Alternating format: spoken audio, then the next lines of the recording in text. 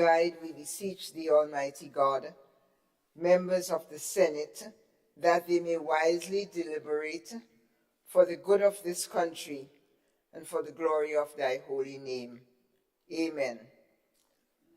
Honorable members, please join me in the Lord's Prayer. Our Father, who art in heaven, hallowed be thy name. Thy kingdom come, thy will be done on earth as it is in heaven.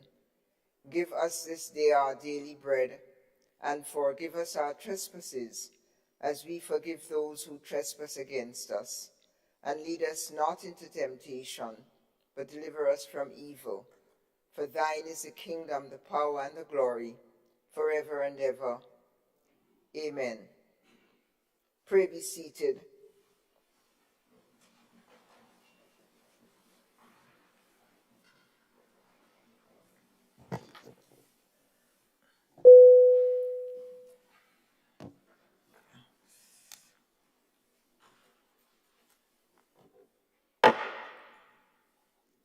Honorable members, good morning. We give thanks for another day. I have received a notice from Senator Quinn Britton that he's going to be a bit late. All others are surely accounted for. And we commence our conversation, indeed our debate, on the estimates of revenue and expenditures for 2023. I look forward to a lively, informative, analytic, and profound series of presentations that constitute our debate. We ended yesterday with a senator from the opposition side of our Senate, of our House, and therefore we will start on the government side this morning. Honorable Leader of Government Business, you've got your troops lined up. So I ask you to call on your next member. Thank you.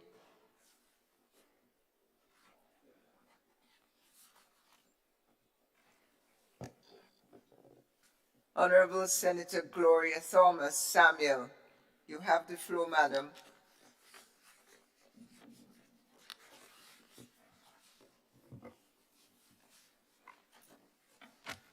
Thank you, Madam President. I rise to give full support to the 2023 budget under the theme Vision 2035,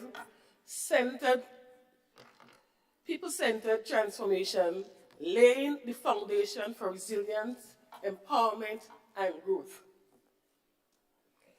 Before I start my formal presentation, I want to take this opportunity to extend thanks and gratitude to just a few.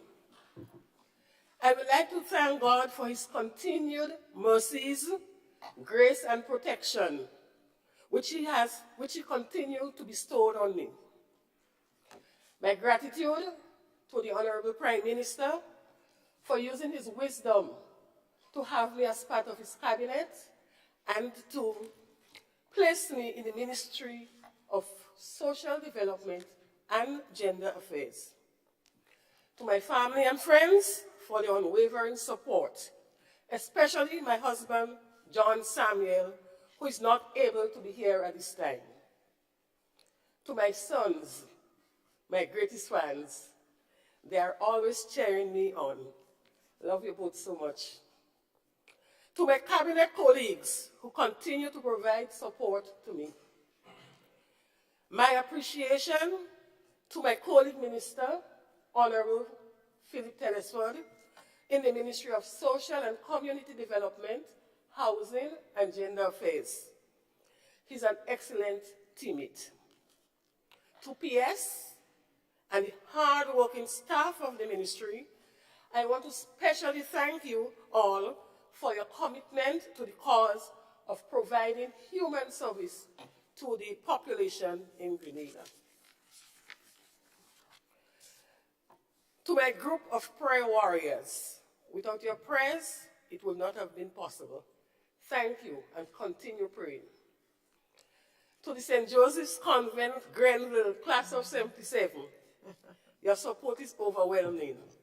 Your joy and pride in having your first politician from the class of 77 is noticeable. I know it's a bit late, but not too late. Your interest in my activities bring a measure of encouragement as I continue to serve. To the people of St. Andrews Northwest, my love and commitment are assured. We will work to ensure there is benefit for all.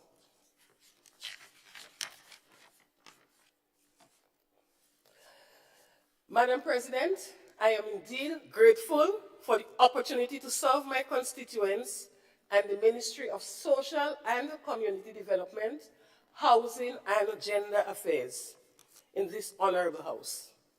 I am committed to assisting and championing the cause of the people and contributing to national development in a way that in all ways that I can.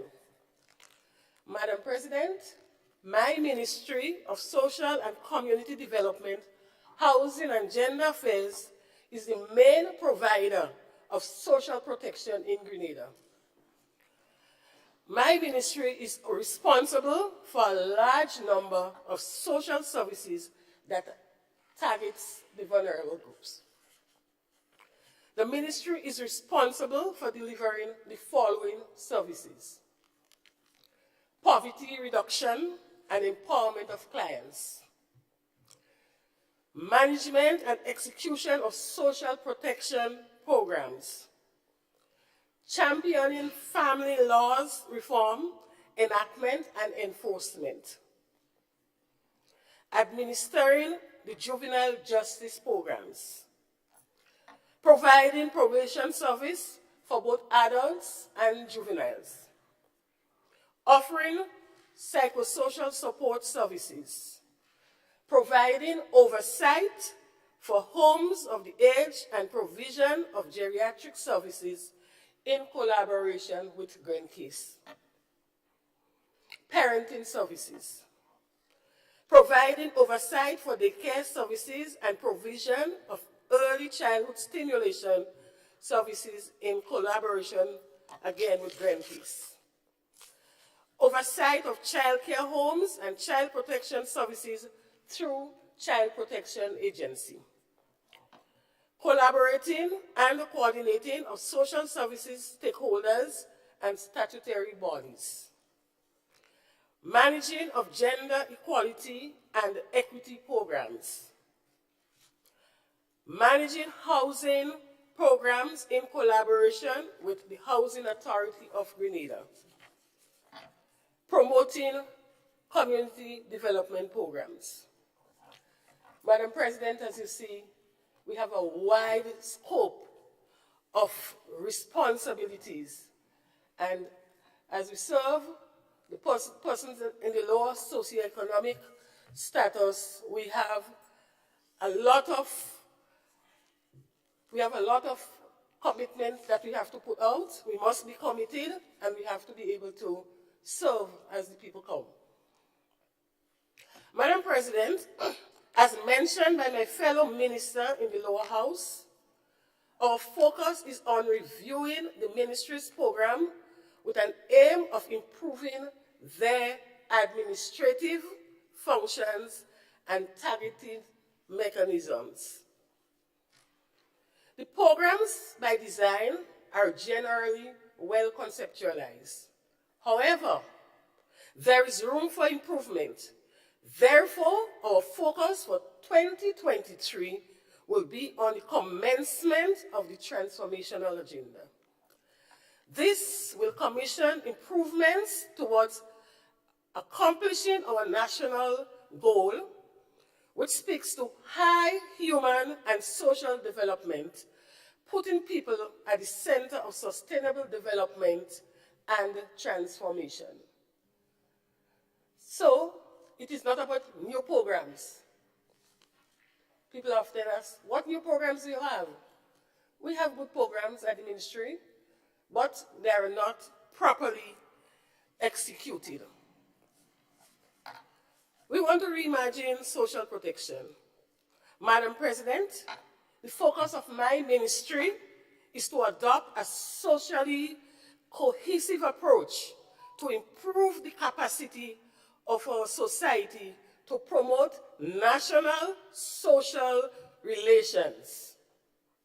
We want to improve the capacity of our society to promote national social relations.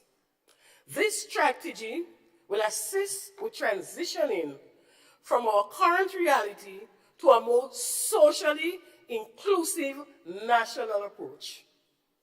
However, there are key factors that are needed to facilitate the adoption of this equality-oriented social cohesion landscape. Consideration must be given to ensure that a basic level of well-being for citizens exists in society. Society must demonstrate progress through a culture of equity. There must also be well-established mechanisms that guarantee participation of citizens politically, economically, and socially. Madam President, conversely, economic, health, and environmental imbalances have created crises which contribute to contraction of the economy. These tectonic shifts have escalated the structural inequalities, poverty, vulnerability, and different forms of violence occurring in society. These challenges has escalated the need to use a care lens to analyze and reimagine social protection and safety nets in Grenada. The 2030 Agenda for Sustainable Development highlights the need to achieve gender equality through the 17 Sustainable Development Goals, which articulates a transformative vision of interconnection of economic, social, and environmental equality and sustainability. Madam President, our government acknowledges that a systemic improvement approach to social protection is integral for the creation of a platform to eradicate poverty. Care is a human right, and therefore, the state is mandated to create the enabling environment for the promotion of the rights and well-being of all citizens. Further, we are committed to ensuring a life free from violence for all women and girls, men and boys, with the aim of promoting a fair, sustainable, and equitable society. Madam President, our development agenda will focus on inclusive, adaptive social protection policies and targets vulnerable populations, including persons with disabilities and their caregivers, children and older persons. An adaptive social protection system will help build the resilience of poor and vulnerable households by investing in their capacity to prepare for, cope with, and adapt to shocks. This approach facilitates protecting the well-being of beneficiaries while mitigating the possibility of sinking into poverty or being trapped in a cycle of poverty. And Madam President, I just want to share. I've been in the field as a social worker for many years. And I work with families who were vulnerable. These families, over the years, the children grow up and they have children. And I see these same children having children. I've been around for quite some time. And these grandchildren of the families that I used to visit are still seeking social support and assistance. They have not gotten out of the poverty cycle, despite the number of social programs. This is why we are looking hard at what is being offered. We don't have to create a new program, but we have to restructure these programs so we take people out of poverty and we don't have this vicious cycle being continued over a period of time.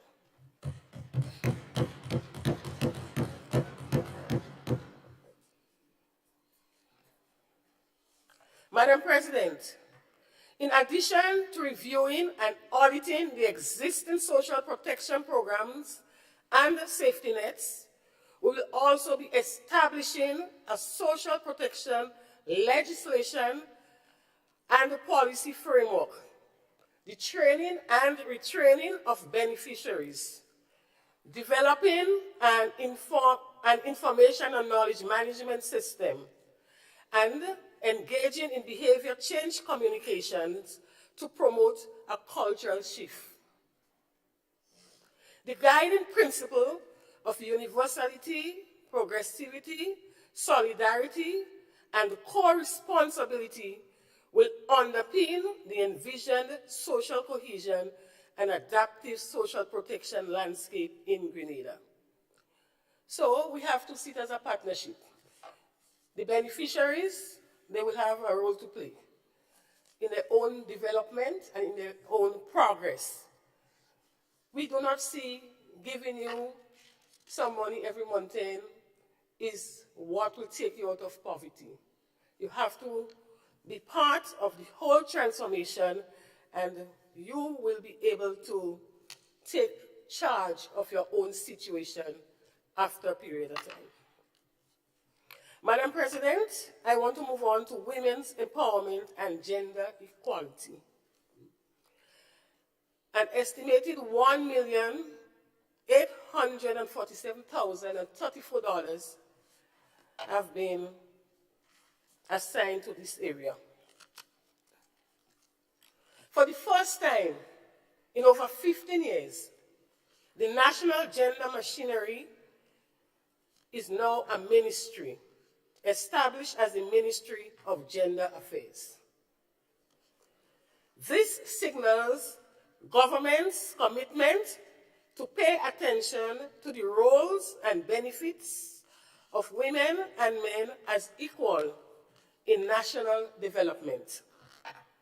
To move this from mere intention to reality, in 2023, the government will strengthen the structure, operations, and technical capacity of the ministry to advance women's empowerment and gender equality. So we have moved the National Gender Machinery to a full ministry. So we will be building capacity there to address the gender inequalities in society. One of the issues is a limited focus on the empowerment of mothers, especially young mothers, who are now experiencing difficult living conditions because of high unemployment and the stereotypical approach to teenage mothers with many children. Further, many of the mothers and young women who are employed who are employed have very low income and questionable working conditions. This was partly due to the conditions of the Imani program, which was a disadvantage to the hundreds of women who have to remain in the program for the long term. And Madam President, we know public workers generally receive a better wage than the Imani trainees. But every 3 years, the public workers will negotiate for a raise in salary to deal with the increase in inflation and the rising cost of living. But the Imani over the years have not gotten any raise, and they have to purchase the same goods, they have to face the same living conditions. And so this program put the young women at a disadvantage, because some of them are in the program for over 15 years. And if they went in at age 20, they're 35, they may have 2 children, they may have a child, and the same income to look after themselves and their children, which we think is very disadvantage to them as young women. So we have to protect our young women, and we have to improve their living conditions. Madam President, the minimum wage order, which provides extremely low wages for jobs such as clerical workers, shop assistants, and caregivers, added to this problem. Solution will include encouraging women to seek areas that are non-traditional. They can get into skill training and jobs like mechanics, carpentry, joinery, electrical installation, painting, bus driving, and so on. These jobs pay better because traditionally it was seen as a male job. So we have to break that barrier and train our women so that they can acquire skills that will allow them to earn more and to be able to take care of themselves and their children. Madam President, the continued occurrence of intimate partner violence and sexual abuse and harassment of women, girls, and boys remain a concern as a human right. Issues that affect all gender will be looked at. Intimate partner violence is also a developmental issue for us. Our society needs to be safe for all so that every one of us can perform at our best as equals, so we can contribute to nation building and improving our quality of life and the well-being of our families. The new ministry will also confront the realities that the situation with men and boys must be addressed. There are some aspects about masculinity that are causing problems for men and boys and for women and girls, including men's use of violence against women, other men, and even themselves. In addition to some men's tendency to commit various offenses which contributes to a high prison population, we have to address those concerns as soon as possible. Further, some men seem willing to be largely absent from their children's life and to expect the woman on their own or the state to step up to their responsibilities. Emphasis will be placed on the amendment of the maintenance legislation, including provisions to garnish salaries and wages.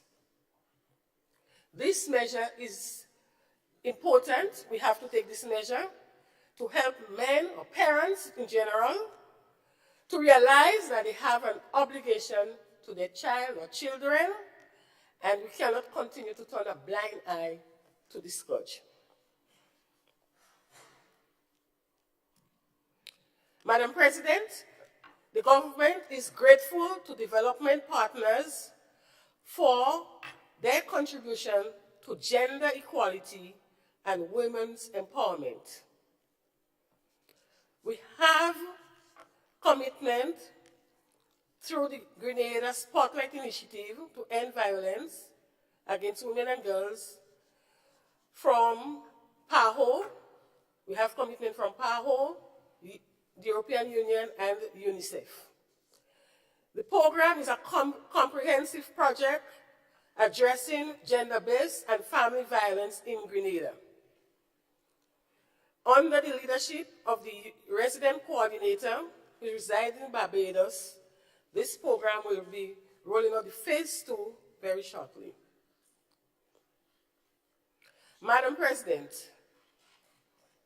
one of the major gaps for many years was the responses to victims and survivors. They were not always consistent, survivor-centered, or accessible, including Carriacou and Petite Martinique. So in Carriacou and Petite Martinique, they had the same problem as we did on the mainland. We intend to address this problem in a transformational way. 2 weeks ago, the ministry launched the standard operating procedures and the national coordinating mechanism to deal with this challenge and its accompanying issues. The project, Enabling Gender-Responsive Disaster Recovery, Climate and Environment Resilience in the Caribbean, known as ENGENDER, provides a solution to further integrate gender equality and human rights-based approaches into disaster risk reduction, climate change adaptation, and environmental management frameworks and intervention. This government commits to advancing the work to ensure the project is successful. A major development milestone under the ENGENDER project will be the development of a Persons with Disability Development Center. To date, land has been identified in La Colombe. Architectural drawings will be developed and completed in 2023. There are 2 other projects which were lagging behind. One is funded by UN Women and FAO with support from the United Nations Trust Funds for Human Security to increase the number of women and youth in agriculture. This is one of the initiatives that will give women the opportunity to gain a skill and to allow them to be able to take care of their situation. We cannot continue to hand out. We have to give people a chance to earn and the opportunity to take charge of their situation. Another project funded through the Climate Smart Agriculture and Rural Enterprise Program, SIAP, supports gender mainstreaming in the training and empowerment activities. Therefore, we will be focusing on improving their implementation rate in 2023. Several other projects have a gender mainstreaming component, and next year we will accelerate project activities with more boots on the ground. However, progress has been slow or even non-existent in some cases. With the new Ministry of Gender Affairs and the strengthening that will occur in the coming months, this administration is ensuring that transformative actions can be taken so that promise of improved quality of life can become a reality for all women, men, and children. Our 2023 priorities for gender includes incorporation of gender planning into policies, programs, and projects, incorporation of gender-responsive budgeting, implementation of Phase 2 of the Spotlight Initiative, to begin work towards the institutionalization of a gender commission, upgrading of the Division of Gender and Family Affairs to reflect the mandate of the new ministerial portfolio, upscaling of the parenting unit to include family protection support, strengthening of the response system for GBV, that is gender-based violence clients, strengthening programs at the shelter for abused women and their children, and increasing the support for the staff there. Madam President, may I add here that major renovation works were recently conducted at the Cedars home, and the residents will be moving into the refurbished facility in the coming month. Madam President, I would like to take this time to commend the hard-working staff of the Division of Social Services for dedication and commitment to our clients over the years. The division provides services geared towards poverty alleviation, support to persons in crisis, and the advancement of social development through rehabilitative and therapeutic services. Our social workers are responsible for conducting investigations, doing assessments, and making recommendations for individuals desirous of receiving assistance from the safety net programs. Social workers also provide family service to individuals and family. They attend court, they conduct social inquiries for the court, and they link individuals and families to relevant or related agency depending on their needs. For the period January to November of this year, the division assisted 3,346 clients, 886 more when compared to the same period last year. Madam President, fire victims and disaster relief support. The division provides fire victims with disaster relief support. This safety net program is geared towards assisting persons whose homes were affected or destroyed due to fire or a disaster.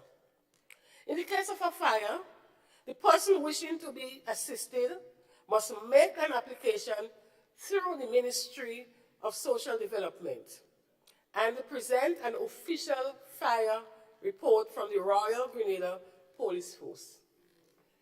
The fire report must clear the applicant of all suspicion in the matter. The social worker conducts an investigation and makes a recommendation based on the assessment. For 2022, the division provided support to 38 fire victims and disaster victims. Burial assistance. This safety net program is geared towards persons who are unable to meet the full cost of the burial of their loved ones. This assistance covers the basic coffin, and the funeral must not exceed $6,200. This assistance is provided for the supplementary support and is given by the ministry through direct payments to the funeral homes. The grant given is $2,000 maximum. Burial assistance was given to 143 families for the year so far. The ministry will continue with this program under the proper supervision to ensure those who need them receive them. Glasses assistance. This is a safety net program that assists the less fortunate who have visual challenges and cannot afford to purchase glasses on their own. Applicants must submit a report from a licensed ophthalmologist to the division to receive the assistance.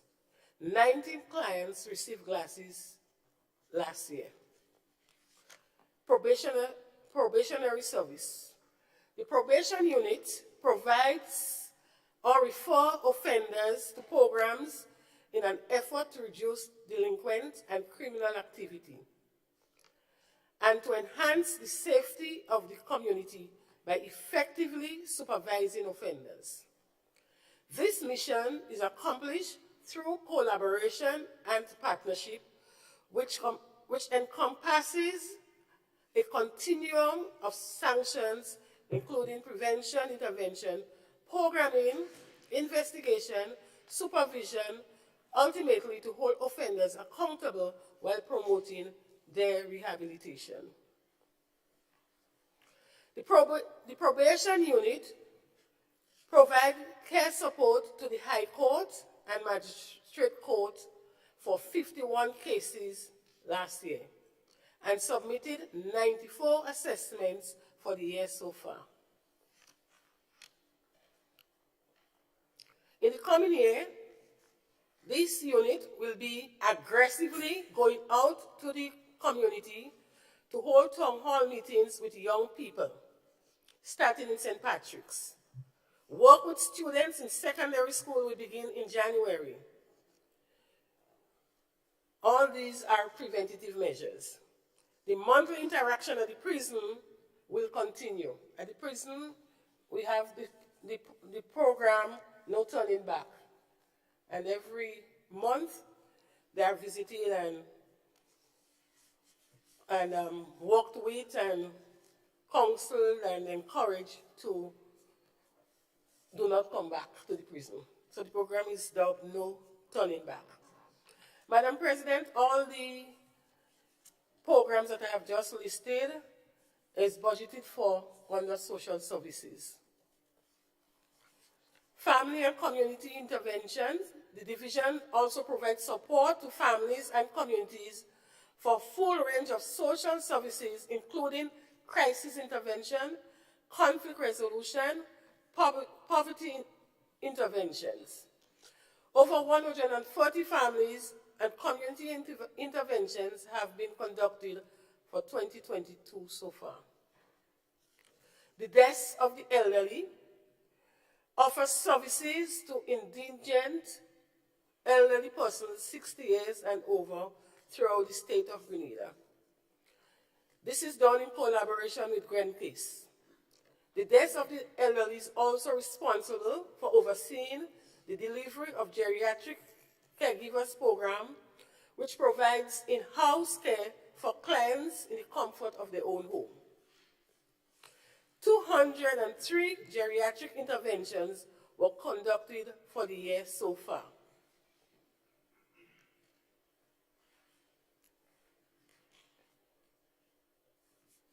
Many centenarians have been recognized and celebrated during the year. Families and friends are always grateful when the ministry representatives turn up to recognize these persons who have given so much to the state over the years. We will be also focusing on the completion of the elder policy and the commencement of its implementation.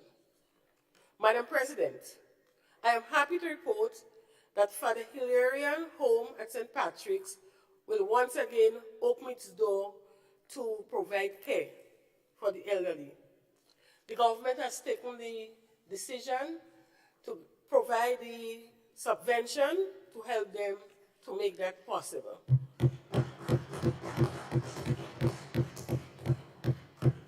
We know over the period,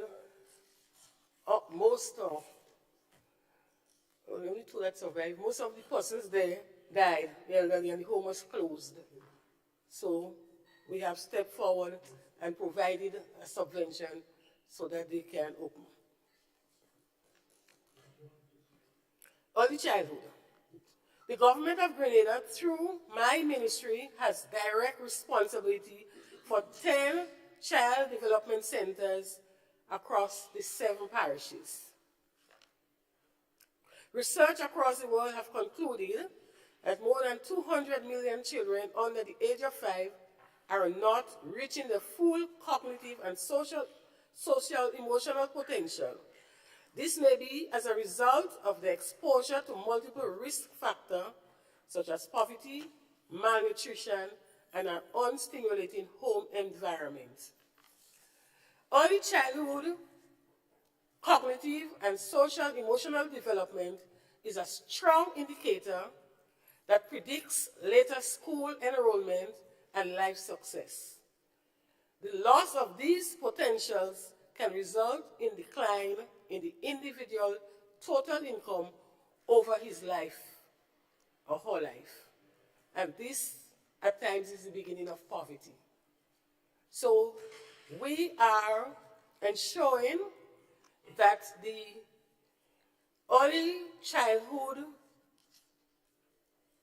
caregivers are more trained, are more committed, and are more prepared to make the early interventions of early stimulation so that the young children could have a good start in life. The role of the early childhood unit is critical for the development of our children and, by extension, the development of our nation. Key to achieving this agenda is the ministry's responsibility to ensure that all daycare centers across the island, private as well as public, is operating according to established standards. Madam President, in 2023, the ministry will be developing a national childcare strategy, policy, and action plan, and formulating licensing authority for daycare service providers. This main emphasis will be placed on improving the early childhood standards of care throughout the country. And we want to work along with them to ensure that the standards are kept. We want to ensure that what takes place at the center is what we are expecting, and we will make periodic visits. I have been going around along with my senior management team to visit some of those centers. And when I went to one center in particular, the matron, the person in charge, was saying to me that is the first time she see a minister visiting the center, and she's been there for 20 years. So I think we need to let workers know that we care. We want the workers to know that we have their interests, and I think from time to time, we have to be there with them to hear their concerns, to listen to their suggestions, and to ensure that when we plan with them in mind, because they have ideas, they have suggestions, and they have information to share with us. Madam President, I move on to support for education, empowerment, and development. Honorable Senator, thank you so much for your interesting presentation. You have just inside 15 minutes left. Thank you. Thank you.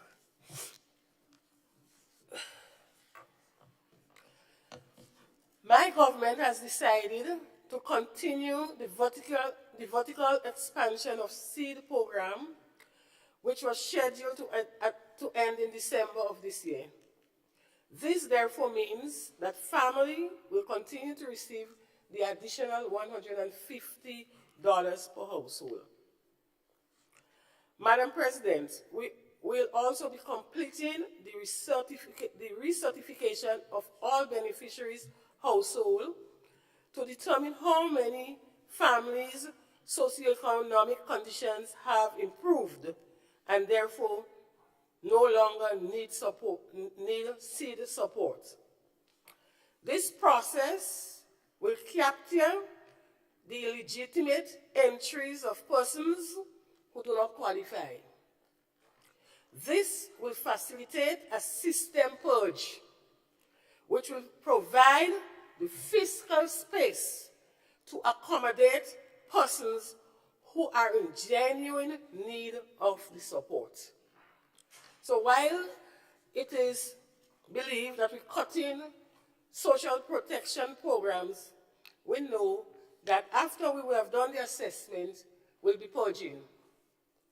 And the excess that should not be there will be cut off. We will also be reviewing the targeting tool of the program informed by recent data. The Grenada Living Condition Index is a tool used to identify the socio-economic and living conditions of households.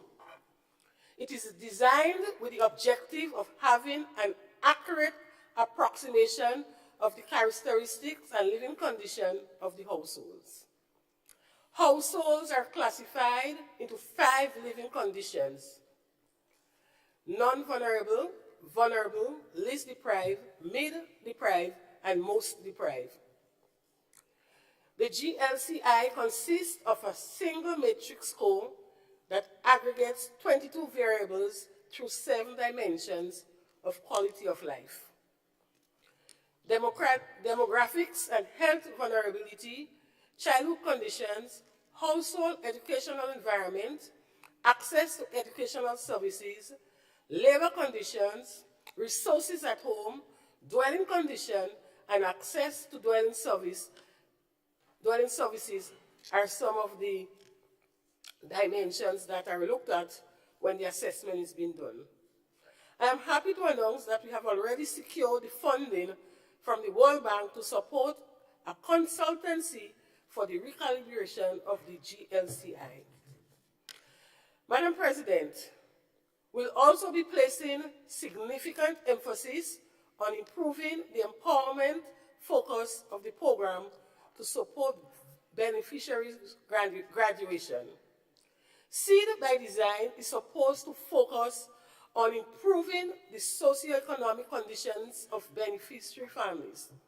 Currently, the program has core responsibility, which include monthly school attendance of over 90% for children and health checks for all beneficiaries, which is prescribed according to age. So we have to start working closely with school attendance officers. They have complained that they were not involved and they was not included.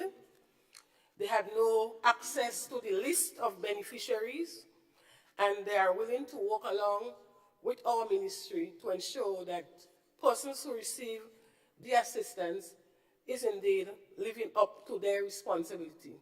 And in the case of children, ensuring that you have at least 90% attendance. These core responsibilities are important. However, there is a need to increase the monitoring of these core responsibilities and incorporate new strategies to complement the education and health outcomes. We need to provide multidimensional support and to inspire beneficiaries to take personal initiatives that will enable them to rise above their socio-economic challenges. Madam President, our focus in 2023 will be placed on developing a graduation strategy to facilitate beneficiaries' empowerment and exit out of SEED program. Additionally, we will be focusing heavily on educating the public about the program with specific focus on sensitization about its objectives, its target population, and the core responsibilities, bearing in mind that beneficiaries should also take responsibility for their own development.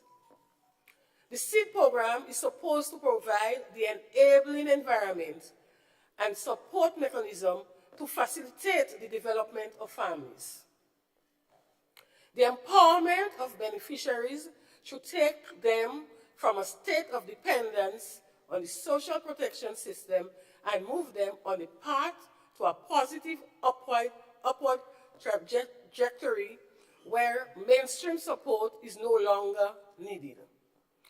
This will assist the less fortunate among us with achieving the new Grenadian dream of sustainable development and the creation of generational wealth. Currently, the program provides cash transfer for over 5,000 beneficiaries and over 9,500 individuals. So 5,000 is for households and 9,500 is for individuals. The psychosocial unit. Madam President, the need for psychosocial interventions has been on the rise over the last few years. This reality has been further exacerbated after the onset of the pandemic. Our coping and defense mechanisms have been significantly challenged as a result of this reality.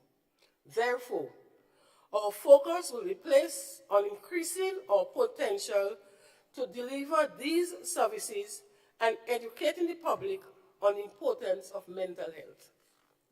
For the period January to November 2022, the unit has assisted 513 persons, which represents a 14% increase when compared to the same period 2021. Housing. An amount of $17,605,735 has been allocated for housing. Madam President, in 2023, my government will continue to deliver the housing program with intent to improve targeting and monitoring mechanisms to ensure that support is given to those who need it most, and the materials that are used are intended for the purpose, for the intended purpose. For the period January to November 2022, the ministry, through the House Repair and Material Assistance Program, assisted 1,334 families. And through the Bathroom and Toilet Program, assisted 421 families. A total of 1,755 families received assistance from both programs, 465 more than compared to the same period last year. And we want to move on to community development. Madam President, my government recognizes the need to ignite community spirit, patriotism, and nationalism in our lovely Tri-Island state. In 2023, as a first step, we'll be properly staffing the Division of Community Development to implement our plans and programs geared towards transforming the lives of Grenadians. 15 community development officers will be employed who will serve as the link between the community and the ministry for the execution of various programs and projects. The ministry will work closely with communities in formulating community development organizations, which will be responsible for the management of community centers and designing and executing programs aimed at the upliftment of the communities. Madam President, we expect community centers to be buzzing with activities geared at transforming lives. Community centers mustn't be seen as somewhere where you make dance to response. So we want to change that perception and ensure that we use the community center to develop our people. Madam President, we expect the community center to be buzzing with activities. We have the Youth Potential for Excellence Program HYPE, which is a mentorship program. And we will be using the Mary Ann Community Center as a pilot location for that program. HYPE is developed around the concept of providing alternative adult support and guidance to children in conflict with the law. The vision is that through the mentor-mentee relationship, mentors will foster positive behaviors which will facilitate the mentees' transition from exhibiting deviant behaviors to fulfilling their true potential. The program objective is to protect the right of at-risk youth, to prevent and divert them from being in contact with the formal justice system, to rehabilitate juvenile offenders, and to facilitate a reduction in offending behaviors, and by extension, have fewer juveniles serving custodial sentences. Madam President, we need to start focusing on working together to achieve our common national goals and collective benefits. Senator, pardon me, how much longer do you anticipate? 30 seconds. Let us put our differences, put aside our differences, purge our society from the instruments of division, and begin seeing each other as an extension of ourselves. We are a small society, which makes this reality even more possible.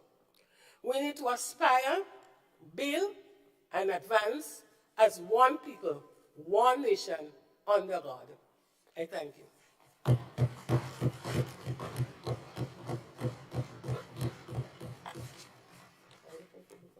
Senator Thomas Samuel, thank you for your comprehensive tour de force of your ministry, your outlook for 2023, and your absolute capacity to stay within seconds of your time. Thank you. Next, please.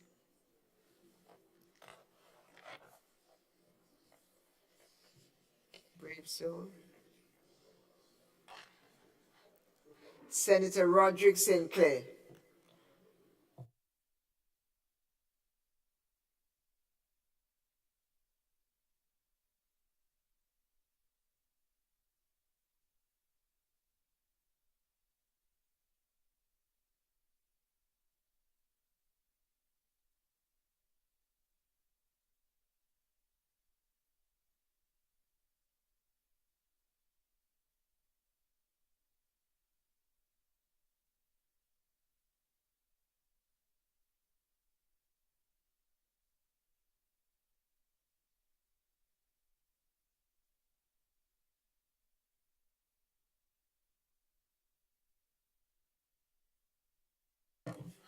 Yeah, sorry about that, Madam President.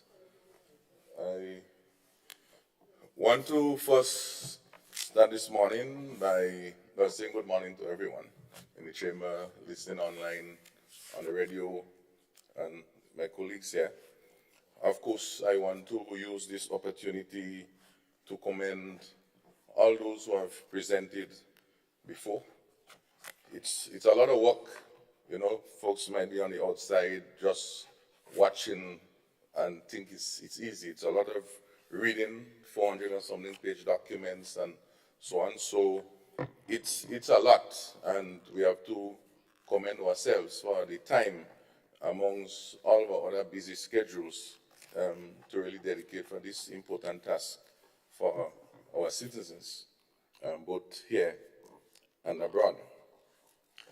I want to say further, I express thanks to the farmers and the fishers and others connecting to the agriculture and fishery sector for having the confidence to have me continue to represent them in this session of the Parliament. And I say thank you to them. It's a privilege. I wouldn't say it's an honor, it's a privilege, because there are many others on the outside who could have been standing here. And so I don't treat this lightly. Secondly, I want to also express a sort of national condolence, if you want to say, to many of our farmers, fishers, their families who have passed. A lot have been passing. I don't want to call their names. And so it's something that we have to be mindful about, particularly with a very aged farming and fishing community. And of course, I was listening to Senator Thomas speaking, and the emphasis on not youth, but the children, because the youth are old already. By the time we have to make sure that the younger ones, for the continuity, is in place. So I was very happy to hear the emphasis and the focus, and they must not be left out of the discussion. So I wanted to say this, bearing in mind those who have passed. I want to say further that, Madam President and colleagues, that this budget is not about a budget for the farmers, for the fisherman, for the school teacher, for the footballer, for the banker. It's a budget that is for all of us who live in Grenada and also who are connected to Grenada. So I don't want us to lose sight of that. It's not an NMP budget, an NDC budget, a labor budget, a farmer's budget, a businessman budget. It is a law that will be formed at the end of the day that binds all of us to live with in this country. So I don't want us to lose sight of that. So it's important that those listening in on from the outside understands what this is. And our role here, as I perceived, is to represent at the best we can, showing the different perspectives, the different considerations, notwithstanding what was presented, that we may not be able to change a figure, really and truly, if you look at the history. But there would be some consideration along the way, in the way certain things are implemented, executed for the benefit of all. And so that is the context I stand here as I represent the voice of our farmers and fishers. And I say this to say, Madam President, that as I look at the theme which guides this whole discussion, Vision 2035, and I was so happy to see this because I've been calling for this, the Vision 2035 connected to our National Sustainable Development Plan. That didn't come out from nowhere, that existed.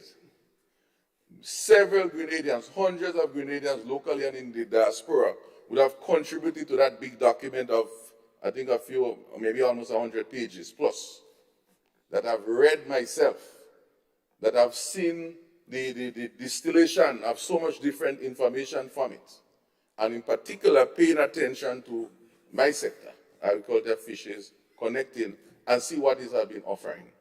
So I was happy to see that first part. And then the other part that speaks about the people-centered transformation, laying the foundation, empowering the growth. It is all within the context of what this plan laid out. So the theme makes sense, because if there is nobody, why you even need a budget?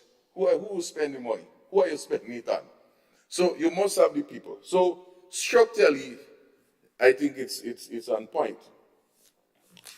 At the same time, Madam President, I always find myself doing this. I normally write some things, and I learned something saying that you always sometimes read the last chapter, the last page in a book, and then you'll get an idea what took place. And so I always find myself doing that. I find myself putting my notes together. I wouldn't really read much of the notes, but I need to sort of reference here. The farming, fishing community, we have to think beyond that. What we do, what our sector do, is ensuring that when maybe 12:30 here come today, we can all run up in the lunchroom and get food to eat. That is why I'm standing here, to ensure that whatever is done within this country can facilitate more food being available by our people, for our people. And we must not lose sight of that. It's not about where the money is that ensuring that food is on the table. That is what we want to do. And that is why, despite all the challenges, our farmers and fishers, they do it for the love. They do it to feed themselves in desperate times and also for others. And of course, they would make money in the process as well. But the first thing they want to make sure is that they could feed themselves. And I say this to say because for the last 3 or 4 years, pandemic, Ukraine war, people start talking about crisis. But if you go back to my grandparents and my father and those people like that, crisis in 1974, during the whole Gary era, I remember those days of food crisis. So this is nothing new. So we shouldn't be worrying about this food crisis how much years afterwards. The question is, what have we done? And what are we going to do differently? And the question is whether or not this budget and this presentation would lay the foundation, because we wouldn't solve all the problem in one time, lay the foundation so that we can be able to not see that in the past. And of course, the children that our dear Sister Thomas speak about wouldn't have to worry about what we're worrying about today. So the President General of the United Nations, which Grenada is a member of, signing treaties and so on, Mr. Antonio Guterres, I just wanted to say something from him. Some of it we all may know. He speak about hunger. He said global hunger levels is very high. He said that 135 million in the pre-pandemic. Today, it is 276 million. We ain't talking money, we are talking money in millions. Here we speak about millions in people. So we know what is. He speak about famine has increased by over 500% in 2016. But then he says, he offers some solutions, and one of those solutions is governments must bolster agriculture production. And agriculture is in its broadest context. And invest in resilient food systems that protect smallholder food producers. This is significant. And so it is in this sort of context I'm also seeing this presentation. How does it fit? And he says further, before I go into my real presentation, this is just the preface. Ending hunger is within our reach, so it's good. But unless, and but always means whatever went before, ignore it. But unless we solve this problem today, we face the specter, big word, of global food shortages in the coming months. And that was in March 20 this year. Our only chance for lifting millions of people out of hunger is to act together, urgently, and with solidarity. I think, Madam President, maybe I need to say no more. I think it speaks volumes. However, I still need to speak on this. I have this responsibility. And so I like to always have a theme with which I present. It sort of keeps me in check. And the thing about it is that it's a simple theme. I thought it was a Proverbs, but I was doing some research and it's something related to Shakespeare. I don't know how true that is. I was never a good student of literature. But it speaks about, while the grass is growing, the horse is starving. And I tried to figure out, well, where does that fall?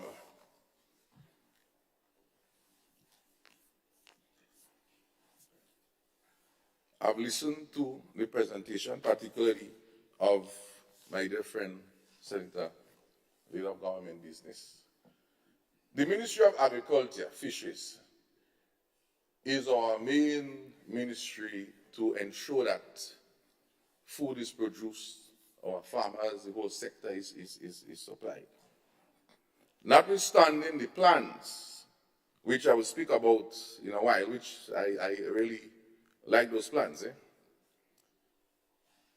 These 5 or 6 months that we were waiting, the grass is growing.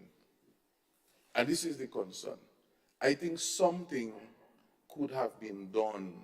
Maybe something was done, but I didn't hear it. In other words,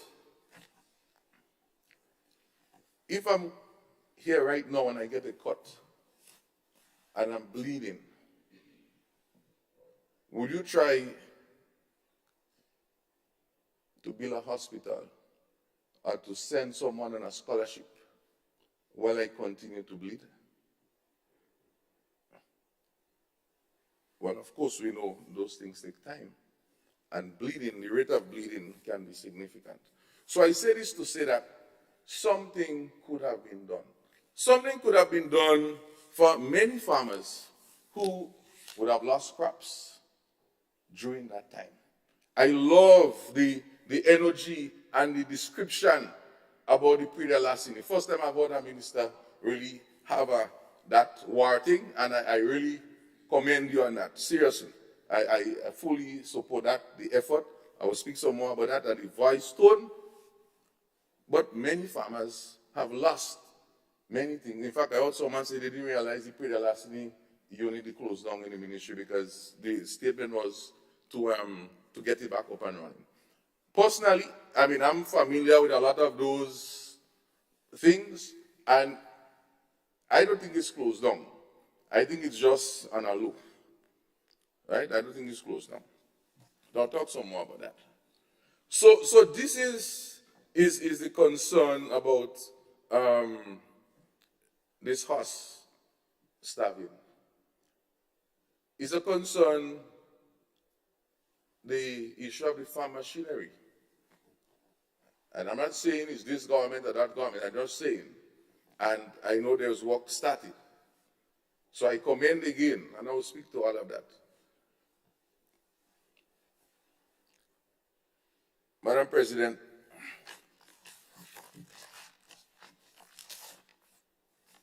in terms of the horse starving,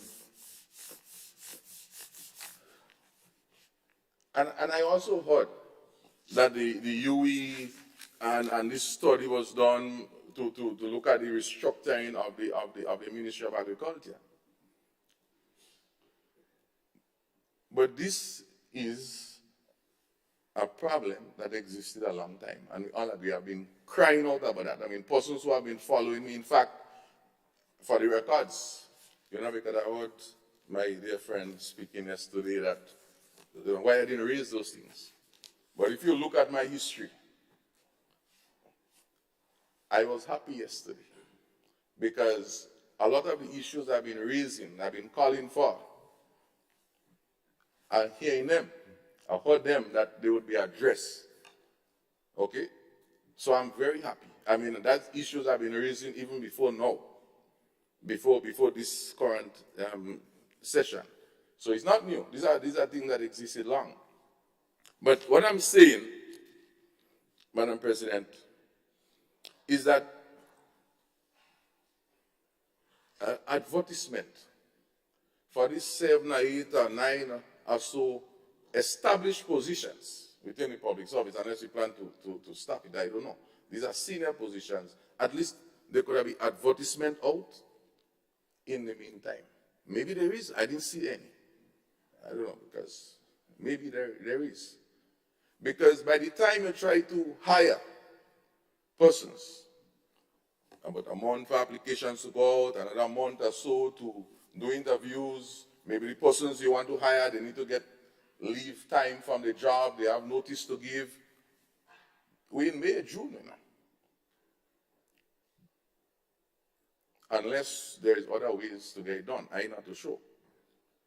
Because you don't want somebody come for 2 months and they go. You want persons who can be there.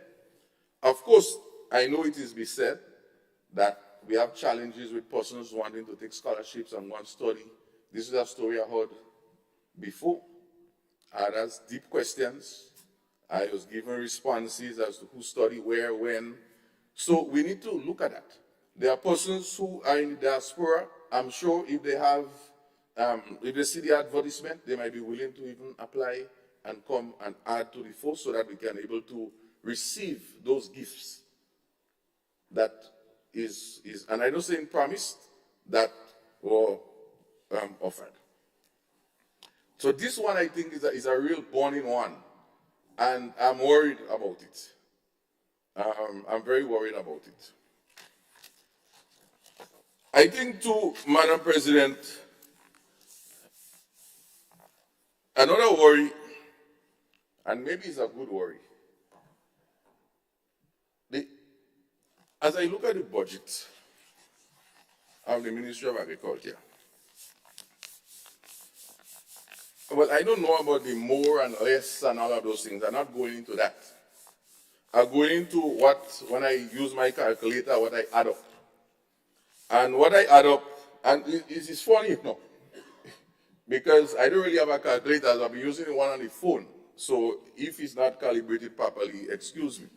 But what I is getting is somewhere about $39-40 million dollars within the Ministry of Agriculture Fisheries Cooperative budget. And I doesn't have problem with whether it's more or less. Once you have, let's spend it and let's use it. Because if you look at the history of a lot of these budgets, a lot of them, they're not using the money.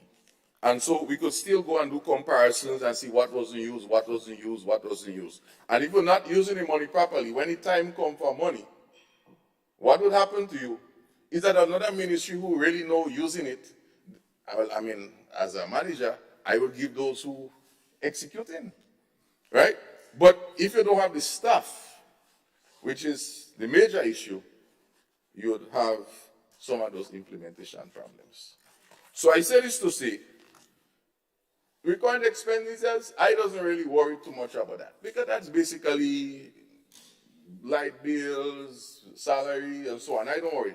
It's the capital. How much money are you going to spend to get things done, to do things? And the significant injection, which is welcome, in the Ministry of Agriculture is the enhancing the food security project, which is really nice. And I think that within that context, when I look at the Prime Minister, Minister of Finance budget speech, you would have elaborated on that use of that funds. However, Madam President, colleagues, viewers, listeners, I'm seeing in that speech $27 million, EC dollars. But I'm seeing in the budget document here 16 million. So there is a 10 million, if my maths work right, 10, 11 million that. Yes, but I kind of understand maybe why it's not here.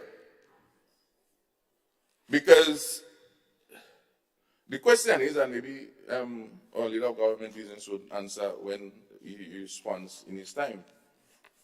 The question is, where is this money now? Is this money already in Grenada? Are we expecting this money in February, in March, in April? So then, depending on when we get it, we might only be able to spend half of it within this fiscal year. So I guess the rest, 10 or 11, will roll over into 2024. So that is my explanation for that. And that is okay, because depending on how it rolls out. So which brings me to the concern is, when will I get Christmas? When will this Pre-Delasini, the farm machinery, and all of those things, when can I start expecting? And you may say, well, what's the problem about that? The problem about that is that the word planning. So whilst the ministry was planning for the last 5-6 months. We have to be planning too, but right now we're not too sure when. And Brother Hammond, our business senator here, would know that more than me. Because if he have to do something in September next year, he have to get workers, he have to get his business plan, he have to get his approvals, and all of those things in place.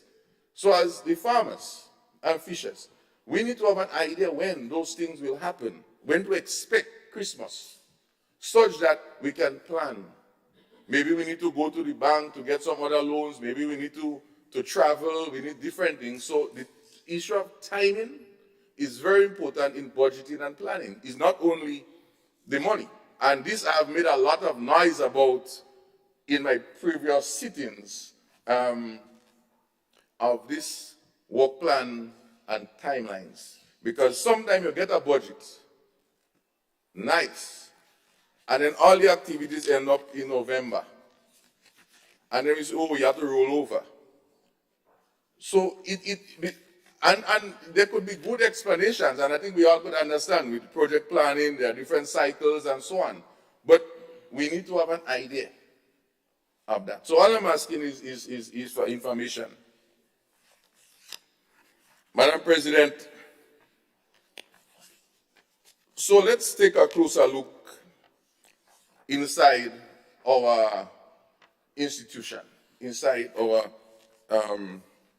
because it's ours, it's our farmers, the Ministry of Agriculture, and we are all one, and we are solving together.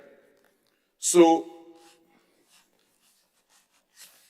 I want to take a look at the issue of livestock, for example.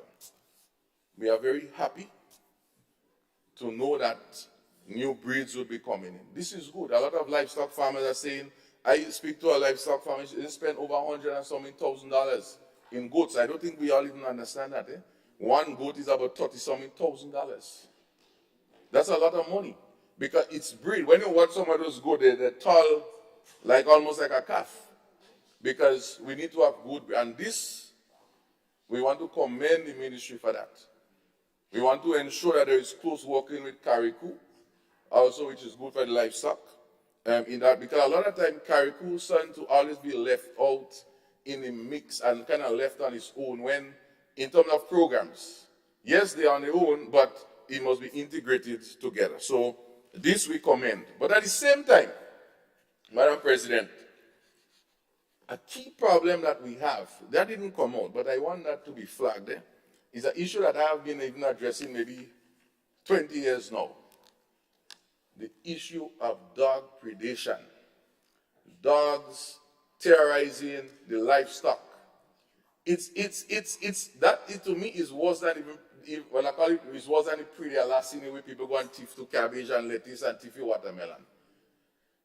Because it's life. People get so attached to the animals that sometimes they don't even want to kill it. And this to me is something that we need to fix. And this Dog Control Act, which basically is an act to put a tag around a dog to say they give it injection for rabies, that can work. So this, I think, need a serious transformation. We need to do something about that. You're going to need a lot of consultation and discussion and dialogue. I know the folks at the GSPCA, I know they are very concerned about that themselves. The issue of the farm machinery, I'm very happy to hear that because this was closed down. I not to show who in a good mind could have sit down and closed down a farm machinery program. And all questions asked about it is that they're doing review. So we are very happy to hear that this will be back. You know, it will take a little while to identify the machine, etc. But in looking at the budget, I didn't see anywhere where that is factored in for where the money is linked to that part of the farm machinery. So this is a concern I have. I didn't see it in a line item, capital budget for machinery, so much for tractors. I didn't see that. So that's a concern we have. We are very happy to know, well, I don't even need to speak about that. The land use policy, that seems to be resurrected. and it's the new road match, Madam President. It's here. It's here. I hear it's going to come soon. And we are very happy for it. Because that would also impact our whole food security. It's all about that. How we use land wisely. I don't want to deliberate more on that because it's there and I'm happy to see that. Right? This we could debate in a different space. I want to go a little bit closer with the agronomy division. The agronomy division, Madam President, is the lifeline. That is where all of our new seedlings and all of those things would be produced and so on. So we have to ensure that there is good support for the team there. Thank you. We have to ensure that there is good support for the team at the agronomy division. I know myself and the little government business in the plant distribution, we had a tour, we take a look, and I know he had some concerns of wanting to address those issues. So I really want to see that happen. But inside of that context, Madam President, the issue of the spice project, I want to spend 2 minutes, maybe half a minute on that, because I know spices is a major, Great Isle of Spice is a major income earner into this country. Cinnamon, clove, nutmeg, all of those combined. Great potential.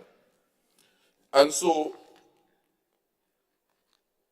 seeing some document as to where this thing is heading, I think is important.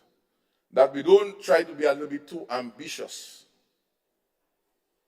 But again, I looked at the budget. I say I'm not too sure because I was never good at numbers in school, Madam President. Never.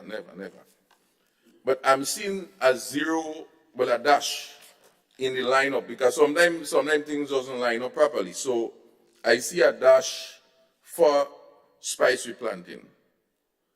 But I see $1 million in 2024 and 2025, and I like to see the futures. So it means that the question is, how will 2023 be supported? These are questions. I don't know. There might be answers, which I know they should be. You know, sometimes the document need editing. My good friend Prida Lassini also, I'm seeing dash.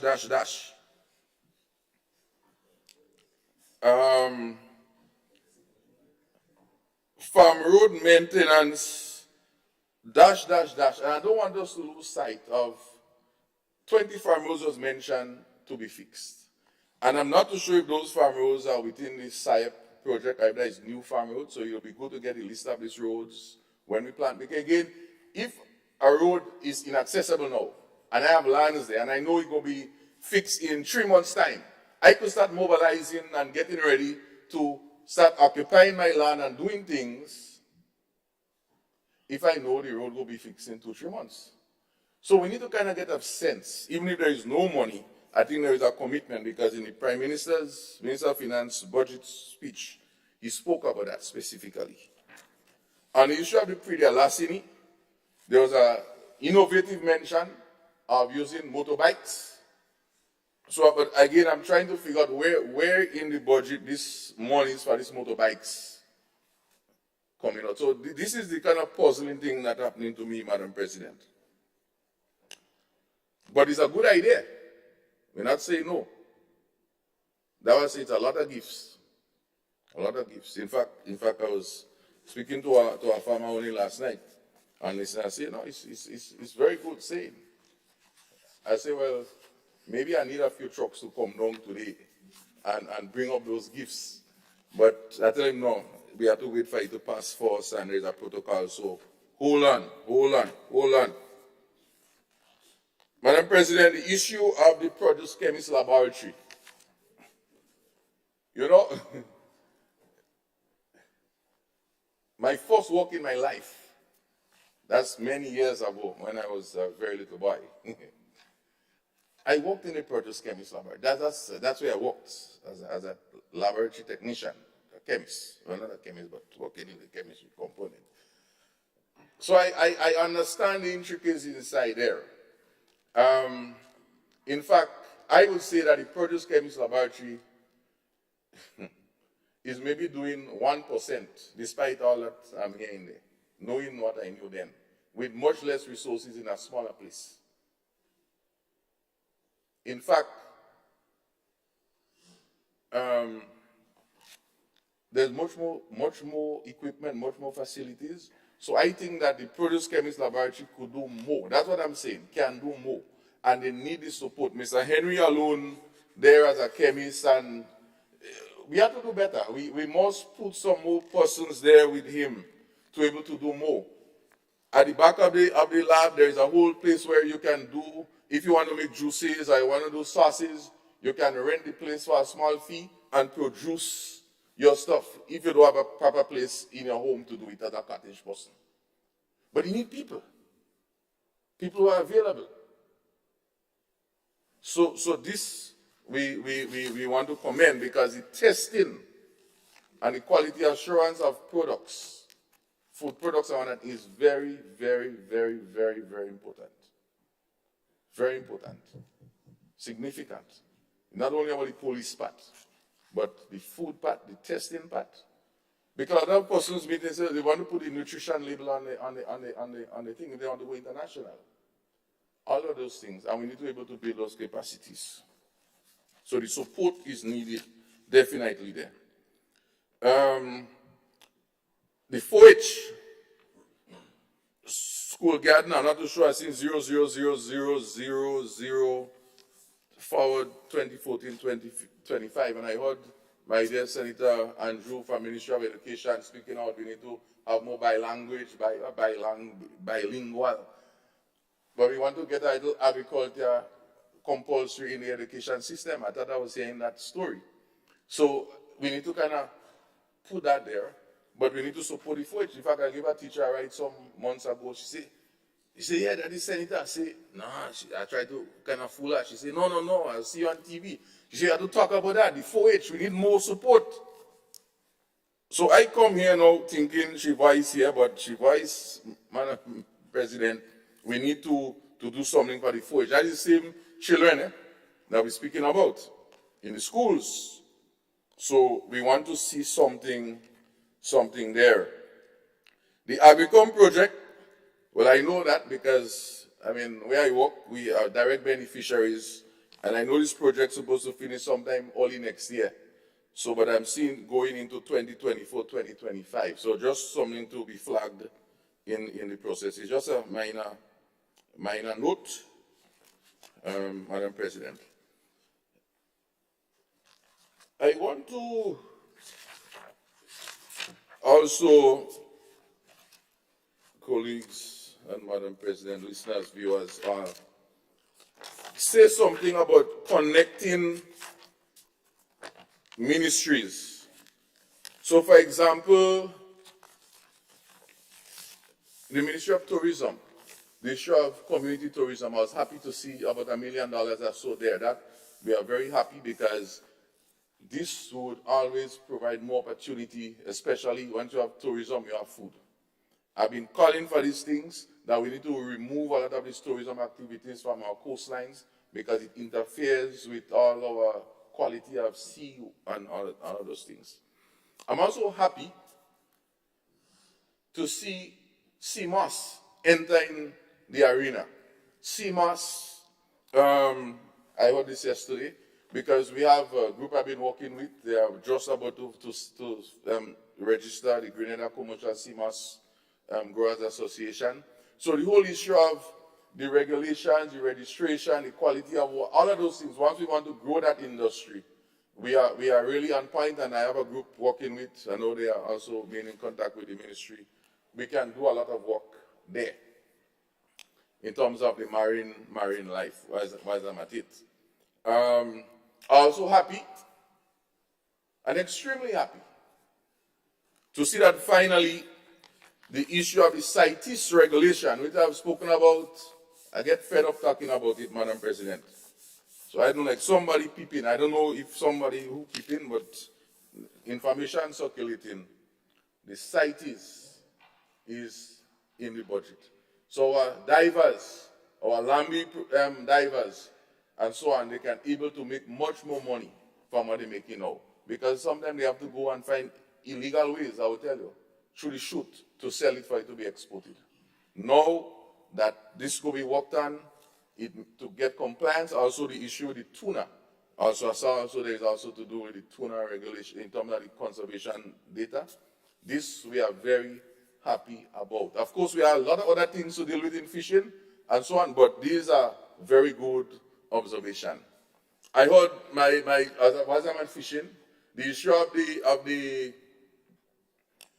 the jetty in well, I shouldn't say the jetty. I shouldn't even use the word jetty with St. Mark. I don't know how to describe it, but St. Mark's not having a jetty is better to put it, because if I say jetty with it, you may think jetty belongs, and it does have jetty there.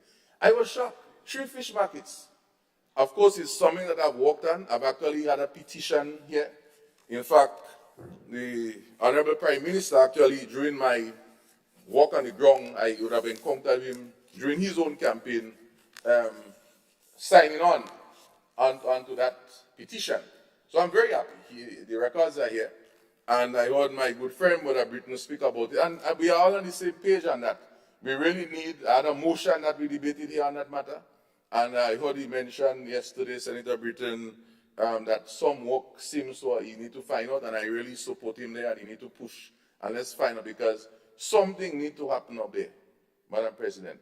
Because what is happening in Victoria, the boats are small, and by the time they cannot come ashore, they have to sometimes take a small little, like a little dinghy, almost like a little tire they're sitting on in, to put a big long boat, tuna. By the time sometimes the tuna fall out, and they have to dive for it. This is true. This is experiences that was told to me. I went on the ground for that. And when you add up the landing sites and you collect the information that is happening in St. Mark, it's almost much more than happening in Guam and so on. So this is something that I really would be there side by side. The budget also mentioned a $300,000 for under fishing to support for fish export. It's very vague. I didn't see nowhere else how to connect to that. So this I would like to get some clarification, because the issue of airlift is a big issue for our exporters in fresh fruits and vegetables and fish. We have been losing a lot, and that is why, Madam President, the issue again of while the grass is growing, the horse is starving. And I don't know when the grass started to grow, but the grass continues to grow. And the point is that we need to address that. Yes, we need to speak about airlift with our tourists, but we need to find a mechanism how to address that and how to integrate so that these folks don't lose a lot of money in the country that we may invest in here because of airlift. We have had some recommendation that we would have discussed with the previous government. This we can make available and have dialogues how we can look at it temporarily. All right? The issue of poultry, another big issue. Feed, big issue. Well, there's a meeting with Caribbean Agro. I don't know, the amount of meetings that happen with Caribbean Agro, Madam President, is a convention every year that happening. Because they keep spinning us around. There's an agreement. We have debated it significantly here already in the House. That need to be reviewed. But sometimes you don't need to use force all the time. But we need to have some proper discussions. Otherwise, all the investment that we're thinking about in poultry is going up in problem. We would end up in problem. That is what they are saying, 60-70% of your feed. We can look at local ways, and there are other discussions I don't want to go into, take up the time here. But maybe investment in alternative approaches, using the organics, which was being done already in Perseverance. They had a plan set up to mix the fish waste and so on as a supplement. It's something that we need to pursue. The land is government lands that these things are sitting on. So maybe we need to take it back and do something. The farmers involved and so on, we could discuss that further. But that is a big issue that we need to deal with. That poultry matter and the feed. And as the matter of using the word feed, I want to go over by the Ministry of Education a little bit. And I'm happy to see the rebranding and the reimaging, I can't pronounce those words properly, reimagining of the school feeding program. Because it's something that I'm close to. Because in my previous encounter, we had some folks from Brazil who came down here and we looked at a whole methodology. and we are deeply involved in that integration with same food and nutrition. Myself and yourself, Madam President, sat on Zero Hunger Committee, look at all of these type of things. So it's not, but there are issues inside administrative, which was well said. And I really hope that we can do something and integrate those markets for the farm. In fact, as I mentioned the word market, Madam President,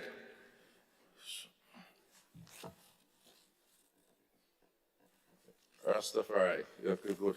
Yes, we have our Rastafarian being give folks here. I know they want to hear about the marijuana. So even if I over the time, I know Madam President will give you an extra 2 minutes that I've talked about the marijuana. Right? Yeah, we have to talk about that.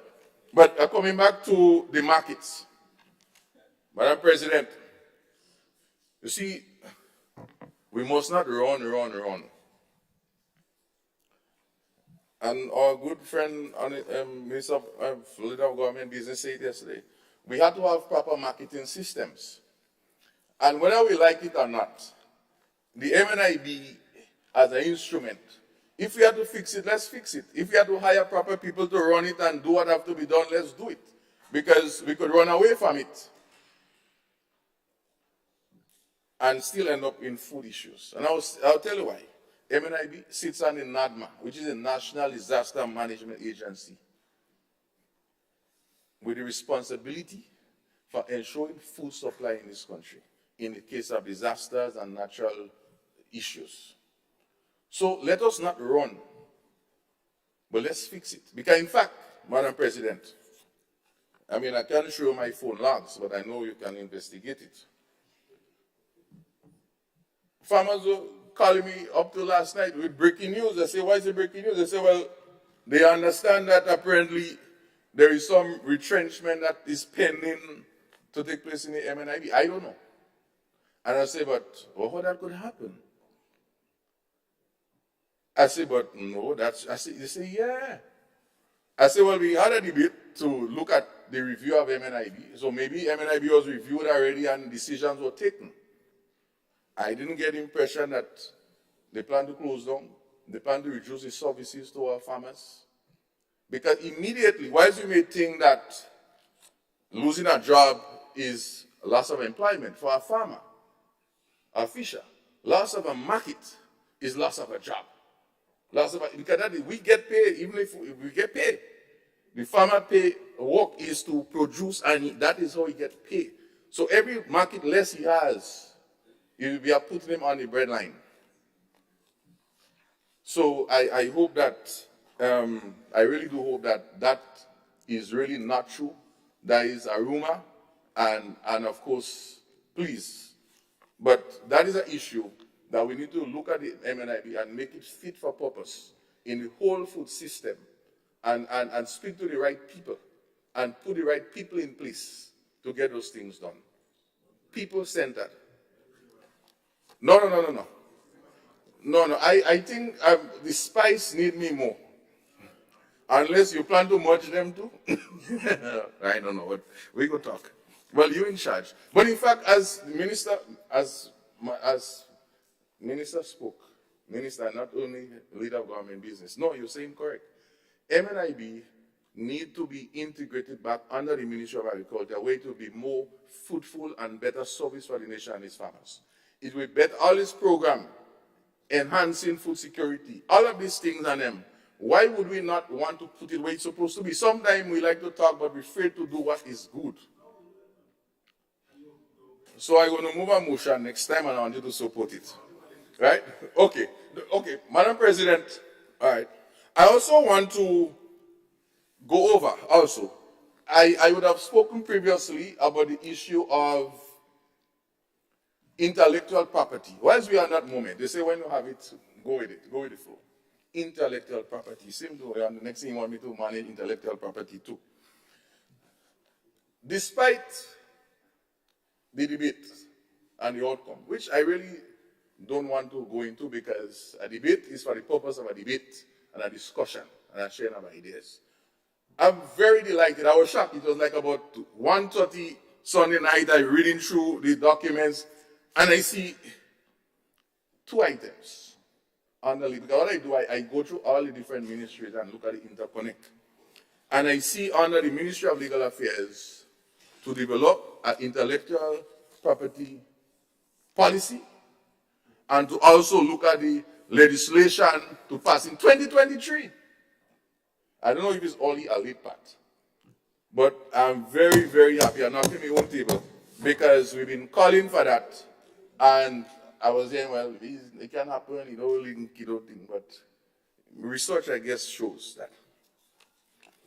Madam President, I want to move, there's two important points from Sister Gloria Thomas with the youth and the adult teen challenge, Mr. Jude Hector. I've been working closely with him. He is doing a very good job with the youth, the juvenile, and he's integrating them into agriculture. So that's why I get close to him. He actually reached out to me, the CMAS, this, and so, and he wants to do with it. It takes even if folks who was in a prison, they come out and they rehabilitate, they train. So I really, here we have a good role of partnership, and we need more of this type of things. So I mean, I'm wrong. I know what's going on. But Madam President, before I go to some other things, I want to deal with the marijuana. And then I'll come back in another space, because I don't want to hang them with too long. Especially, Senator, that you have about a little under 15 minutes to go. Yeah, plus, so 15 plus, yeah. I would beg you for chase. some more. Yeah, I would 15 and I will beg you for something. Yeah, that's okay, that is good space. I work in good space. So, the marijuana issue, I want to speak on that because it's an emerging economy. It's an opportunity for Grenada. But at the same time, we have to be careful how it's been done. So what I've done, previously I went into consultations, but I've spent some evening in the tabernacle within our Abingis in Sotes, and we had a discussion for me to understand what really is this thing. So I went straight to the point at one stage. I said, well, we went to service. So we had the service and stuff, and then afterwards we had a discussion. And I say, so, like, a pound of weed go last you like for about like a month. They say, they say, no, they say, no, that could make out a week. I said, but what are you doing with the weed? And that's when the education started. They say, watch, they make either tea, they put it in the baking, in the cooking, they make either wine, and all those things. And then immediately, so the point they're trying to make is that we must not think about this thing about this marijuana and the nabingi and all of those things. There were people who smoking the weed. But the operative grouping, I think, which the government is consulting with, they are not looking at that. They're looking at making value-added products and all of those things. So it's an engagement that needs to continue.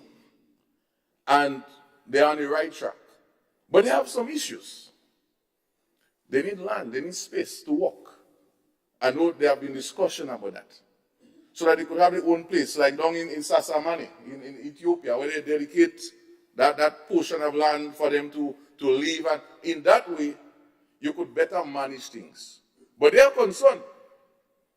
And I'm happy, that's why I went to the legal affairs first, that our marijuana don't get mixed up with crossbreeding with other type of strains that would come into this country. So they want to ensure that Grenada weed is protected and secured and can be of a higher value. And they call it a spice weed, I think what they call it. Right? So these are the type of involvement and education. And so I think that why the commission exists, Madam President, the commission need to be having some serious education, not just consultation, education of the people, so that we understand all the different parts of it. But also the issue of foreign investors, Madam President, might be coming in. And we need to know how much percentage we want some shareholding in that, so that this money don't just go back outside. We must be part and parcel public, private, how it is, but they have to be. So I said to them, I say, you all organize? They tell me, they have a certificate, they register, they group in. So it's not no kind of fly-by-night people. They are well registered, well organized, and well mobilized. But I have some issues regarding the commission, Madam President. And I want to break my silence today, and this is for the first time. Because I've remained quiet, and I've watched.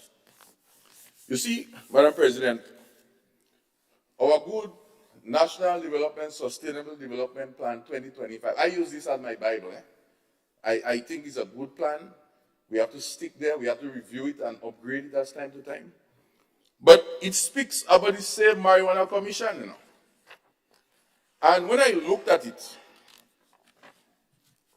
I feel very sad because I know the framers of the commission using this National Sustainable Development, because I look at certain things. And interestingly, despite our eyes are farmers and so on themselves, they are farmers, but they are a Rastafarian community. The farming community, which has been identified as one of the members that should be involved in that commission, is blatantly left out because it's very clear in the document. All the other names and sectors that were listed as possible members, they, conference of churches, labor, this, all of them. But the farmer part is left out. And we're asking for this matter to be regularized. The farmers have interest in this business too. Marijuana is a crop, is an agricultural product. And in fact, the Rasta are looking for land. But the farmers have land already, and we left out. The commission, so unless we want to despise that page. So this is a clarion call for us to be there. Madam President, I want to address a few other matters. The issue of sugar. We talk about sugar. And this 20% VAT versus this 15% VAT. But before I go there, I want to just go backward to come forward. And I'll tell you why. I know we ain't going backward, but I'll step in back because issue of white potato as one of those priority crops. The root crop strategy and so on are happy, good. But this white potato thing, we need to start fixing and doing better what we know how to do. If it's an experimental purpose, fine. But if it is part of the commercial space, that need to be clarified. Because white potato, Madam President, why is just we make out of it? The nutritionists around me start laughing. The same Food and Nutrition Council, Miss Betty Finley, may her soul rest in peace, teach me this thing, She said white potato is high in something called glycemic index. So I'm not a nutritionist. And this is some chemical inside of this white potato, which we call Irish potato, that quickly metabolizes and can raise your sugar level so high that continued use can cause you to have this diabetes down the road. So it's not something that you really want to eat a lot of. So it's a word of warnings. But let's go back to sugar 20%. I am concerned about implementation and application because we may say that when it comes to these sugary drinks, if we want to reduce the amount of sugary drinks in this country, let's set the parameters because there are standards. There are cross-Q standards, there are regional standards that will say the sugar in these beverages would be less than 2%, less than 20%.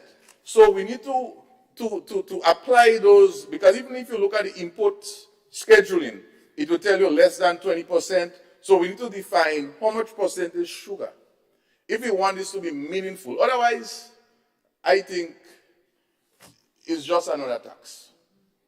It's not going to achieve as was manifested in the speech, the intention. I really don't think so. So it is a matter that we need to look at. And also, it's not only for import. we have to look at local, because the amount of local, not only local juices, but local beverages using sugar. So I think that we need to have a strategy how to address this thing. And not just put a tax on. Because it's looking at have oppressive tax for traders and others involved in that business. Right? So I think that matter need to be looked at seriously. Madam President, I also want to say that the framework of the budget, so I'm coming back now, in terms of the medium-term action plans and its connectivity with the National Sustainable Development Goals, I'm very happy to see the connect, because it's always good to keep those connections so that you can relate and you can see what is happening. So I'm very happy. And I wouldn't mention, because we all, the speaker, but it's the same activities in the different ministries, but how it's connected to different aspects of the plan. But there are two issues I want to raise that is in the plan, before I address two other issues to close the plan and close my presentation. It has to do with the issue of pre-licensing and the issue of driver's license. We want the youth to go into farming. Of course, I know the road's not there yet, so maybe that's why we don't really reach there yet. But our youth at 19 years could drive a pickup, They could drive a pickup. They want to go on the farm. They don't want to wait till 25 years and 26 years to get a license for a pickup, so that when they could go on the farm. They want to go on the farm since 19 years, driving the Navara, whatever it is, and go up on the farm. They want to be able, the father will tell his son or the brother, take the pickup and go and collect the feed whilst we do this. That is a restriction. So you have to wait till, I think, 25 years before you could get a license, driver's license, that would enable you to drive a pickup, which should be a good vehicle to go to your farm. So what we're calling for is for a review of this current situation, whereby we can reduce it down if it's to about 19 years, 18 years.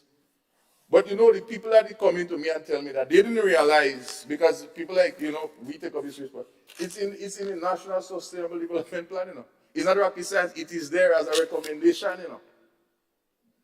So I'm saying that if we go in deep, there are some low-hanging fruits.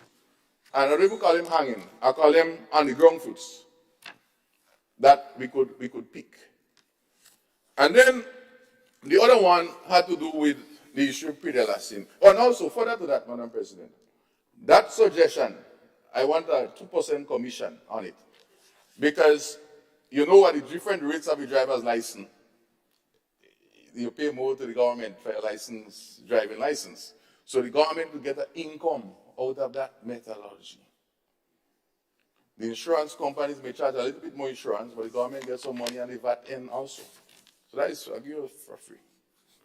And then the other one also is the issue of the number plates. And St. Lucia, has that methodology, and we could connect with our friends over there.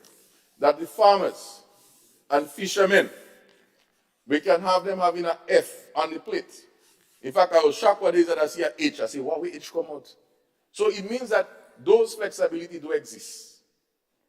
And we can be transformed and reimagining those soft ways that we don't even have to worry about establishing fund. I don't even come to the pre-licensing fund, because I don't want to talk about that. A different discussion. So I think that we need to look and see if we could have the farmers, fishers with an F. It could do a lot of things. For example, in the cases of, like when we had lockdown, in the cases of roadblocks, in the cases of pre-licensing monitoring, once the F is on those vehicles, whether it's F, T, F, A, whatever it is, then it also links back to your concessions. So, for example, farmers, you may decide to give farmers a rebate on certain concession with fuel. So when they go to the pump, you could see the F something, whatever it is. So I think this is something that need developing on. So I need to share those two transformative ideas with my colleagues. Madam President, two last things. The one before the last is connected to this 2035 plan. The 2035 National Sustainable Development Plan, which is a transformative plan to transform the country, speaks about it cannot implement itself. And I spoke about that in last budget debate, last year. But I want to come back with it because I see we're getting closer to things aligning it. And one of the key points on page 108 in this plan is the establishment of, page 113 of the plan. They speak about the Sustainable Development Institute of Grenada being established. And this institute, which is basically like a commission, going to be the one looking at the implementation of the plan, providing the support to the different ministries. But it is not just, it is again a multi-sectorial, private sector, labor, everybody, confederate churches, NGOs, involved in this monitoring because it's our plan. Remember where I started? It's our plan. And so I would like to see us move very swiftly within the first quarter or so, because I would bring a motion to debate that if we're not moving quick enough.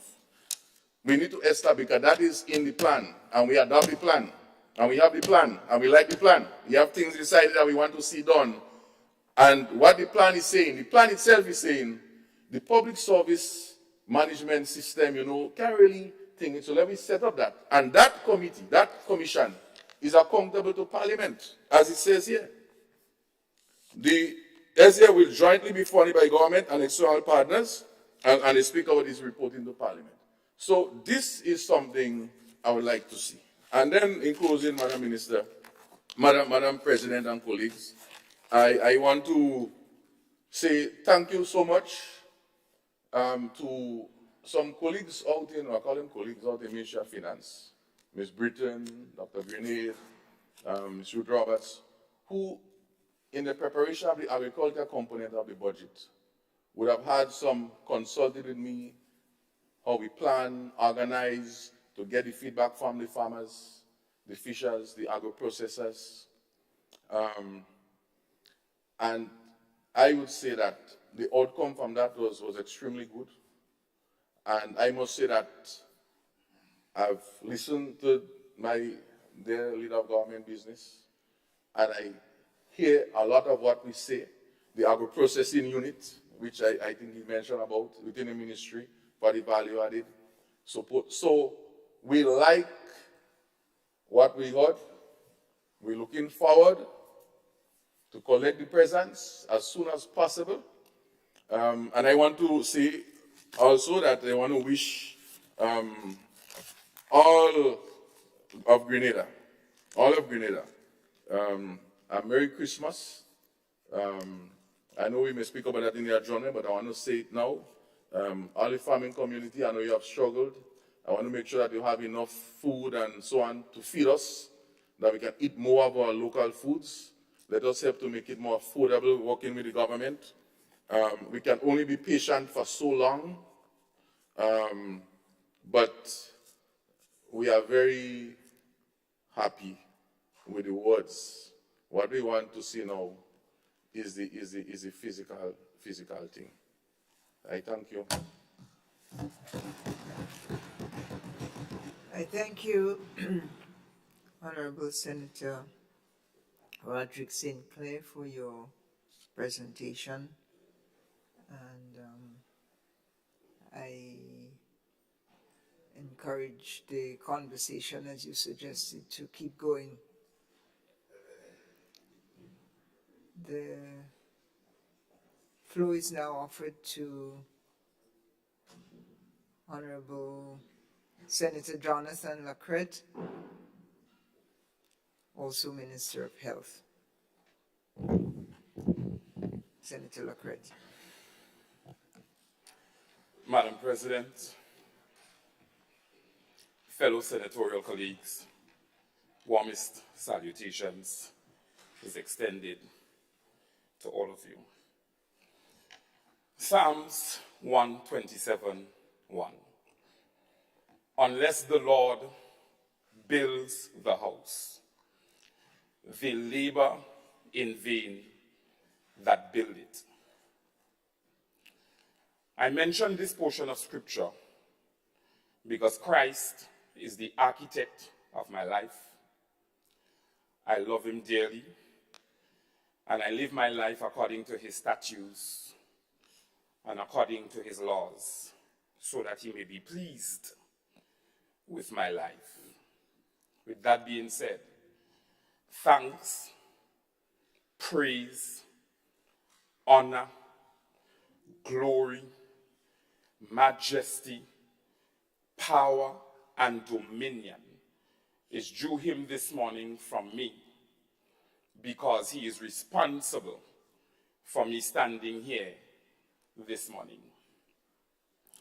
I also want to express my gratitude to our Honorable Prime Minister for the opportunity to sit over the health sector as the policymaker and to be responsible for marshalling and championing the strategic priorities for healthcare.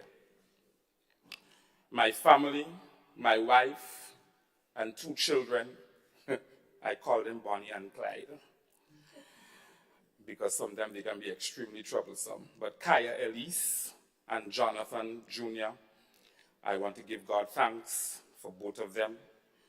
My ministerial colleagues, cabinet colleagues, the bond that we have developed over the past couple months, notwithstanding the fact that most of us have known each other from the public service years before.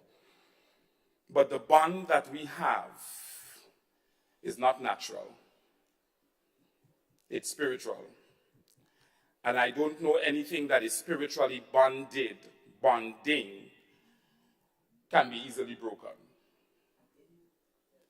It's strong, it's potent, it's genuine, it's authentic.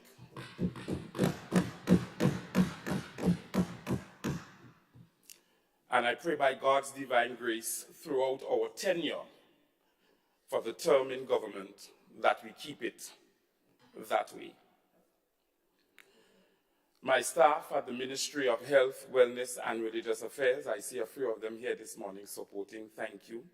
Clinical staff, medical staff, administrative staff, managerial staff. I must pause, however, Madam President, to say thank you to my, almost sound like a goodbye speech, but to say thank you to my 3 permanent secretaries who holds the responsibility for general health and administration, also for hospital and community services, as well as wellness and religious affairs. I depend and lean on them very heavily, and I thank them for the tremendous support that they have provided over the past 6 months or so. Vision 2035, people-centered transformation, laying the foundation for resilience, empowerment, and growth.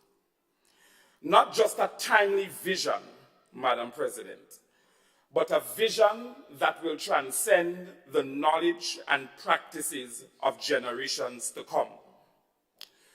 Madam President, when this vision was spoken approximately a week ago by Prime Minister and Minister for Finance, the Honorable Dickon Mitchell, as he presented the financial plan for the future of this country for a set period of time, we sat and we anticipated what will comprise our revenue generating streams and what will be proposed for the sectoral spending ceilings for the fiscal year. Madam President, based on the economic tide, the budget may experience a degree of vertical or horizontal shifts. Government's financial plan, Madam President, is rooted in the philosophical belief of people-centeredness.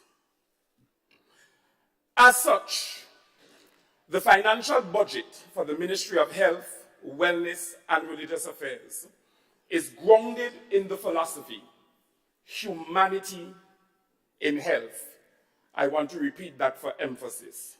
And I want my colleagues to follow, because I need them to understand as I build my narrative. The philosophical belief that the budget for the Ministry of Health is grounded on for the year 2023 is humanity in health. This said philosophy undergirds government's policy agenda. It is based on this philosophy, Madam President, that our new mission and vision for the health sector was crafted. Vision: to become the healthcare capital of the Eastern Caribbean. Mission: transforming healthcare through strengthening systems, building resilience, health diplomacy, and compassionate care. It is in the spirit, Madam President, of this new mission and vision, or if you may, thrust, that I rise to give credence to the national budget, as well as to the budget that will underpin the operations of the health sector for 2023. Madam President, as I continue to build my narrative, I must inform you that on the international front, global health issues emphasize transnational issues. From pandemics to achieving equity and quality in healthcare services, from non-communicable diseases to food security supply, they all form part of an interdisciplinary mechanism or collaboration that promotes modern global health practices. Regionally, Madam President, CARICOM OECS member states are just beginning to see the light at the end of the tunnel from the human, social, and economic challenges posed by the global pandemic. Thus, Madam President, given the fragility of some of our healthcare infrastructure in the Caribbean region, the following is urgently needed. 1, a revised approach in strategic planning for the management of infectious disease, regional responses in collective issues that bind us together, a more cohesive network to strengthen our immunity to the increased prevalence of NCDs, and regional collaboration on supply chain issues that we have common interest in. Globally, regionally, locally, Madam President, tabled in government's transformation agenda is its #1 policy priority and mandate: healthcare. With a budget of $114.2 million, an increase of $17.2 million as compared to $97 million that was allocated in 2022, $94 million in 2021, $89 million in 2020, $87 million in 2019, and $82 million in 2018. I just gave you a 5-year span of health budgetary allocation. Government is not a wealth-generating entity, Madam President. Higher government spending will also have an impact on the supply of the economy. As a business major, Madam President, I submit to you that depending on which area government's spending is increased, if spending is focused on improving infrastructure, this could lead to increased productivity and growth in the long-term aggregate supply. If spending is focused on welfare benefits, Madam President, or pensions, it may reduce inequality. But to be fair and balanced, Madam President, it could also crowd out the more productive private sector investments. So that is where government must create the balancing act. When you look at the economics of health, you must understand, and you would realize, that mental and physical health is important to individual well-being, and public health is fundamental to the stable, cohesive society, to developing stable, cohesive societies. Both lend themselves, Madam President, to efficiency, effectiveness, value, and behavior in the consumption of health and healthcare. In other words, Madam President, no economy can grow beyond the quality of its healthcare service. I want to repeat that for emphasis. No economy can grow beyond the quality of its healthcare service and the general well-being of its people. As such, Madam President, the health sector is essential to a stable, functioning economy. Yes, the emergency sector is critical to a stable, functioning economy. So from a social perspective, Madam President, health's budgetary allocation of $114.2 million will play a major role in reducing social exclusion due to the impacts it will have on employment. The new teaching hospital, the new hospital, the current reconstruction of over 5 medical stations, all with an employment-generating impact. The wellness factor, Madam President, from a social perspective, the budget will enable us to upgrade our primary healthcare infrastructure so that we can control the prevalence of NCDs, whose presence within our healthcare system is weakening economic productivity. And I want my fellow senatorial colleagues to understand. Madam President, members in the other place are wondering why the increased VAT on sugar. I want them to hear me.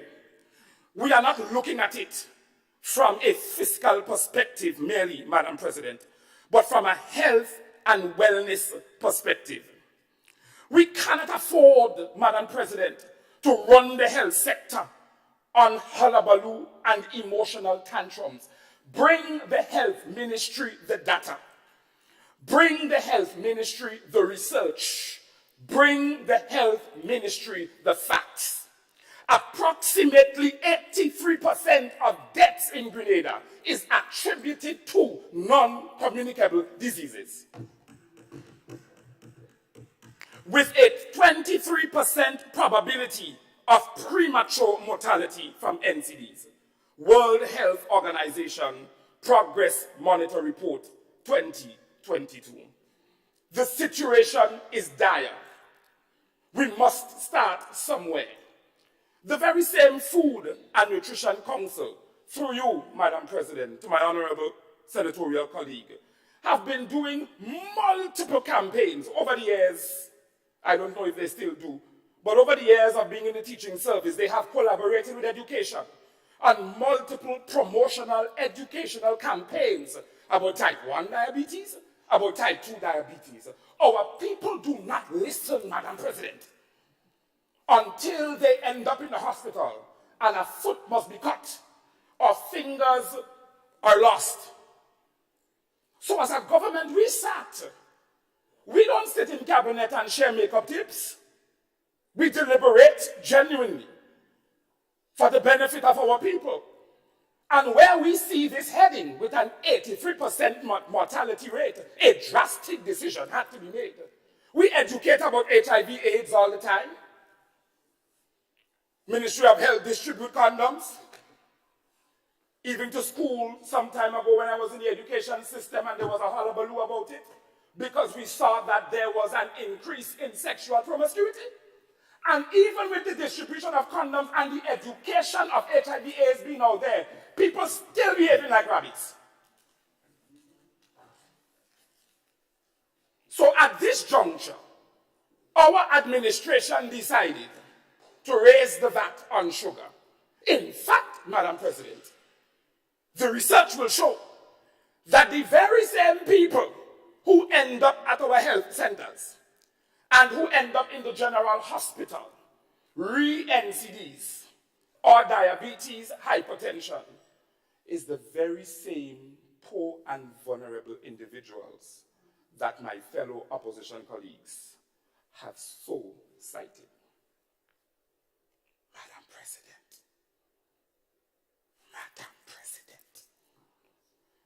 in this local context, I want you to understand that from an economic perspective, Madam President, health's budgetary allocation of $114.2 million will have a positive impact on the economic performance of all other sectors in the national economy through the jobs it will generate and from the purchase of goods and services. Madam President, colleagues, every health sector is underpinned by strategic pillars. As such, if we must be aggressive about transforming the health sector, we must have a reformative posture.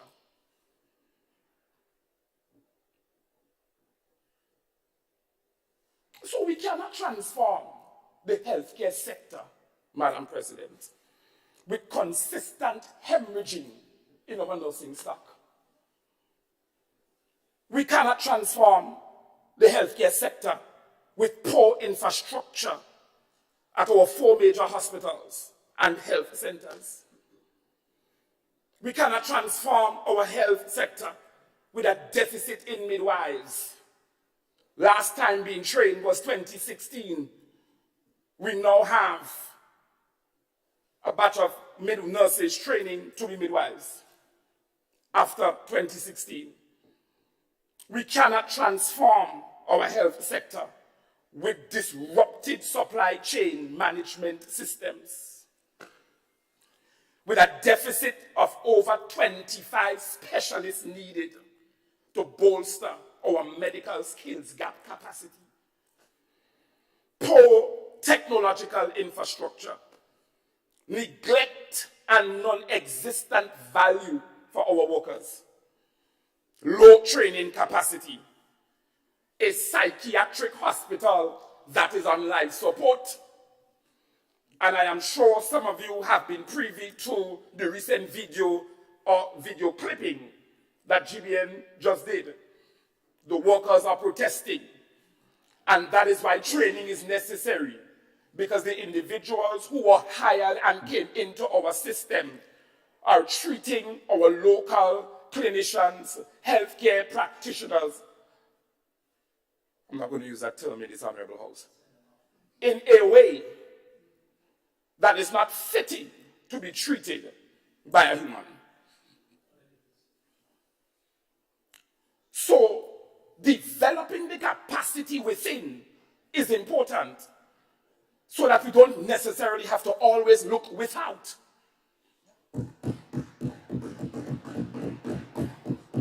Because when they come in, there is a level of superintendence and superiority that is placed over our people because they know we need them. So they leverage that need with disdain and disgust. But it will stop, Madam President, because We must, at some particular point in time, develop our own people to sit in the driver's seat of our transformative agenda for healthcare.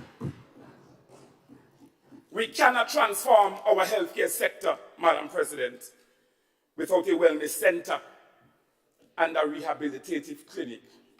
Oh God, Madam President. Even Ray Charles can see that the budget is warranted.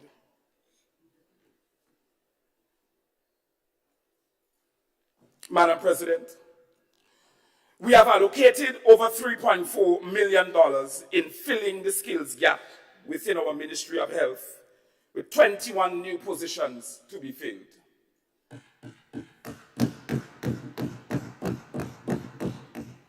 In the other place, about a week ago, it was noised that these new positions are going to create some issues for our health, for our public service. IMF was mentioned, etc. And I know that officials at the Ministry of Finance are concerned about the 9% of GDP that we should not go over, etc. We applaud their efforts, Madam President. Public servants work hard. But, Madam President, you can run the health sector without an epidemiologist. Post vacant. We applaud the Ministry of Infrastructure and Works. The engineers work hard. So many schools to build, reconstruct, that when we need them, sometimes we have to wait weeks and months before works engineers can respond to us. We appreciate them, but we need our own facility manager and maybe our own engineer. Because in the emergency sector, a minute too late means death. And as a result of this, these 21 positions are warranted. 3.4 million, Madam President, no comparison to years before.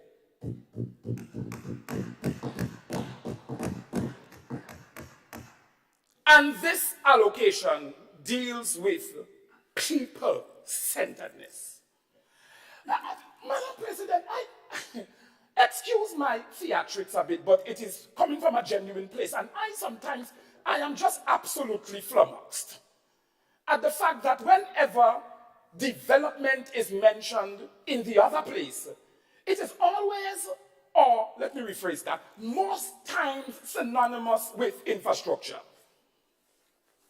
but never people development or people-centeredness. The component is non-existent. And I say that from listening very keenly to past debates and conversations. And it's almost as if people development is a subscript appendage to their agenda. Madam President, we have also allocated $500,000 EC dollars to the Wellness and Religious Affairs portfolio. This portfolio is critical to the health and transformation agenda, Madam President, because mental and physical health is important to the overall quality of healthcare. This department will have a religious affairs officer who will assist that department in the execution of the social transformation through faith-based programs and projects. We have also allocated $187,000 in training in specific areas of our health sector, as compared to the mere $53,000 in 2022. This is so because, Madam President, many of our capital projects, they come with a training component. So many of our healthcare practitioners will be trained under these project components. Madam President, upskilling and reskilling, especially in the healthcare sector, seeing that it is a competency-based profession.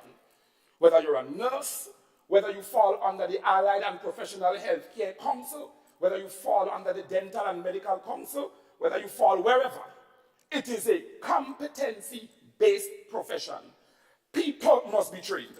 So reskilling and upskilling is critically important. And though we have components of projects and training attached to them, we have still allocated $187,000 for the training of various personnel in the healthcare sector. Madam President, over $300,000 for the construction of a new teaching hospital, at least phase 1, no comparison. Over $5 million, Madam President, allocated for the first phase of the new climate smart, climate resilient hospital. I want to emphasize that again. It's just not a hospital. It's a climate smart, climate resilient hospital. I applaud members on the other side and the previous administration for some of the good works that they have done. But I just can't fathom, Madam President, that if the facts are before you as to what condition the healthcare sector is in, I just don't understand how have you not championed the cause for a new hospital? I say that because you cannot speak health sector modernization without a brand new climate smart, climate resilient hospital.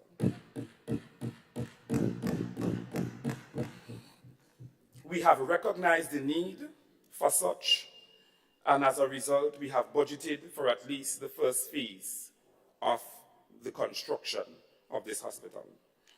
The budgetary allocation of $4.2 million through the disbursement of a $500 honorarium to our nurses, no comparison, Madam President.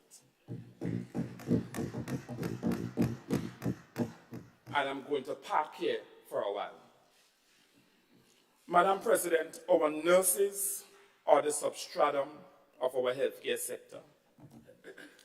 Thus, administration, Madam President, as an administration, we do not have the time for Bear and Nancy pageantry. The $500 honorarium was not given to trick, coerce, mama guy, our nurses. If we wanted to do that, we would have given them $5,000. Plus their uniform allowance back. And traveling. Add a staycation if you want to. But Madam President, we understand that from a cabinet perspective, there is a collective responsibility upon all of our heads as cabinet ministers. And this collective responsibility drives the decision-making process in that decision-making room. And I championed, together with some of my colleagues, for that $500 honorarium. Because, to me, it was an apology to our nurses for being called chicken thieves. 1. 2, to me, it was an apology also for the way that they have been treated over the past few years. Devalued, disdained, lack of compassion, and I can go on. So, Madam President, the olive branch was extended to them so that they can feel valued, appreciated, loved. And though budgetary constraints may not allow us to go beyond what we have given them now for the next year while government works through its regularization framework, it was to show to them that we are thinking about them, that we hear their cries, we know their pains, and that we are right there with them as a health ministry and as a health sector. It was our olive branch to say to them, we need you. You cannot leave. If you go, our health sector is finished. We understand that you want upward mobility. We have not been able to provide that through successive governments over the years. We know you want betterment for your family. You want your son to go to university, your daughter to attend college. You want to purchase a house. You want a better lifestyle. We are working on how we treat you in 2023 moving forward. But the olive branch was extended to say to them that you can't leave us at this critical juncture in our healthcare cycle.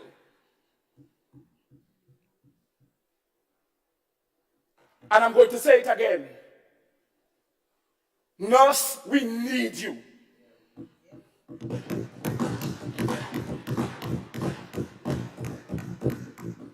Doctors, we need you. The situation is not of the best. We understand that. But hear the cry of your minister. If you leave, we are crippled. If you leave, we are doomed. Give us the opportunity to value you and to show you that you mean something to our system. Though the focus is on nurses, Madam President, it does not necessarily mean that the other professions that comprise the healthcare sector would be neglected. And I want to assure them that it may be nurses today, and it would be you tomorrow. It's just that this is where the bulk of the bleeding comes from. And opposition senators, my dear colleagues, may say, is that going to stop the nurses from leaving if they've made up their minds? I don't know. But it was worth a try, showing them that they still have value to the development of Grenada's healthcare sector. I want to point to, Madam President, our radiology unit that is now up and running. And before I point to others, I want to pause and express sentiments of congratulations and thank you to the new National Party government for the new wing that we are now occupying at the General Hospital.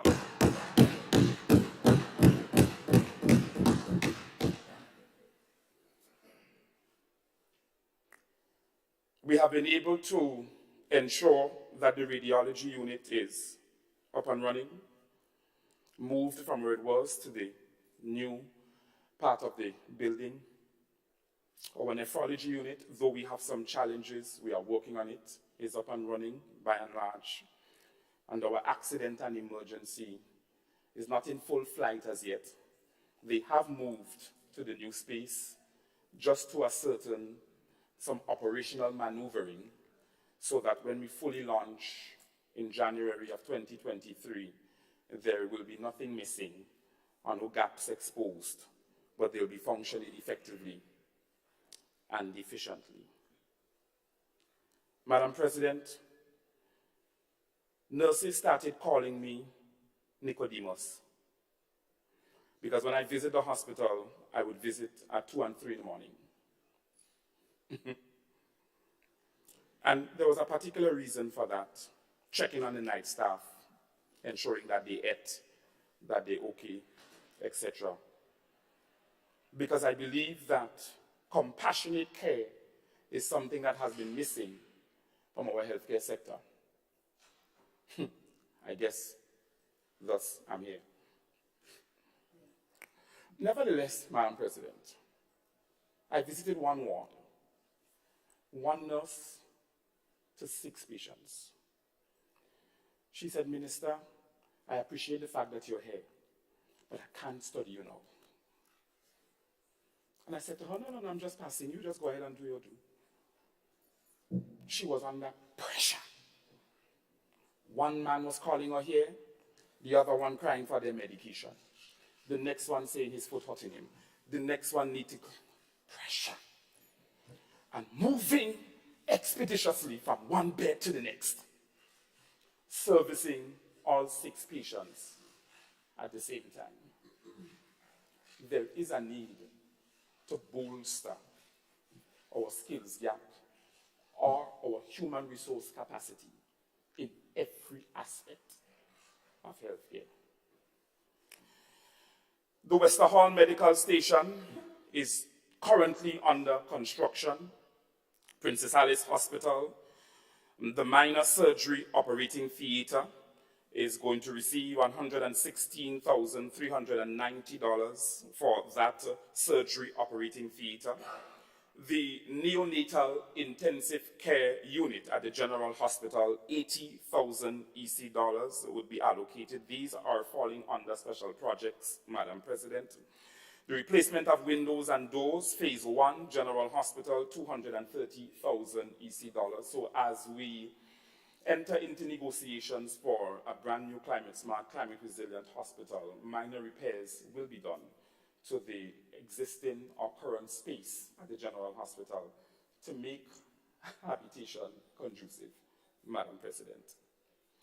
The nursing staff room at Princess Alice Hospital, 204,872 EC dollars. It is currently complete and to be commissioned, shortly. Madam President, in my discourse, am I offering our nation a quick fix, microwavable solution to our healthcare problems? Absolutely not. However, with prudent planning, fiscal responsibility, and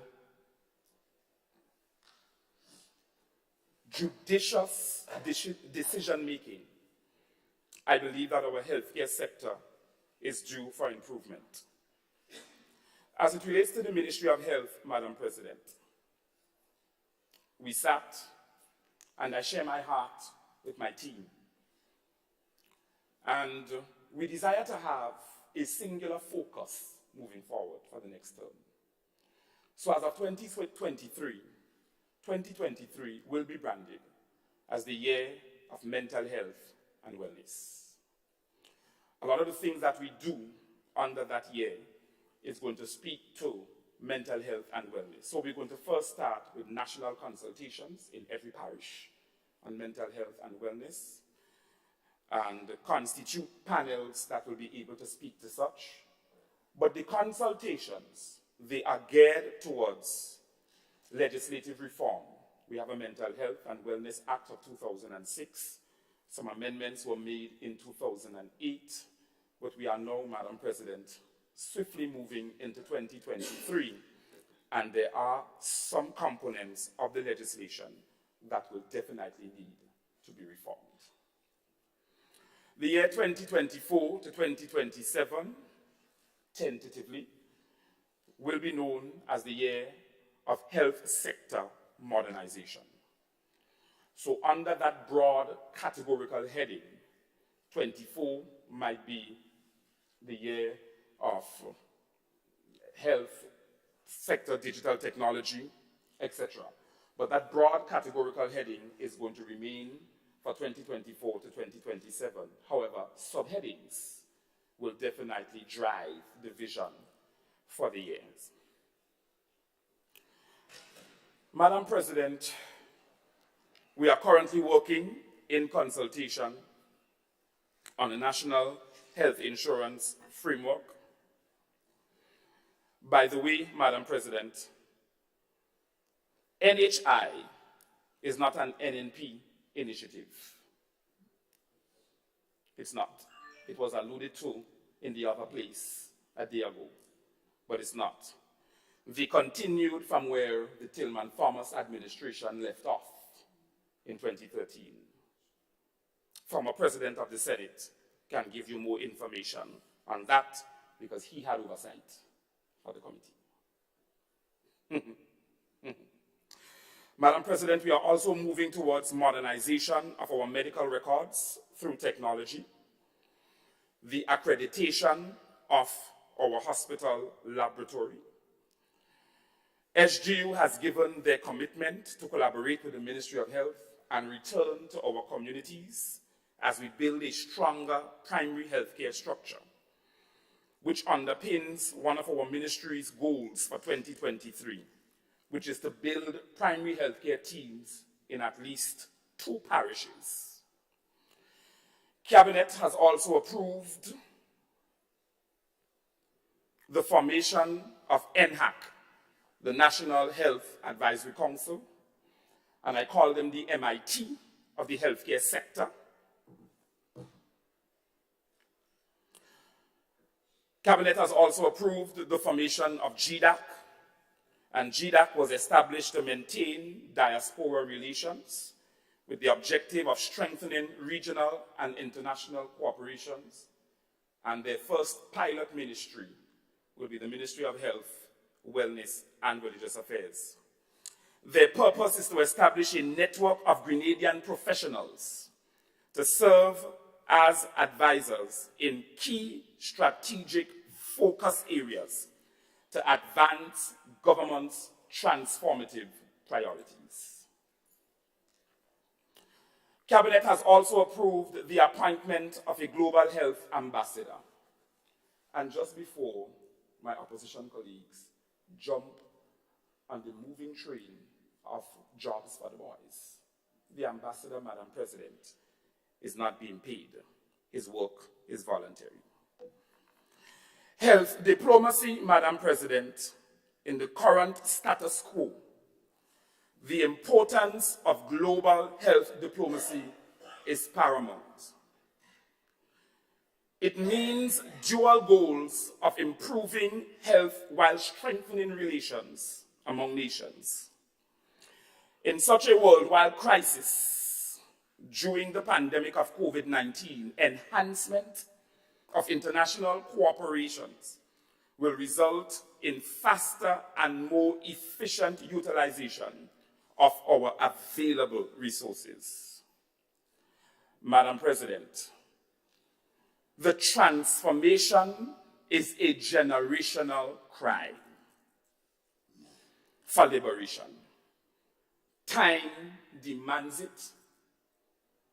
The transformation is a generational cry for liberation. Time demands it. History compels it. My administrators, policymakers over the health sector understand that from a fundamental place, it is not time to play games with the health care of our people. As such, we are being religiously prudent about the decisions we make over health care.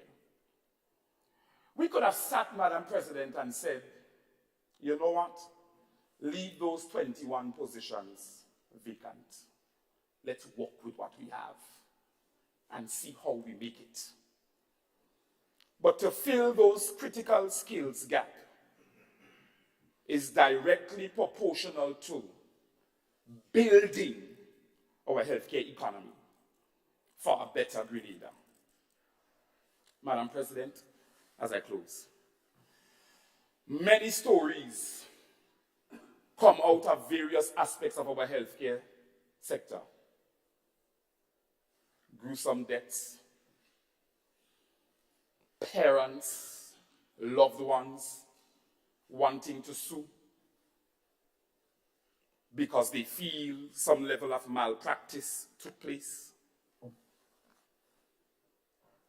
People being contentious about the quality of delivery of healthcare. And I can list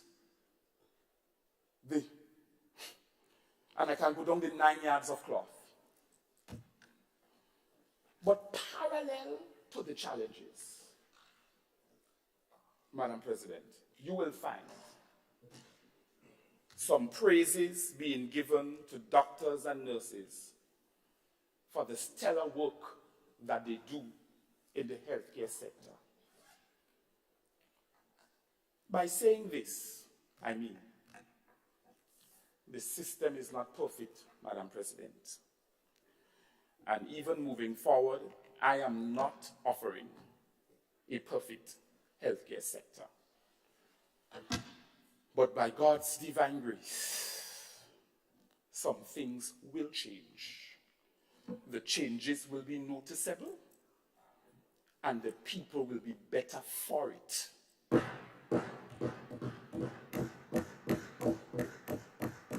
Because we have made the decision to be judicious and prudent as to how we treat the life of every Grenadian citizen. Humanity in health is what our mantra is going to be and look like as we champion the cause for a better healthcare sector. Thank you, Madam President.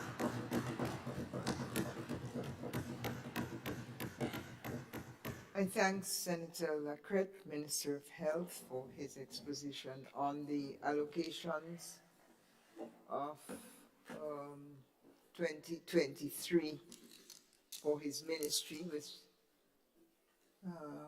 conversation on the estimates for both revenue and income and revenue and expenditure in your sector. Thank you, sir.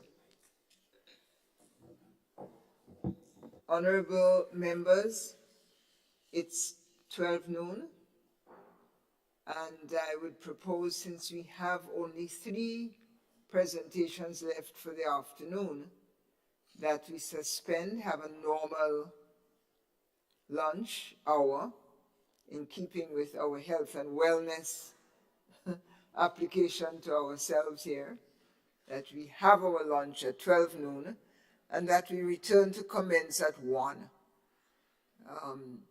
Enjoy your lunch, enjoy the conversation that would have emerged from this morning and that which is to come in the afternoon. As we depart, I would like to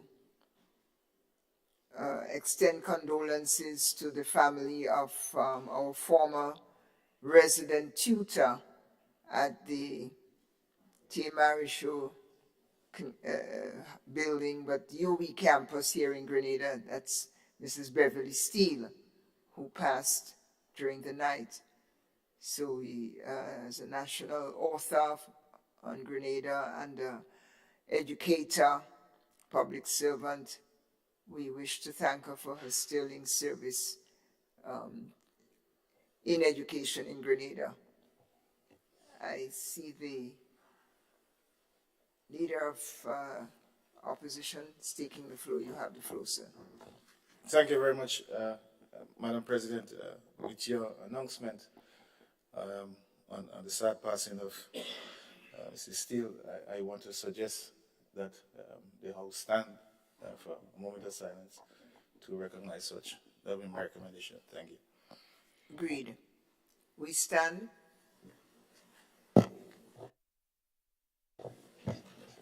A moment of silence in honor of Beverly Steele, former resident tutor at the University of the West Indies campus here in Grenada.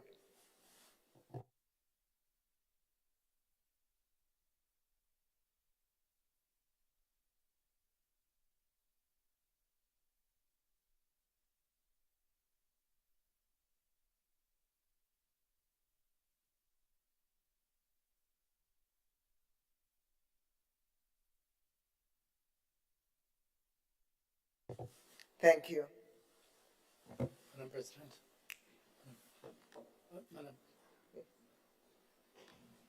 Senator Lewis. Thank you, Madam Please President. I think it would be remiss of me if we do not bring to the attention of this House our nation, the passing of a former Commissioner of Police, Major Ian St. Bernard, the youngest police commissioner in the history of Grenada. We ought to acknowledge the contributions that he has made to Grenada. I think it was only fitting to so do. Thank you, Senator Lewis. And we stand for a minute Thank of you. silence. Thank you very much. Former Commissioner of Police, Senator Ian St. Bernard, Major. Yeah.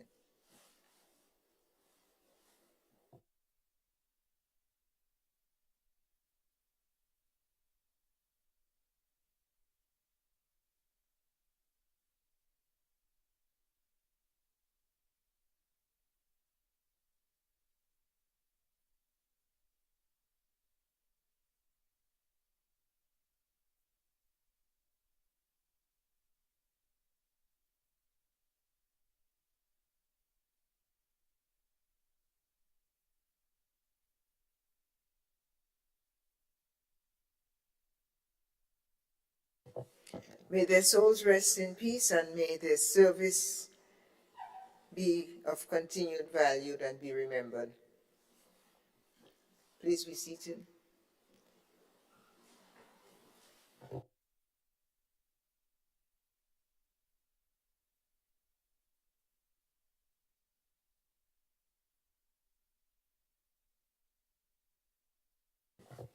Dear honorable members, the question is that the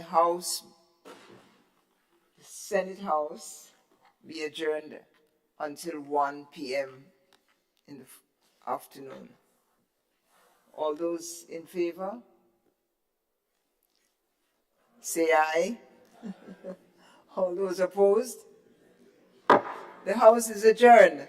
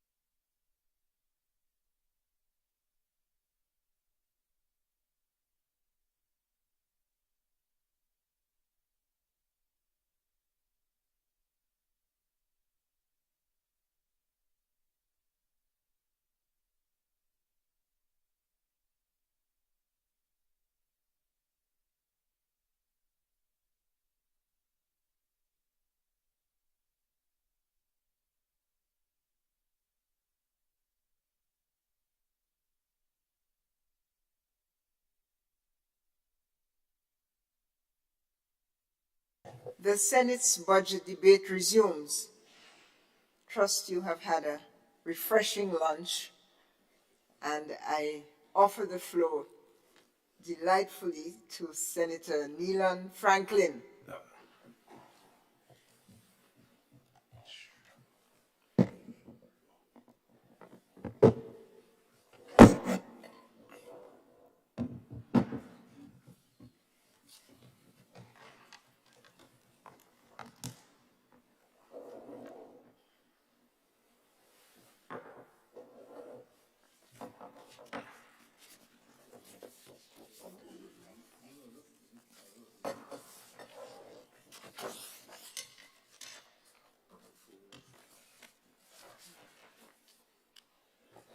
Thank you very much, Madam President. And let me start by saying a pleasant good afternoon to you and to the honorable members of this House. A pleasant good afternoon also to the viewing and listening public. Madam President, I rise this afternoon to contribute to this debate on the 2023 estimates of revenue and expenditure. Madam President, this budget sets out the intention of the government for the next fiscal year, when global economic conditions are uncertain and issues on the global community threatens small islands' ability to realize continued economic growth and expansion. It is imperative, therefore, Madam President, that the government implement, or at least plan to implement, measures that will mitigate the looming economic fallouts from externalities on the international stage and provide avenues for workers, especially the middle class and the more vulnerable among us, to be able to take care of themselves and their families. Madam President, permit me to share my analysis on the estimates. Finance. The 2023 budget outlines a number of grand plans and projects to be undertaken by the members opposite for the year 2023. While it is important for government to lay out these plans, it is even more imperative that the government finds sustainable means to ensure that these projected plans and projects are effectively financed. Bearing this in mind, Madam President, it is only sensible that we assess and scrutinize the numbers, the estimates, the expenditure document, which basically lays out and itemizes where government will spend and raise revenues. From page 7 to page 15 of the said document, the recurrent revenues and its various classifications can be found.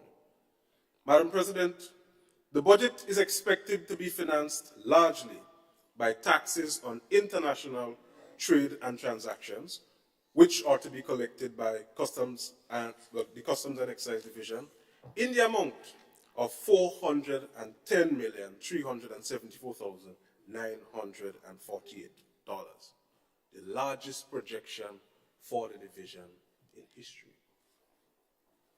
Also, from taxes on domestic goods and consumption, which are to be collected by the Inland Revenue Division in the amount of $328,951,709, also the largest projection for that division. And, Madam President, the Citizenship by Investment Program in the amount of $461,920, largest projection from that line item. It is important to point out at this time, Madam President, that this $240 million expected from the CBI program is a 305% increase in collections from the CBI program relative to 2022. Now I ask, Madam President, what are the policy changes expected to be made to the CBI program in order to collect the projected $240+ million? I ask also, does this increase have anything to do with the fact that members of the current cabinet are listed as agents on the Grenada's official CBI website? And who really stands to benefit from this projected increase in the CBI collections? Madam President, these are the concerns that people have, and we are hoping that the members opposite can give clarity. Madam President, while on this topic of the CBI program, I would like to bring to the attention of this Honorable House, as of recently, the U.S. House of Representatives passed a bill, the National Defense Authorization Act, which gives rise to the Advancing Mutual Interest and Growing or Success Act, the Amigos Act. This act has serious implications for the CBI program, specifically for Grenada, given the fact that Grenada is the only, if one of the only, or if not the only, country in the Caribbean who has access to that E2 visa. Madam President, the bill sets out that anyone acquiring citizenship of an E2 country via an investment must hold citizenship for 3 years before becoming eligible to apply for that visa. Bearing this in mind, Madam President, this is as of recently. Does the government really expect to collect that $240 million, knowing that this is looming over Grenada's head and can have serious implication for their ability to collect from this program? Madam President, another interesting point to note is that the intention to collect revenues, as previously mentioned, from the Customs and Inland Revenue Division in a year, where they project, the members opposite project, that growth in the economy, and permit me to quote from page 10 of the medium-term fiscal framework, which outlines the medium-term macroeconomic forecast, which says, and I quote, growth is estimated to decelerate to 3.6% in 2023 relative to 6% in 2022 and an average of 4.4% in 2024 to 2025, unquote. Madam President, this growth rate is lower than this year. It is interesting, rather, that if the government is confident on their revenue collections outlook, that there would be no reason to want to introduce to this Honorable House a loan appropriation bill to authorize $350 million in revenues. But it seems, Madam President, again, it seems that the government, in and of itself, has no confidence in its plans to finance its budget.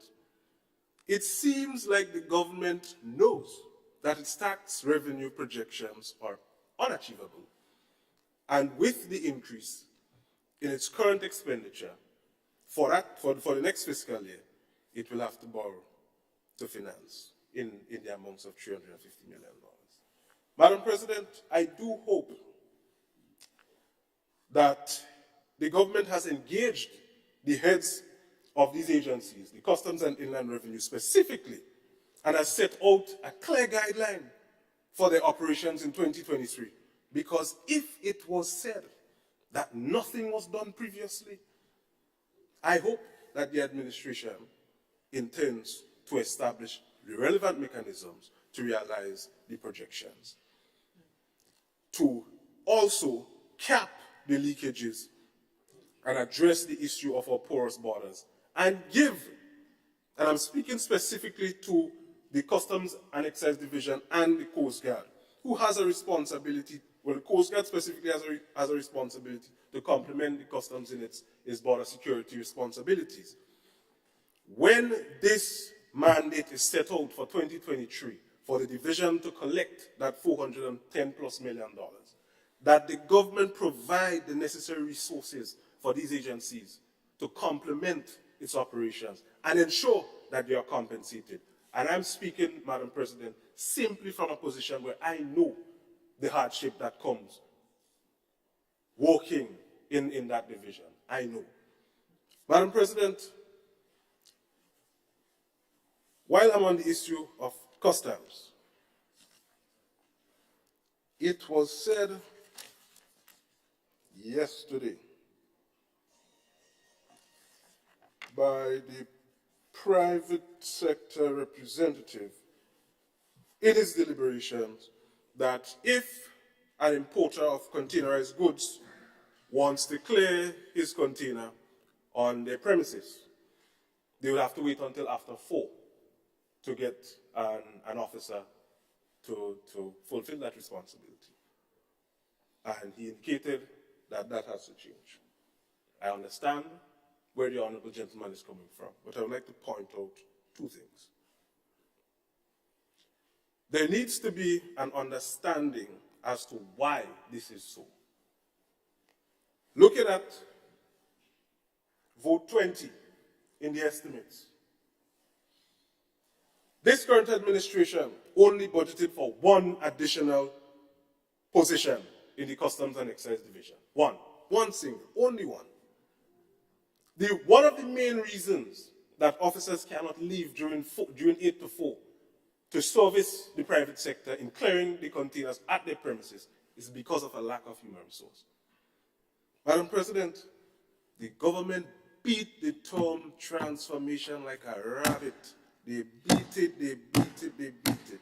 And only one new additional position in the customs, and you expect them to collect $410 million with inadequate resources. And when, Madam President, it is said, have a conscience, have a heart, we are seen as imputing improper motive. But, Madam President, I digress. Also, Madam President, I would like to make this recommendation specifically for the customs. In order to fulfill this function, and yes, and I say I agree, that it may very well be in the interest of the private sector, but this government have to understand that the resources have to be given to the division in order for it to do its work. And I would like to recommend to this administration that the officers at the Customs and Excise Division be designated, or at least a portion of them, as traveling officers, designated traveling officers, Madam President, so that they will be able to meet the requirements of the private sector. Madam President, permit me to address the concern of the increase in excise tax on cigarette and alcohol. It is understood that this move is largely driven by health concerns for our nation, and I understand. However, Madam President, I ask if the government has considered the fact that an increase in tax on these same goods have serious social implications as well. People who are already addicted to these goods will not purchase less of it in response to the tax increase. What will happen, in fact, Madam President, is that their income, while their income remains fixed and the cost of these goods go up, their disposable income for the household will be reduced. And the effects on the mothers, on the fathers, the children are significantly negative, Madam President. Madam President, focus should be placed on programs geared at breaking these addictions and rehabilitation and education rather than an ad hoc tax increase. As a former customs officer, Madam President, bearing in mind the additional pressures that would be placed on the division, I would like to implore on the government to consider the points made earlier and address the fact that the entity responsible for the administration of these tax increases will need the additional resources to enforce. Madam President, while I was stationed at MBI, while I was a custom officer, other than sex toys, cigarettes and alcohol are the two most largely undeclared commodities by passengers entering Grenada, because the taxes on them are already high. And at the seaport, there is an increase, or expected increase, in smuggling of these goods. The relationship between higher tax rates on these commodities and smuggling is directly proportional. And therefore, the officers there will need the help, all the help that they can, rather, to do a good job in order to collect the $410 million. So I say, consider that. But with one new post, one new position in the customs, one additional staff, but collect $410 million. Madam President, come 2023, the citizens of Grenada will see increases in taxes on sugar, increases in electricity costs, the imposition of the environmental levy on water, and increases in contributions to NIS. If this is not a slap in the face of the middle class, those in the lower income bracket, I don't know what is. Madam President, come 2023, Grenada may very well be the first and only country in the Caribbean to impose a tax on sugar, most specifically brown sugar. Madam President, in 2023, the cost of carbonated beverages will go up as a result of the proposed tax increase on those items. While I understand the health concerns, I ask, however, can alternative measures be put in place? Can measures such as educating the public on healthier eating and consumption patterns and conduct case studies in partnership with entities like SGU, PAHO, CAFA, to identify the root causes of these non-communicable diseases which affect our citizens? And by doing so, targeted measures can be taken to address the concern rather than, again, ad hoc tax increases, which will negatively affect business for specifically the traffickers, Madam President, who depend heavily on the sale of these goods. While the aforementioned studies can be commissioned by government through the various entities, there can be engagement with the traffickers afterward to explore healthier beverage alternatives so as to keep their trade viable and at the same time continue educating our citizens on the implemented recommendations that would come from the study. Madam President,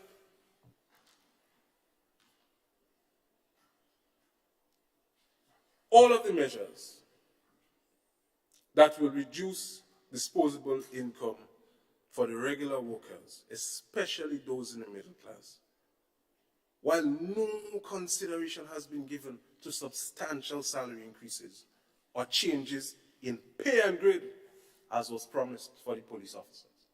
Madam President, in the last few days, some of my colleagues in the RGPF reached out to me. They said they didn't hear anything. But it was promised. It was promised on the campaign trail. But they're not hearing anything. And I ask again, Madam President, the Honorable Leader of Government Business spoke so confidently about promise made, promise kept. Keep this promise to the police officers. Keep this promise and compensate them, Madam President. I move now, Madam President, to the tax amnesty proposed. And Madam President, I would like to put on the record, no, that I am categorically against the proposed tax amnesty. Madam President, let me indicate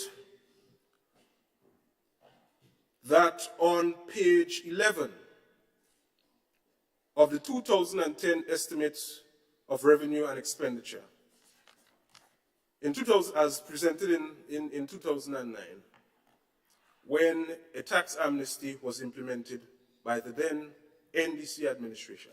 The honorable member for the private sector mentioned yesterday that this would be the second time a tax amnesty would be implemented. First by the previous NDC administration, now by this NDC administration. Madam President, and permit me to quote from that document. It says, for fiscal year 2009 was another very challenging year for government.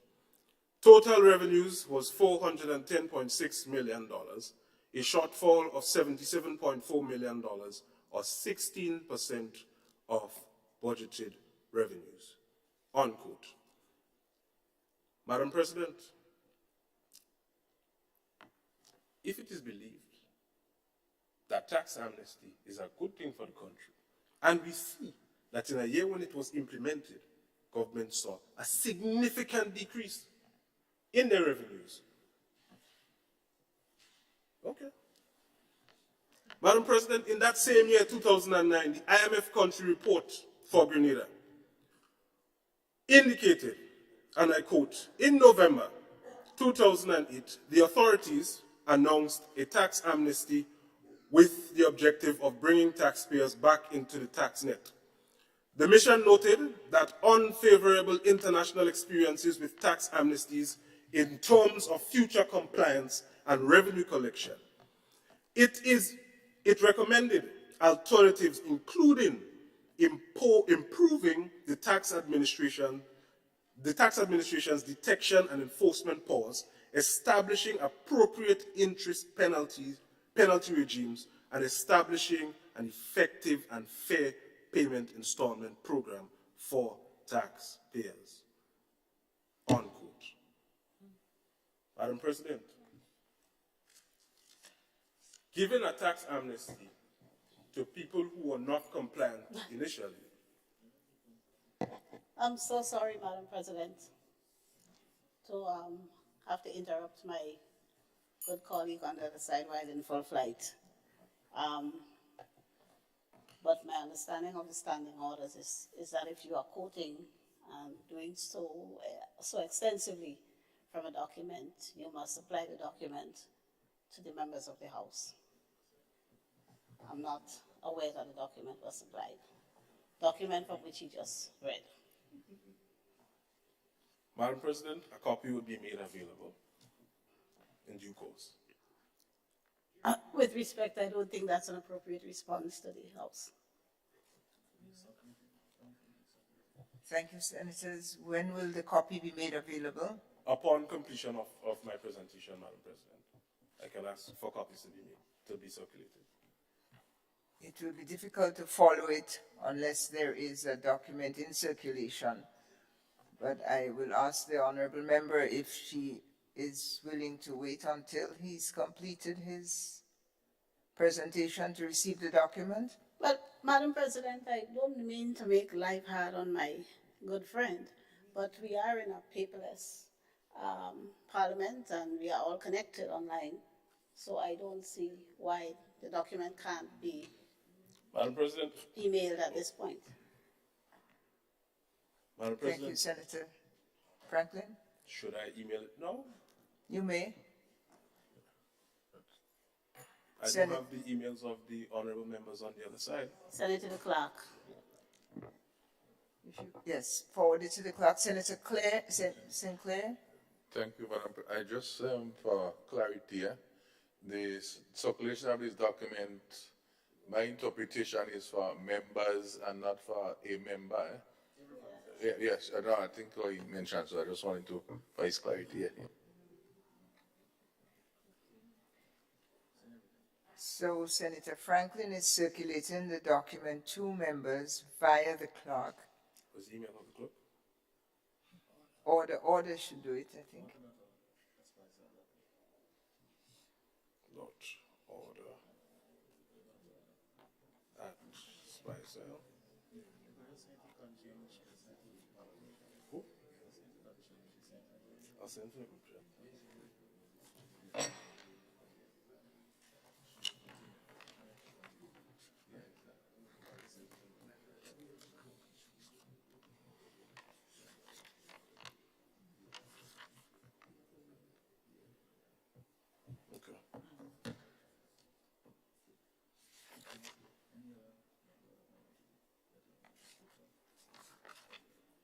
just one more. So actually, I have a copy here.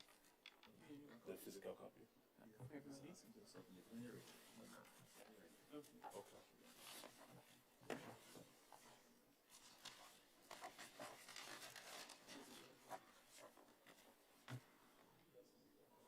Madam President, no, I send the document. So,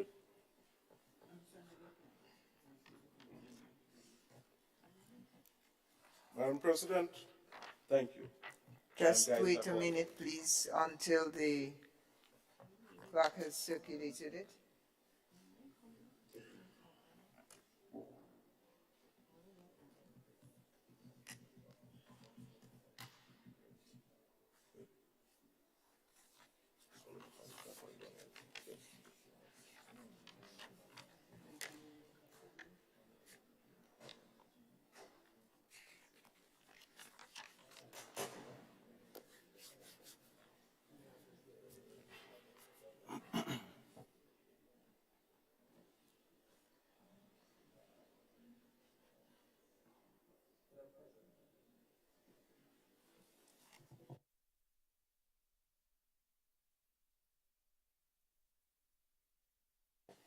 Honorable members, we will adjourn briefly until the document has arrived and is being circulated.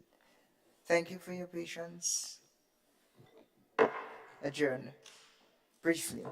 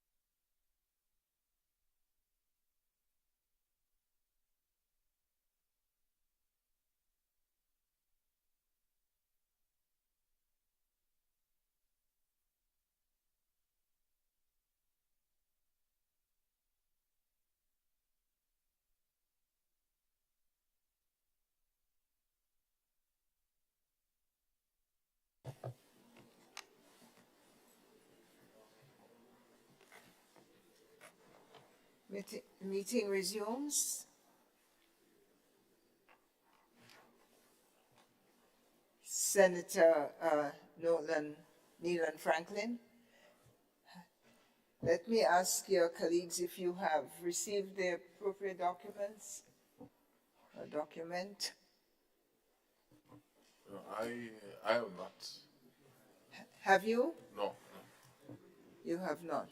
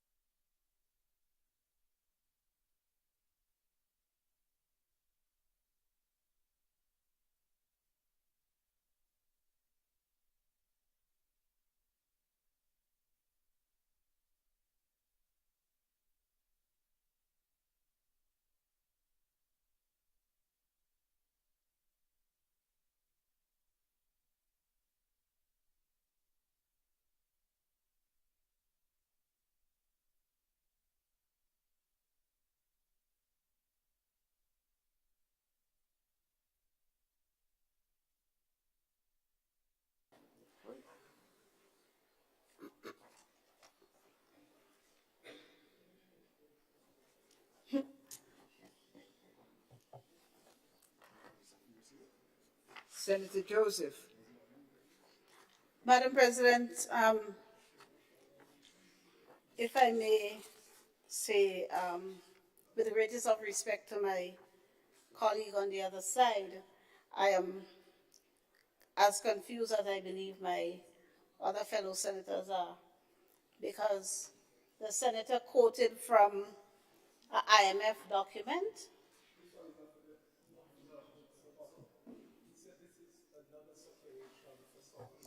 Oh, this is something else you are going to, but we haven't gotten past the reference to the 2009 IMF report. So perhaps if it cannot be supplied, Madam President. No, we haven't.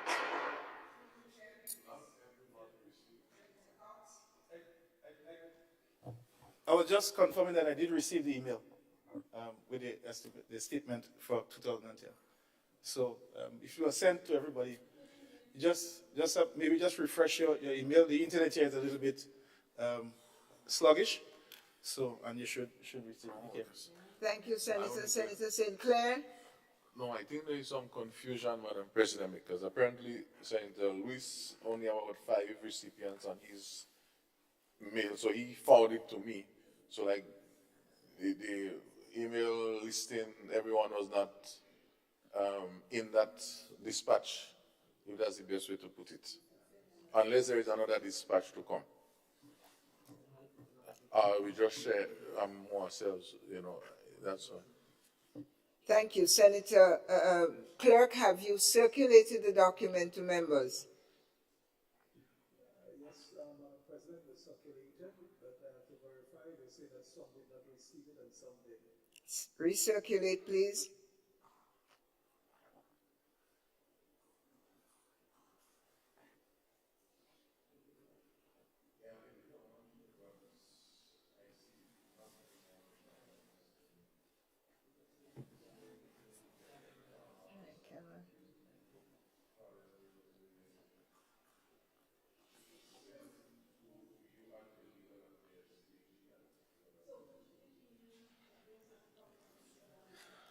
Don't know my password.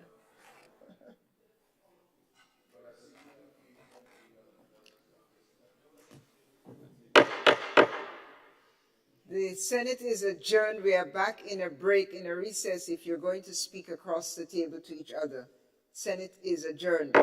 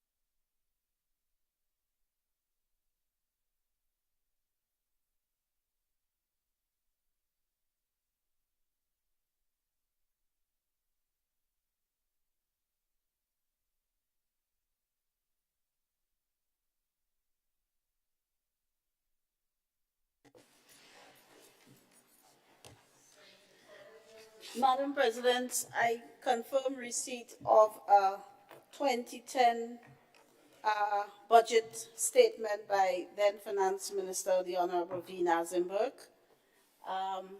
But my friend on the other side did quote from an IMF 2009 document. So I guess he's going to clarify.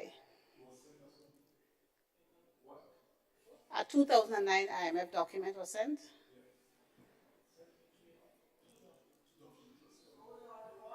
Please, one conversation. Let me ask the clerk, let me first ask Senator Franklin what documents you have sent to the clerk for circulation. Madam President, I've sent 2 documents to the clerk for circulation. Thank you. Mr. Clerk, have you received and what have you done with these 2 documents? Please speak into the microphone. Both documents have been circulated. I guess the first one has already arrived, so the second one is probably should be in your system if you refresh. But both documents were circulated.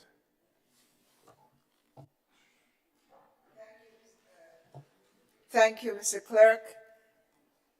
Honorable members, have you received both documents?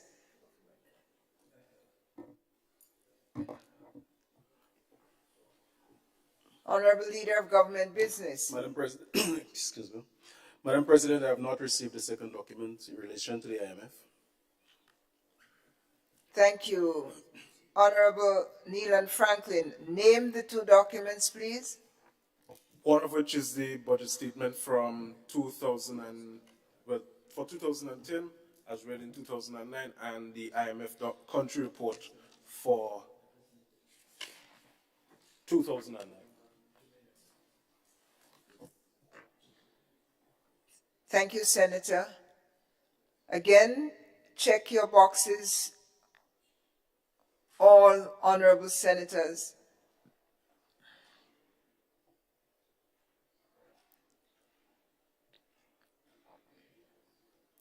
Senator Franklin, do you intend to continue using quoting from that document? No, Madam President. You do not? No. I've actually concluded quoting from the documents before I was interrupted. Thank you. Let me therefore rule, honorable senators all, that while you check your boxes for the document, we have a commitment from Senator Franklin that he has ended his reference to the document, and therefore I rule that you no longer quote from it, and we proceed. You have the floor, Senator. I believe you have a good 30 minutes left in your presentation. Thank you, Madam President. More? Excluding the interruption, of course. Oh, thank you very much, Madam President. So you proceed at, it's 9 after the hour, and you can go about 10 to the next hour, 20 to the next hour. Is that right? That's 30 minutes. Yep. Thank you very much, Madam You're welcome. Continue. Madam President, I move now to MIT, the Ministry of Mobilization, Implementation, and Transformation. Madam President,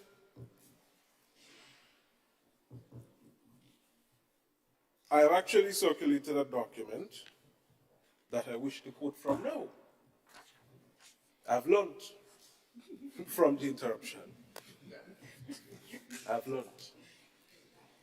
Madam President, in our last sitting of this Honorable House, the Honorable Minister for Legal Affairs, Labor, and Grenada's Attorney General, my learned colleague on the other side, Senator Joseph, in response to questions asked about MIT, said, and I quote, "There's another thing," and I'm quoting here from the Hansard from that sitting, Madam President, and I've actually circulated a copy of it. Said, and I quote, "There's another thing. On attaining office, we met some arrangements that government had already made. our predecessor had already made with people for contracts. And the terms had been agreed, but the contracts had not yet been signed. And in most instances, we must act with decency and acknowledge government as a continuum. And if we had no good reason for proceeding to sign a contract that our predecessors entered into, we signed the contract. New people coming into the service, whether it's MIT or any other ministry, by and large, they enter on contract because we cannot go regularizing some and not the other. We cannot, for example, in fairness, bring new people into the service as established. And then you have contract workers already in the service, 10, 15, some 20 years on contract. And we're telling them, wait till we regularize. While we hire new people straight in because we say we're going to regularize. So I hope I'm clear and you'll see the propriety with which we are attempting to treat this matter. Because it would be reasonable for your regularizing contract workers to regularize first, the ones who are in the system and have been on contract for a long day, not the new people come in. So I hope that explains why it's being done like that in some respects, unquote. Madam President, let's look at the ministry with a nice name.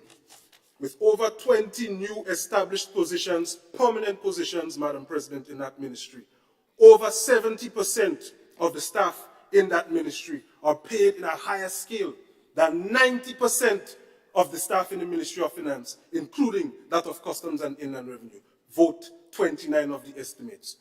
Madam President, not a nurse, not a teacher, but big salaries, over $5,000 for the incoming staff at MIT. For what? To implement what is already being implemented by other ministries who already have a responsibility for implementation? Make it make sense. Madam President, relative to the statement made by the Honourable Member, the Honourable Minister for Labour, Legal Affairs, and Grenada's Attorney General, I really do wonder, Madam President, if the government's position changed after the statement was made. Madam President, this seems to be a situation of inaccuracy. It seems. And a very, very, very interesting situation, Madam President. Madam President, on page 16, that I'm referencing, of the medium-term fiscal report, fiscal framework 2023 to 2025, we see that the wage bill is projected at 8.9% of GDP. In keeping with the fiscal responsibility legislation, the government's wage bill cannot exceed 9% of GDP. It has not. It's 8.9%. Some economists, some mathematicians might argue it's 9%, but I'm not a mathematician. Which means that in terms of salary negotiations for the upcoming period, not the upcoming year, they cannot go above the budgeted 4% in the 2023 estimates. Or the government will have to cut some of the big positions and big salaries estimated for new hires into the service, which I believe is highly unlikely. The Honourable Minister for Health spoke of job for the boys.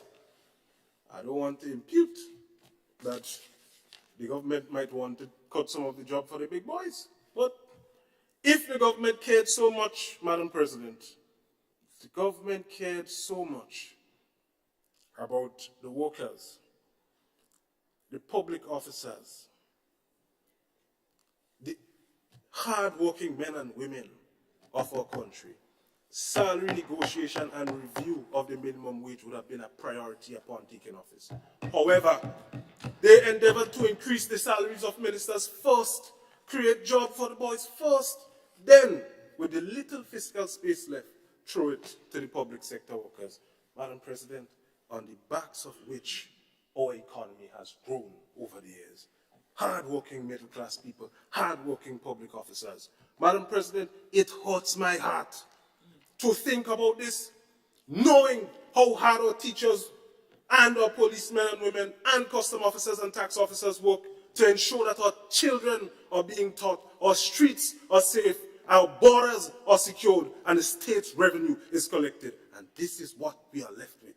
Absolutely no regard after promises were made. Madam President, I move quickly to the Ministry of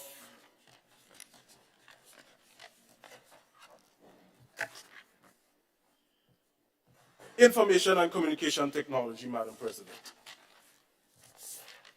Comments were made by the leader of government business upon his presentation yesterday that in terms of ICT, Grenada was not far from the back.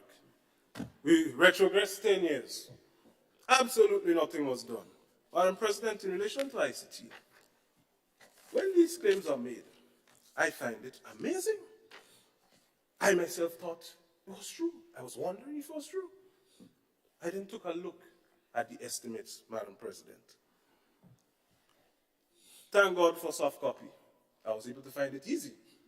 Or maybe it was because it looked exactly like 2022.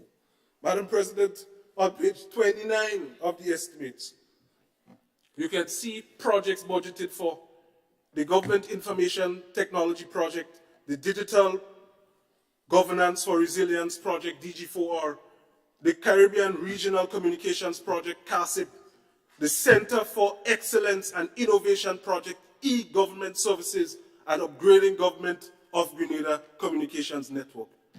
All of these projects started and were implemented by the new National Party administration.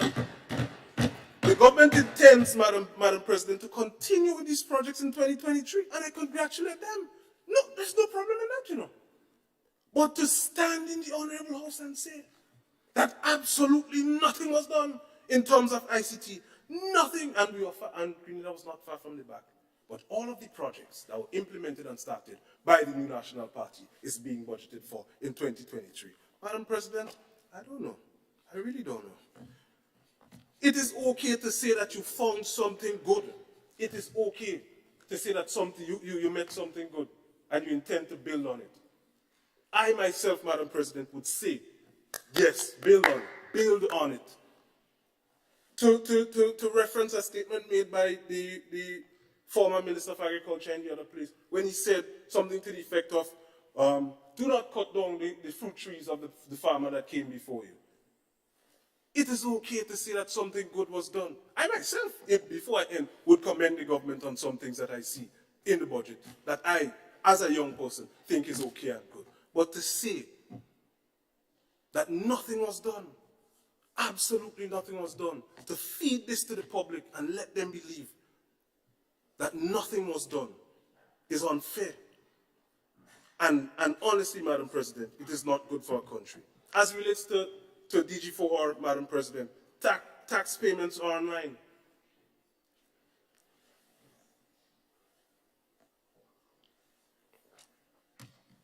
Madam President, this initiative for online tax payment was started under the new National Party, and the Inland Revenue Division continues to receive praise for that initiative.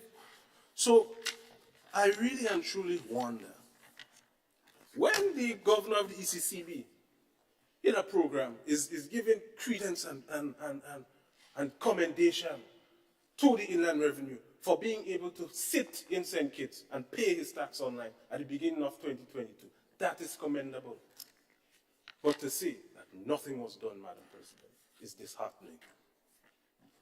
Madam President, I move now to the Ministry of Education. I'm happy that the Minister for Education is in this house. And I thought, Madam President, that during his presentation, he probably would have given clarity to a lot of the numerical discrepancies in the estimates. But, Madam President, the National Skills Development Program was renamed in the estimates and called National Innovative Skills Enhancement Program, NISE, NISC, NISE. The budget for this is set at $895,000 in 2023, whereas $1.5 million was previously approved, was approved in 2022 under the new National Party. This new allocation, Madam President, is $605,000 less for skills development in 2023. But we hear talks about skills development and education. Additionally, Madam President, added to this, the previously budgeted $50,000 for CVQ training was removed completely. So, I am left to wonder, what really is going on? If this government cares so much about youth development and skills development and transforming the education system, why scale down drastically the funding for skills development for our young people? Madam President, let's look at e-books. A lot of talk was made about it. E-books, going online, soft copy. There was so much talk about this, Madam President. The new National Party, under the astute stewardship of the former Minister for Education, the Honorable Emin Mpe, spent $8.5 million on e-books. Listen well, Madam President.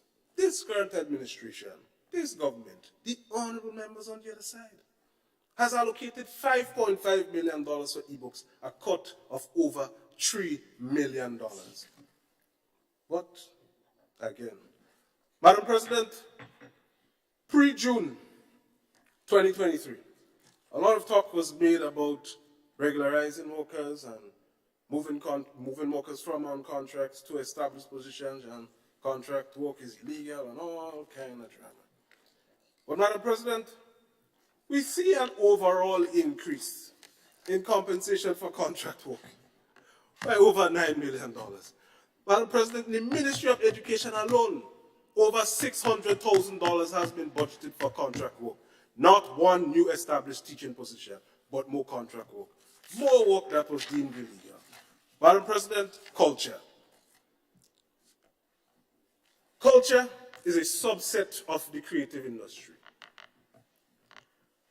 And culture, under the previous administration, received in excess of $10 million. Madam President, it was observed that $3.6 million is expected to be spent by this administration for culture in the next fiscal year. This $3.6 million represents $6.6 million less than what was spent in 2022. Madam President, my understanding of transformation is for there to be a substantial change in something, and in this context, a change for the better. But, Madam President, it is interesting to see that no new initiative is to be implemented under the Ministry of Culture in 2023. Absolutely none. Squat, nada, not one, not a thing. But we see a drastic scale down in support by government for the bedrock of our creativity. A drastic downscaling by this government in terms of support for what makes us unique as a people. What we see, Madam President, is an intention to devalue our culture. If you're spending less, you do not see it as significant. Madam President, when utterances is made in the other place about cultural shows specifically being held in the town of St. George, as though they have no significance, I didn't expect much from culture, to be honest, as relates to the budget. But, Madam President, one interesting notice in the budget statement, the 2023 budget statement,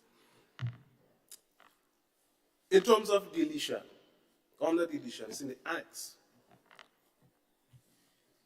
we see that 2 items specifically has been removed from the exempt schedule. A supply of newspapers, as may be prescribed in regulation, and a supply of tickets in a lottery conducted by the National Lotteries Authority or the Windward Islands Lotteries Commission. Madam President, I would like to ask this question. If something was on a list, if an item was on a list where it was exempted from being taxed, and you remove it from that list, what does that mean? I leave that question for the honorable members on the other side to answer, because I do not want to speculate. I mean, the answer is obvious, but I don't want to speculate. If it is moved from an exempt list, it means it has to go on the payable list. So, come 2023, we'll be paying taxes on newspapers, we'll be paying taxes on lottery tickets. I myself almost missed it, Madam President, but no mention was made. No mention was made. Tricks, tricks, and more tricks. Madam President, the Ministry of Youth. Before I continue, Madam President, might I ask how much time I have left?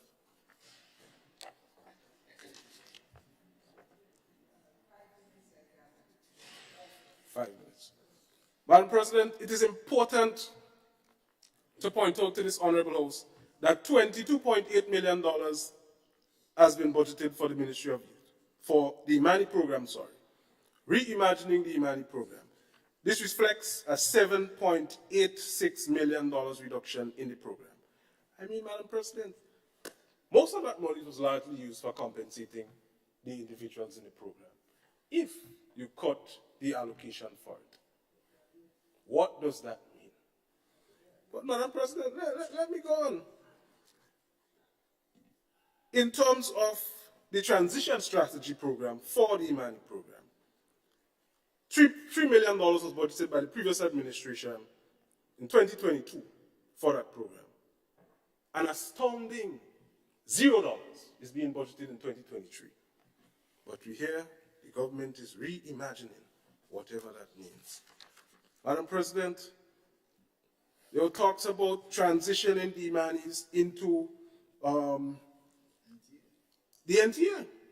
And we heard by the Honorable Prime Minister that the private sector would have to play a more important role or increase their responsibilities somewhat as relates to the Imanis. But promises were made to the Imanis that all of them would be made permanent, all of them. But we see this government it seems that they are willing to pass on the responsibility to make them permanent to the private sector. And when the private sector say, I don't have the financial capacity to absorb these people, what do you think would happen to them? I'm just asking the question, Madam President. Madam President, quickly to juvenile justice. The Honorable Senator Thomas mentioned the Juvenile Justice Services for Juvenile Justice, and I would like to point out to the Honorable House that the budget for the Juvenile Justice Program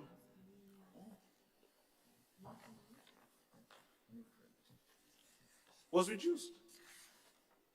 So again, there may be a justification for this.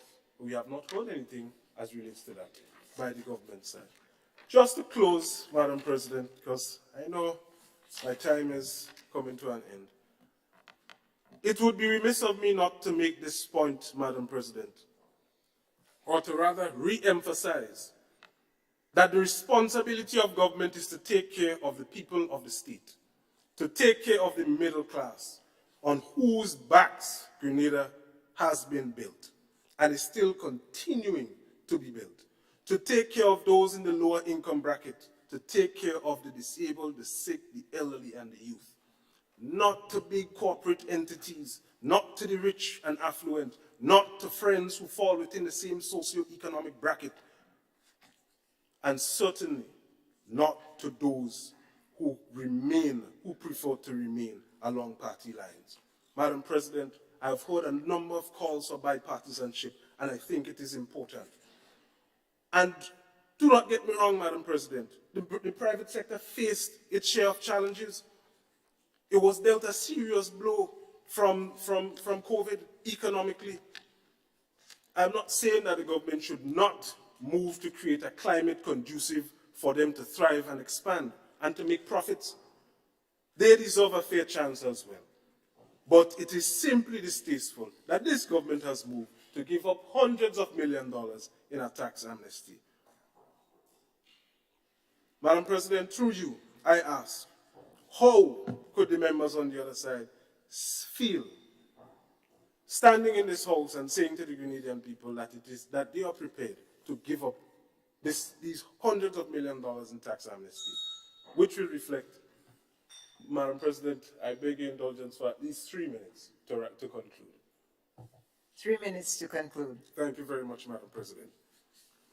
Madam President, how does this government feel telling the public that it is okay to give up these millions, hundreds of millions of dollars in a tax amnesty, and then come to the Honorable House and ask for the authorization to borrow in loans of up to $350 million? How could we really sit in this Honorable House and tell the Grenadian people that this is okay? Madam President, to think that the members on the other side embraced our former Prime Minister, Maurice Bishop, and move now to impose extreme tax measures on the backs of the Grenadian people is disheartening. Madam President, the notion being perpetuated that nothing was done by the previous administration is simply baffling. And Madam President, through you, I implore on the government, instead of giving into cynicism and division, let confidence and optimism be the guide. It is imperative to note that in a time like this, when elections are over, there should be a choice of hope over fear, unity of purpose over the creation of conflict and sowing discord. It is in this light, Madam President, that I say to the members opposite, through you, that they should be open-minded so as to accept critique which is meant to guide them and in the continuing of development for Grenada, and to open their hearts so that they will see past partisan political lines and understand that Grenada is not green and yellow. But we are one people, Madam President, one people, bound by a purpose greater than all of us inside here, bound by a purpose that is above personal feelings, bound by a purpose that is above simple, petty politics. But, Madam President, again, I thank you. Senator Neelan Franklin, I thank you.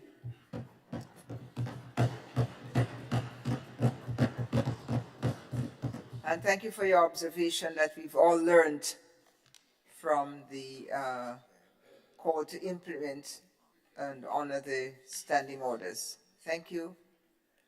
Our next contributor to the budget debate is the Honorable Senator Claudette Joseph, also Attorney General and Minister of Labor. Senator Joseph, you have the floor, madam. Thank you, Madam President. Madam President, members of this Honorable House, I rise to lend my unreserved support to the motion before this House for approval of the estimates of revenue and expenditure for the year 2023. Presented under the theme, People-Centered Transformation, laying the foundation for resilience, empowerment, and growth. Before I get into the meat of my contribution to this, to this debate, might I just pause for a moment, Madam President, to give thanks, as all of my colleagues before me have done, to Almighty God for his graces and mercies extended not just to me or to my family or to my political organization, but to the entire nation of Grenada in seeing us through this past year. I am also grateful for my family and their unconditional and continuous love and support. I see some of them here in the audience. I see two sisters and I see a niece. Thank you guys for being here. I don't know if anybody else here. No. I extend special greetings and recognition to the staff at the Attorney General's office and the Ministry of Legal Affairs, Labor, and Consumer Affairs. I see many of you here. I'm pleased that so many of you have come to listen to what we all as a team have in store for the nation when it comes to our portfolio.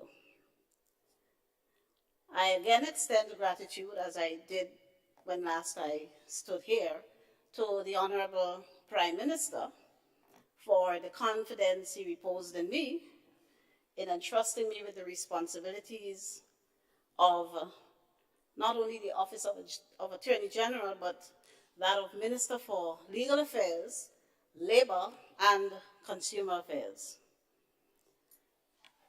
I get mixed reactions to that. I say to people, the Prime Minister knows when he wants something done, who to give it to, right? Those who say they have so many responsibilities, but so far, so good, and it has been enjoyable so far. And the extended staff at the Ministry of Legal Affairs, led by our very able and wise Permanent Secretary, Ms. Anna Brizan, who is not here today, with good excuse, that is, Solicitor General and the Chief Parliamentary Counsel, and my other professional legal colleagues in the Office of the Attorney General. Thank you very much for your continued dedication, your sense of duty and service, and the professional manner in which you carry out your duties without complaining, when in fact oftentimes you have a lot you can complain about. So on behalf of the government and people of Grenada, I say thank you very much for being real troopers, particularly in these last few months. Madam President, as you know, the Ministries of Legal Affairs and Labor have traditionally been separate ministries, and the Consumer Affairs Division was until July 1st, a department in the Ministry of Trade, Industry, and Consumer Affairs. So in that sense, the ministry that I head is a new ministry. It's a new combination of portfolios. People-centered transformation, laying the foundation for resilience, empowerment, and growth. It feels for us in the Ministry of Legal Affairs, Labor, and Consumer Affairs. Going forward, in short, I will say LLCA.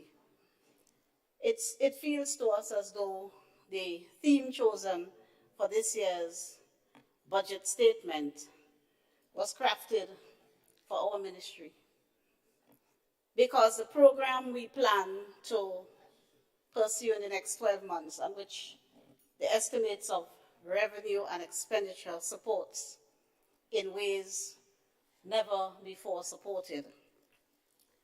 That program is centered, Madam President, around people, serving people, lifting people up, making people's lives better, and while we do so, we contribute to laying a very solid foundation for the future growth and development of our country.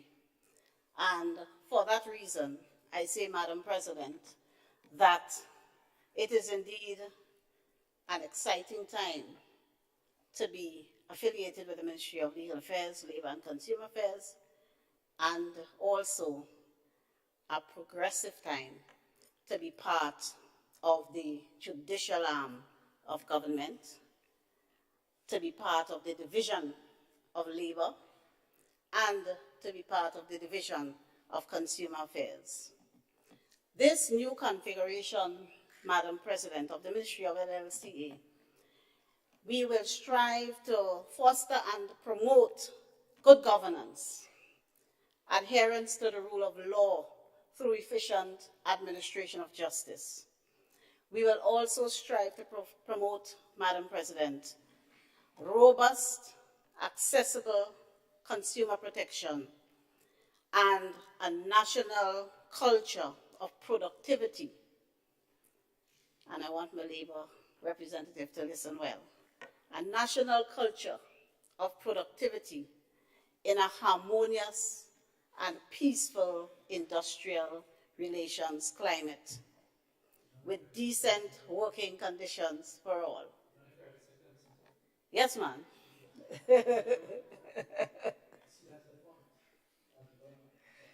Right? We want peace for productivity. So, Madam President,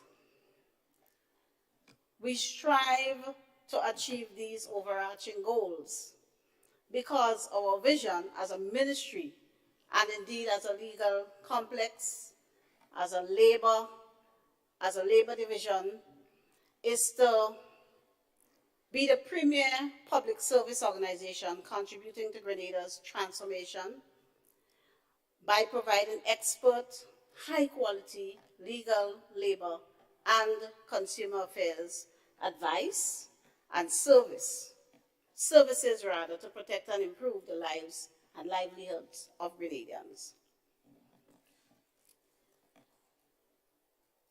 Fulfilling our mission, Madam President, we think is tantamount to making a significant investment in the human capital or the economic development of the country. And married to that is the need for us as government, which we recognize, to make significant investments and injections of human resources and capital investment. And I think we managed to marry both of them and to sufficiently inject enhancement of human resources, as I will show a little later, and at the same time, a nice injection on the capital side. The estimates show, Madam Speaker, an increase in allocation for the Supreme Court Registry, the divisions of legal affairs, labor, and consumer affairs.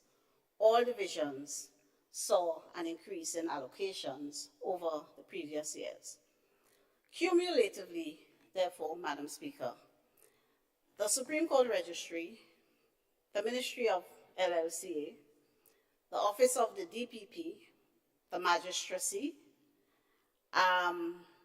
these votes, as they are styled in the estimates, I will say together, cover the legal complex of the government. And the overall allocation for all of these votes amount to $16,364,812.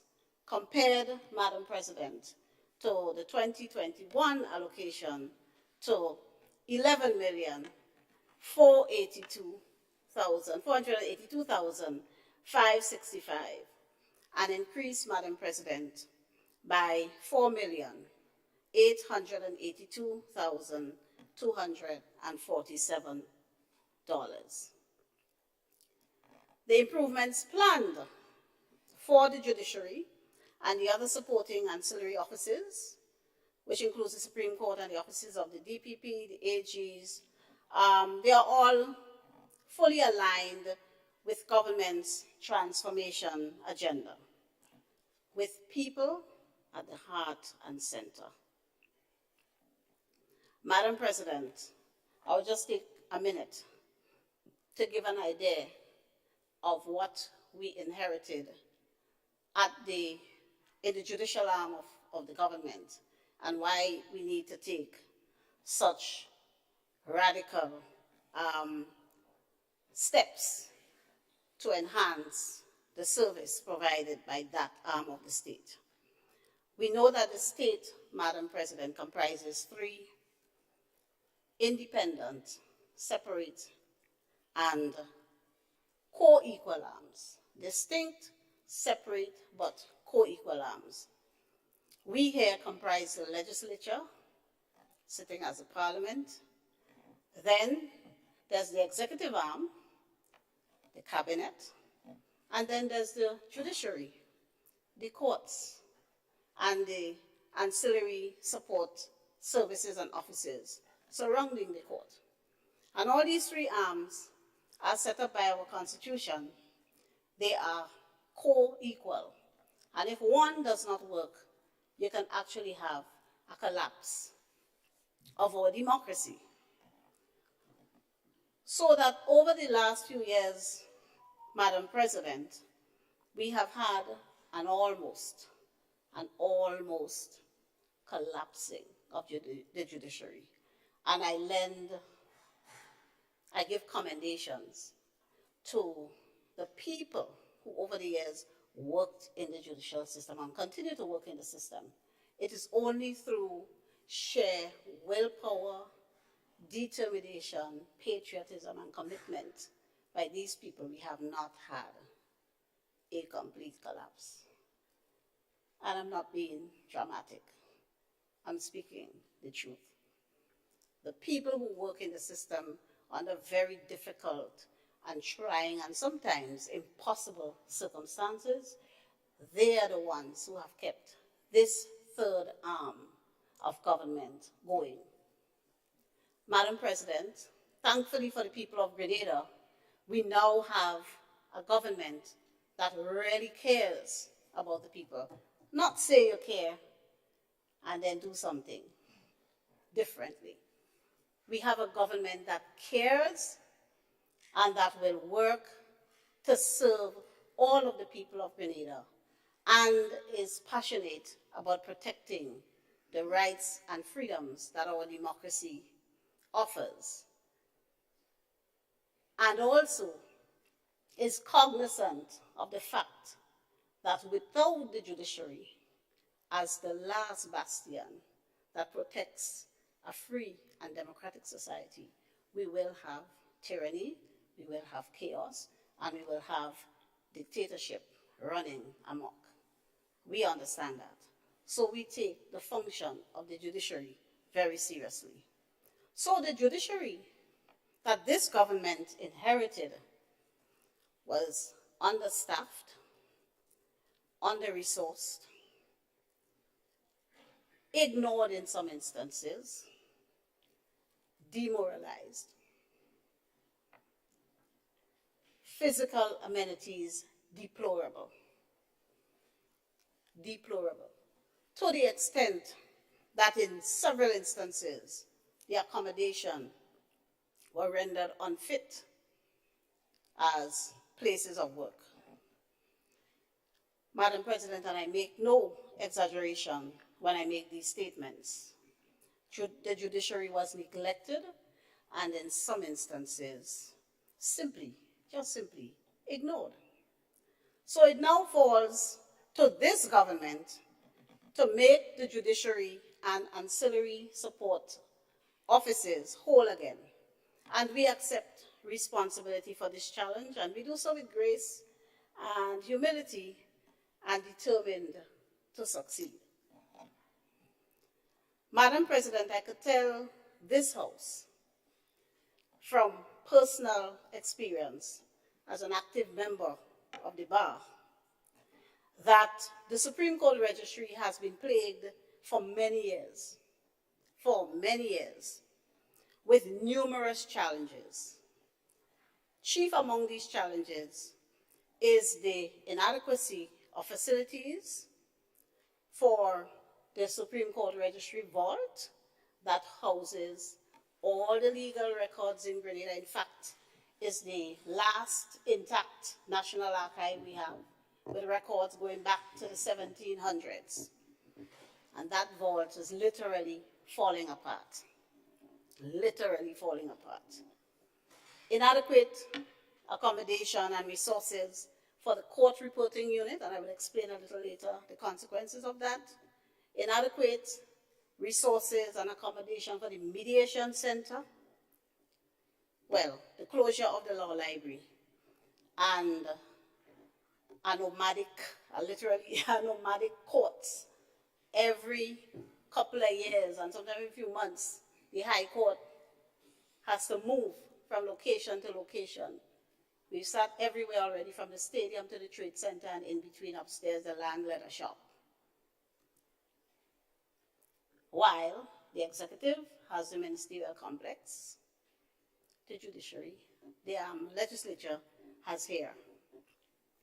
So, Madam President, the vault, the records at the vault of the Supreme Court Registry, they are basically disintegrating. Some of them because of the age, they are improper air quality, the place is riddled with mold. Sometime just maybe over a year ago, the staff at the Supreme Court Registry had to relocate altogether and take up rented space.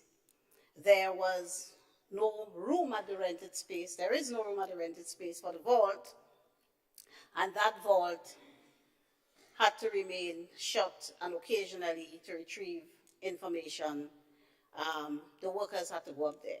You can't do a mortgage transaction without a search being done. The records that you need, they're in a vault. You can't administer an estate without doing a proper search. The record you need would be in a vault. So these things are important. Madam President, I am happy to say that this government, and let me make it clear to my friends on the other side, it's not an initiative that was started by anybody that we are continuing. A brand new initiative. We have secured now alternative location to house the vault of the Supreme Court Registry. And allocation is made in the budget for that accommodation. Madam President, in addition to which, we have undertaken to strengthen the staff complement at the registry so as to have a registrar, a deputy registrar specifically assigned to the Deeds and Land Registry. This is a first. This is a first. Never before have we had a specified registrar for deeds and lands in Grenada. And this allocation is now made in the budget at the Supreme Court Registry, Vote 3. Madam President, in addition to this, we intend to enhance our system, make it more efficient, make it better for the storage and maintenance of records by introducing new legislation that will change the system by which we record deeds. We in Grenada are the only We are the only Caribbean country that still hold on to the old 18th century system of recording deeds and conveyances. All other islands have moved ahead and implemented a more modernized system of conveyancing or registration of titles. And we of this administration will undertake to do likewise so as to enhance the service that we provide for the people of Grenada.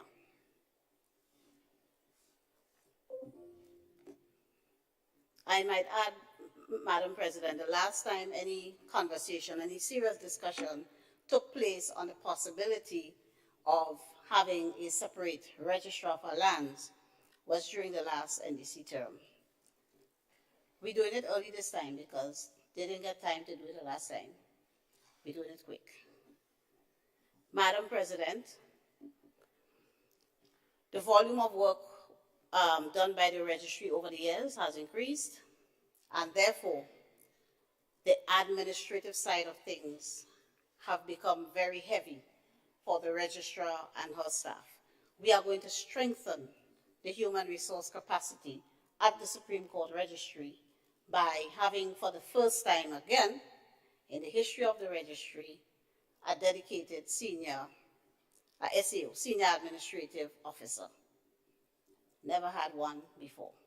So we will see greater efficiency in the services delivered at the registry.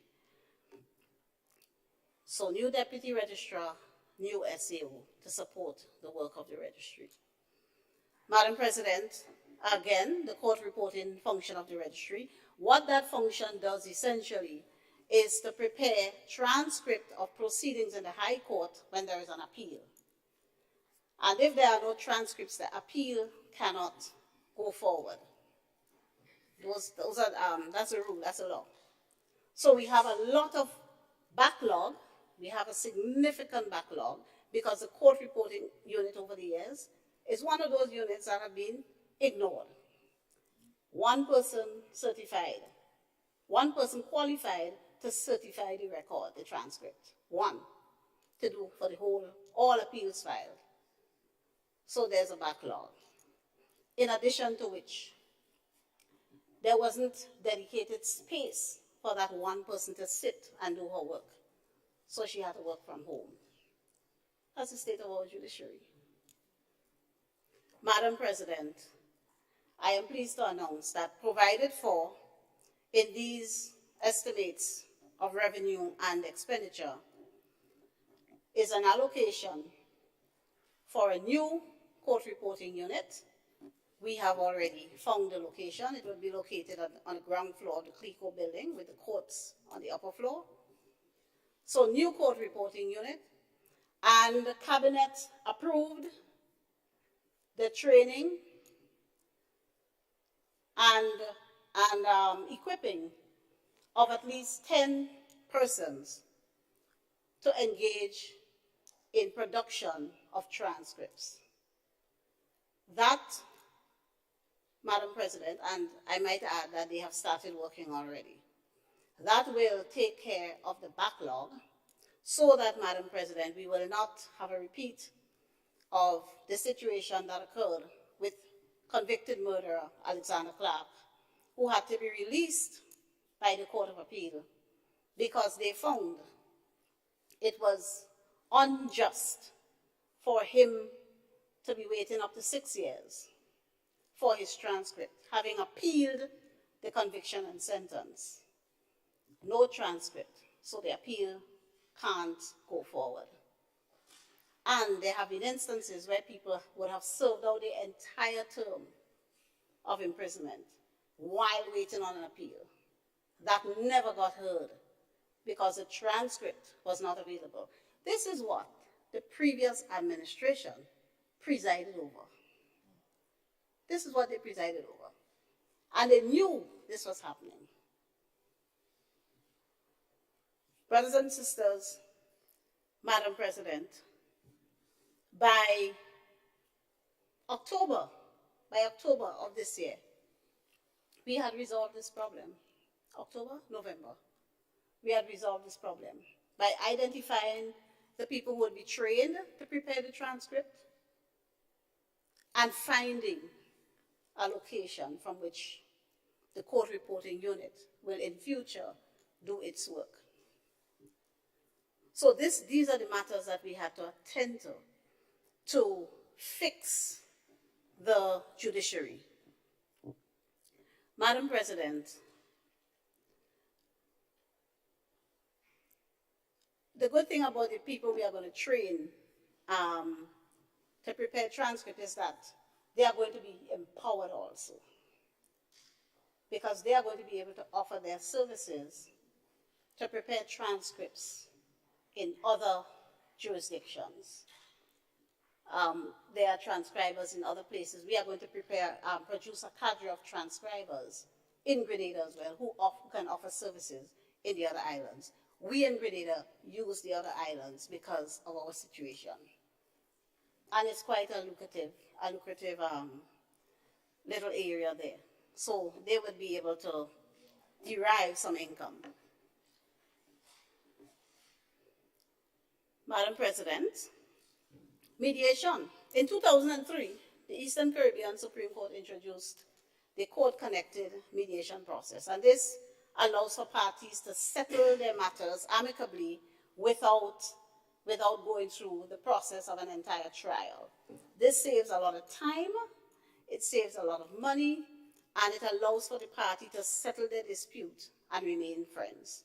Grenada at one point was the best performing jurisdiction in terms of settlement of matters through mediation. That fell through. That was during 2008 to 2012, and then it started dipping. Because the mediation center was not properly equipped. One person was left there, one person to handle all, the same as the court reporting unit, to handle all mediations. So of course the numbers drop. Excellent worker, but not Superman. When that one person got ill and couldn't function for a while, everything fell down. Added to that, the mediation center was housed on the top floor of a 3-story building, which means disabled people, persons with mobility issues and so, couldn't easily access the mediation center to have their cases dealt with. Madam President, I am pleased to say that again, this government, the government that really cares,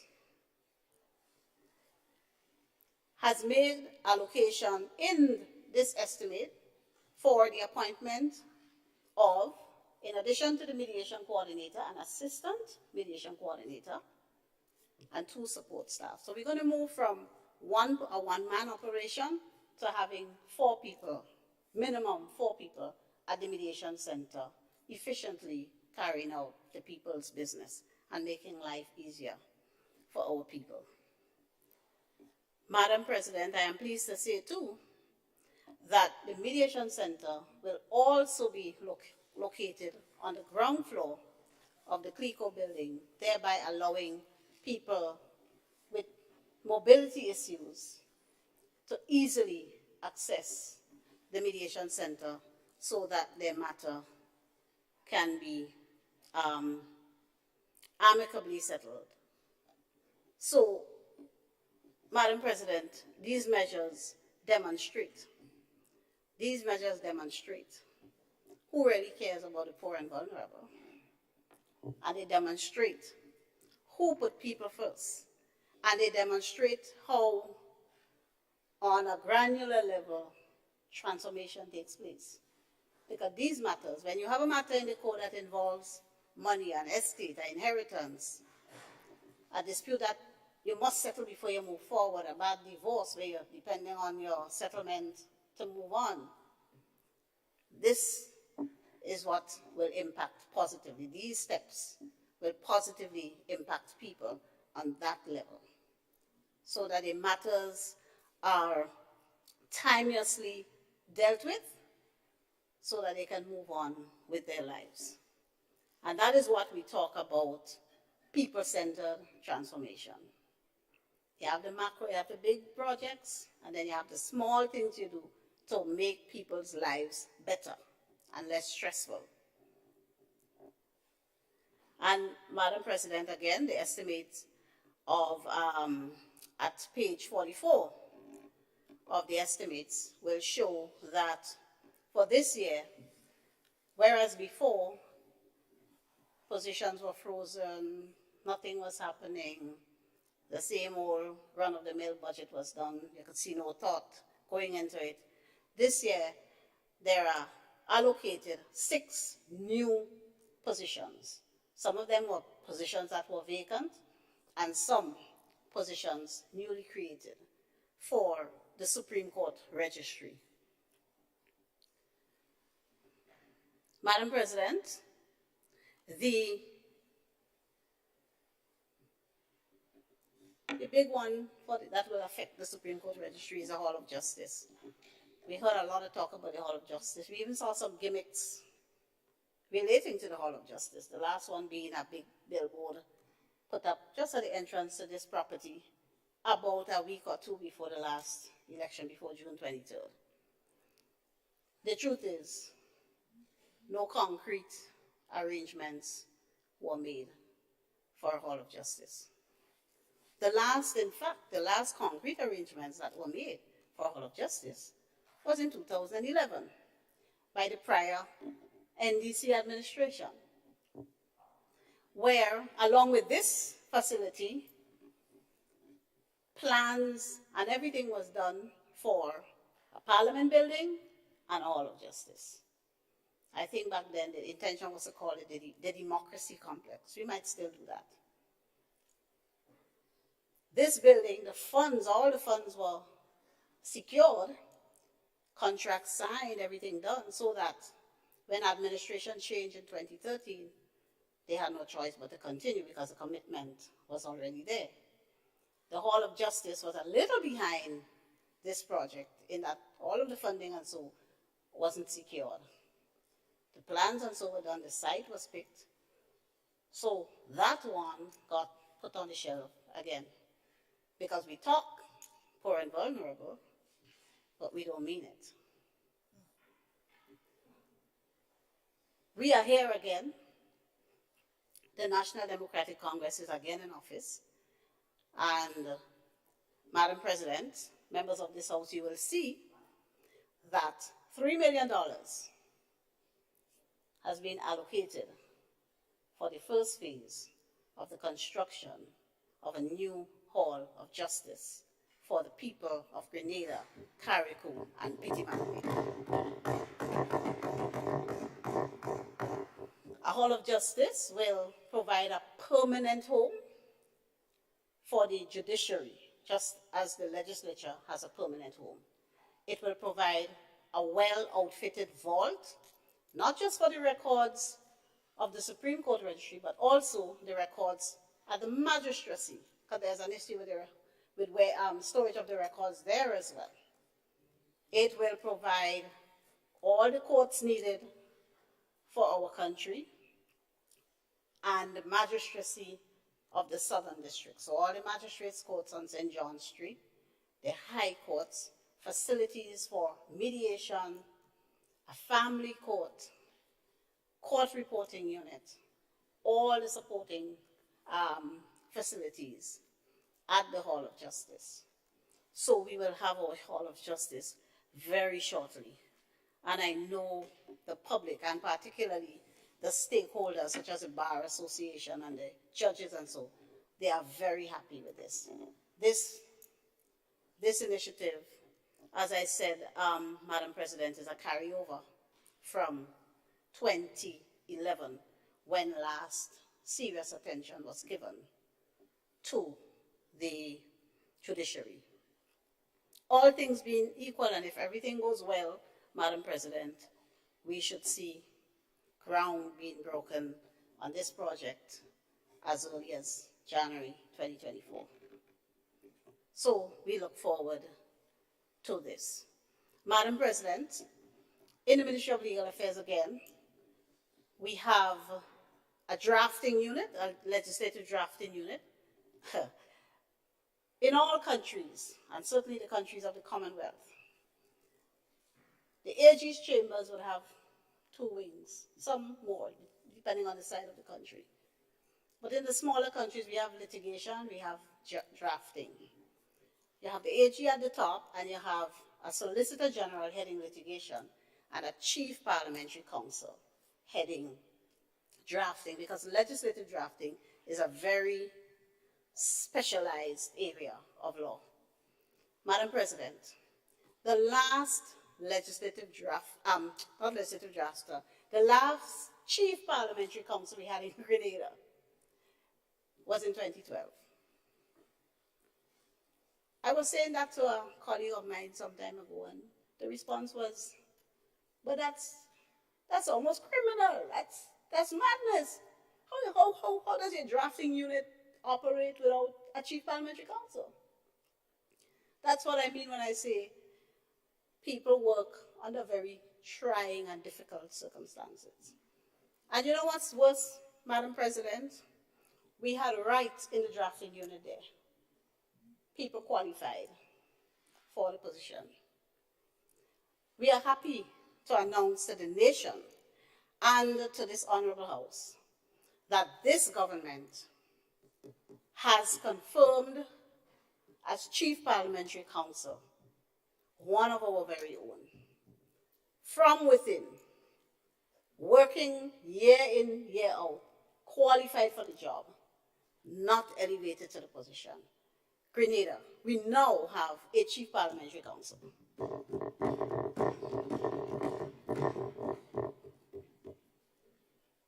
Madam President, I am also happy to report that we've also been able to appoint a new Solicitor General, again, one of our very own, and from within, one of our very own, working in the system, 4 years, deserving of the promotion, deserving of being lifted up, like so many other people in our country in different positions who are not given the opportunity, because the aim is to keep as many of us as possible poor and vulnerable, so we can love them.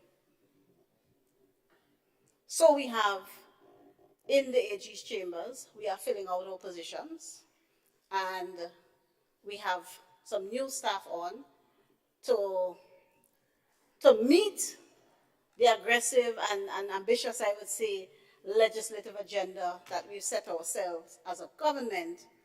We need to have the full complement, and so we are working to make that happen.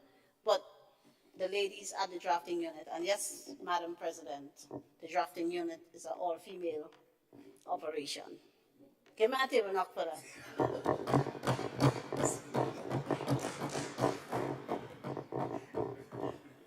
So, Madam President, the legislative agenda we set for ourselves include, let me rasta partners on them, right on top of the list, implementation of legislation to legalize cannabis. You don't have a table up there, you can give me a chair now.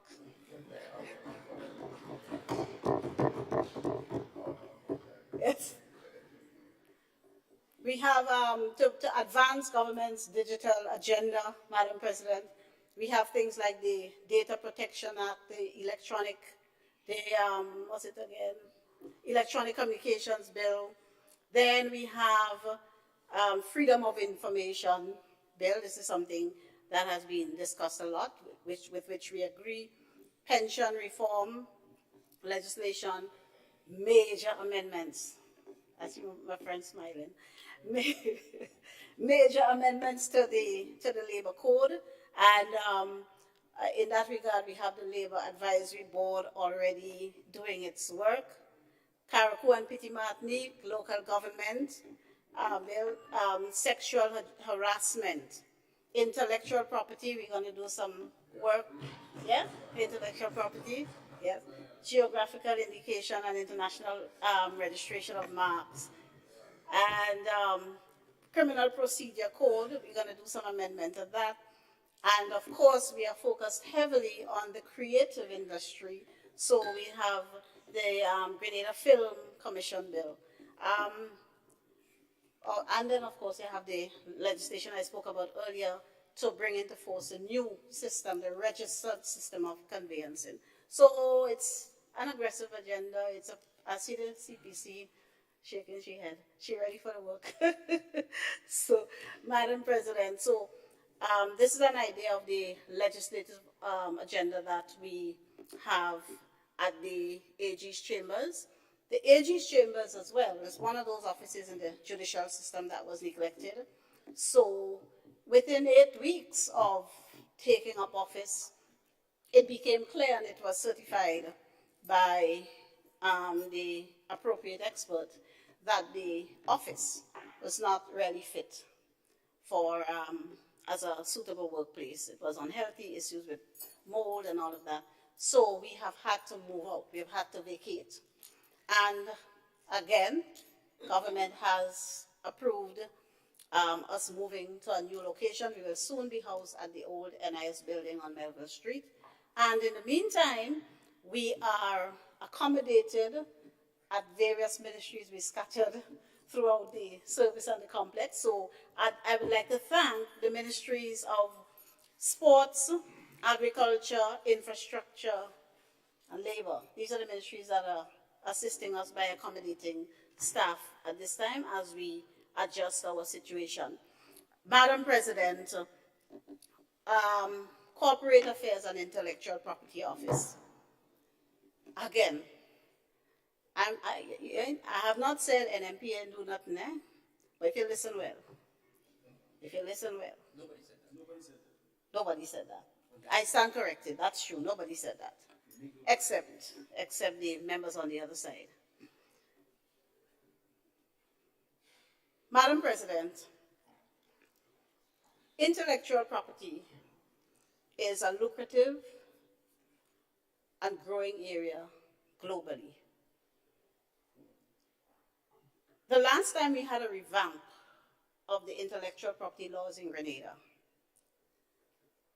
with a new Trademark Act, a new Patent Act, a new Copyright Act. Madam President, anyone can take a guess, and they will be right. The last time that was done was in 2010, between 2010 and 2011, again, during the term of the last NDC administration. Also, during that time, Madam President, intellectual property and companies was dissected from the Supreme Court, and a new office was set up by the then NDC administration. The idea was to really take advantage of the vast opportunities that intellectual property, the intellectual property industry offers, and to really expand on that.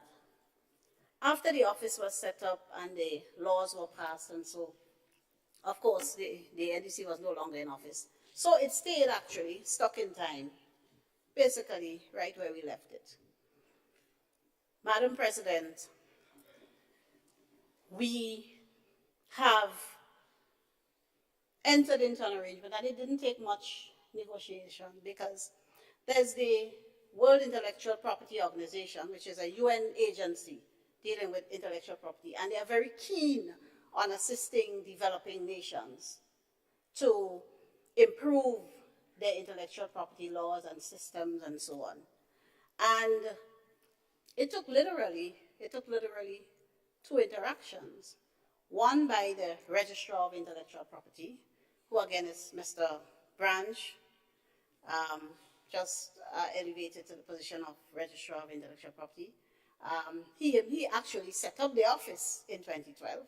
He was then Registrar of the Supreme Court at one point, but in 2012 actually helped set up the office, and in him we have a great resource in Grenada in relation to intellectual property law, but he was really underutilized. He now heads, as of, I think it was October or August 1st, or somewhere around there, he took up position as the Registrar of Intellectual Property.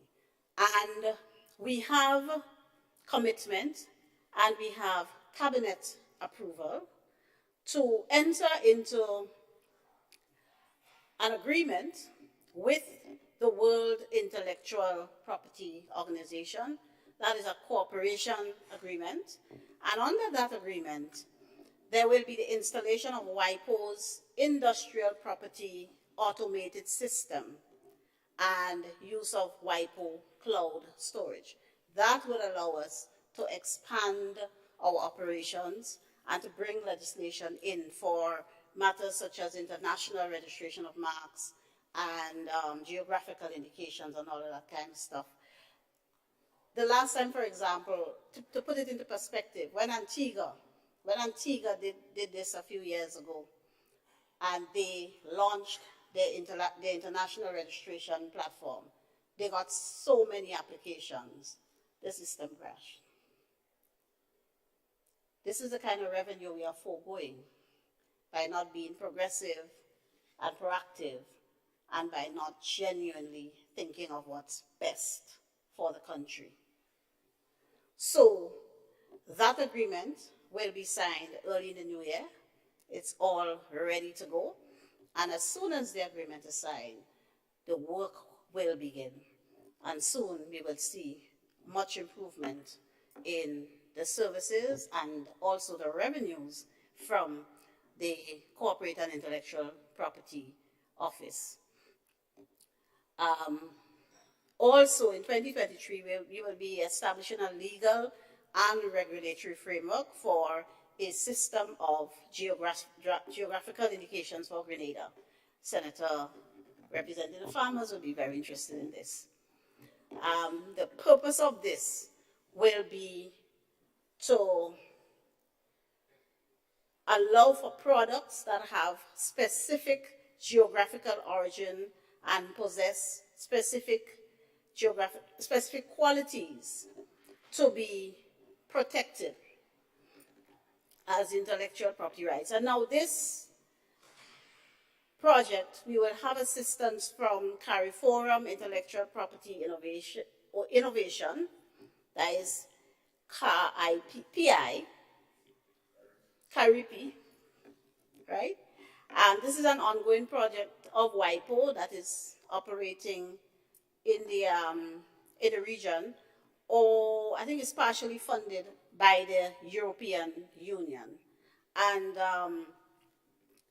that will allow us to promote the examination of well-known Grenadian-linked products, such as our cocoa, which is reputed to be unique in quality, nutmeg, soursop, honey, rum, because some of these products have already gotten international reputation for their superior quality.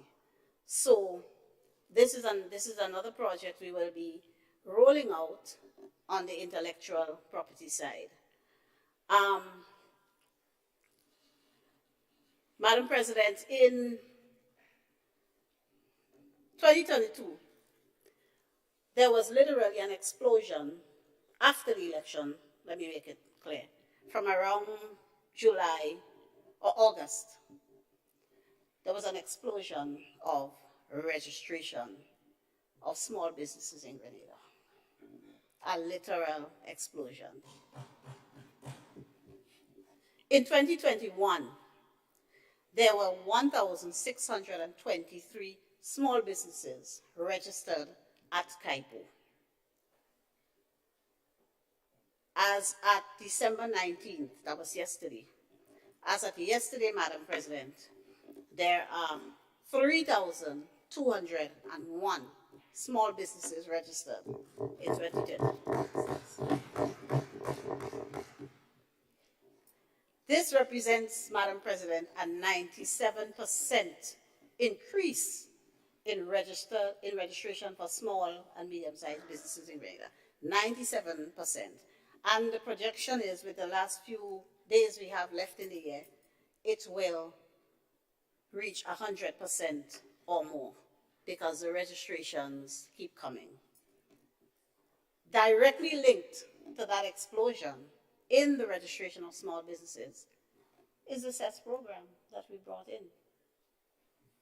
It's the SES program. That is what we call transformation. That is what we call putting people at the heart and center of national development. Madam President, let me just speak a little bit about the digital work we're going to do at the Ministry of Legal Affairs, Labor and Consumer Affairs, in relation to which Cabinet has already given its blessing by approving the submissions that our ministry has brought to it in relation to this matter. In collaboration and with the full support of the Ministry of Information Technology, we are going to be, with the help of WIPO, as I said, going online with our services. So not just intellectual property matters like trademarks and patents and so. Grenadians very soon will be able to register their company, their business, and incorporate their companies online, staying right at home, registering. When you register your company or your business name, you will immediately get your NIS number, your tax identification number. So you will not have to trek to 3 different offices to get that done. That is already in train, Madam President. And we have already engaged a small business, a company here in Grenada that does that kind of work to lead with that project for us. Also, in the Ministry of Labor, I'm jumping to labor now, we would be bringing our services for the registration of, the applications for work permits online. We are now building a portal so that businesses who need to apply for work permits for their employees can do so via a portal online. We will also, Madam President, be setting up an employment agency so that the Ministry of Labor can be a facilitator to persons looking for jobs, helping to create employment, people looking for jobs, and also employers looking for workers. So that using the portal that we are going to develop, you would be able, as an employer, to go onto the portal and load up the information as to the workers you're looking for. Workers will be able to go onto the portal and upload their CV, and both parties will be able to browse to see who is looking for what, which job out there I can apply for, or which person out there I can reach out to and ask them to come in for an interview. We want to facilitate as a government real growth, real empowerment, real employment, not make believe. So this we are going to have very, very shortly. In the Ministry of Labor in particular, though, we will be focusing on, yes, the employment agency in the coming year, the revised labor code, which I spoke to a little while ago, the strengthening of the labor migration management system through legislative and administrative improvements in the work permit program, as well as opening up opportunities for decent work overseas. So one of the things... Senator Joseph, pardon me, you are within 10 minutes of your completion time on your regular time? Sorry? You are within 10 minutes of completion of your regular time. Thank you. Thank you, Madam President. So it is improvement in the work permit program, providing training based on the data received from the work permit program, because our portal will capture relevant data and tell us what areas of training we need to help partner with the private sector to facilitate, so as to create as many local jobs as possible. Capacity strengthening, we are going to be engaging heavily at the Ministry of Labor with capacity strengthening in terms of human resources, specifically filling mission critical positions. We have recently, as the public already knows, filled the position of Labor Commissioner, which was vacant for about 4 years, filled with the most qualified Labor Commissioner we've ever had, and the first female commissioner.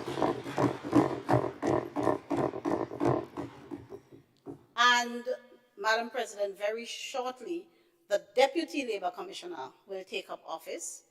And again, I didn't mean to bash NNPA, but I'm just telling the truth. Again, Madam President, the last time we had a Deputy Labor Commissioner was in 2012, when our current leader of government business here held the position and resigned late 2012 or early 2013 to join the NDC. And Madam President, since then, believe it or not, the Deputy Labor Commissioner, that position was never filled.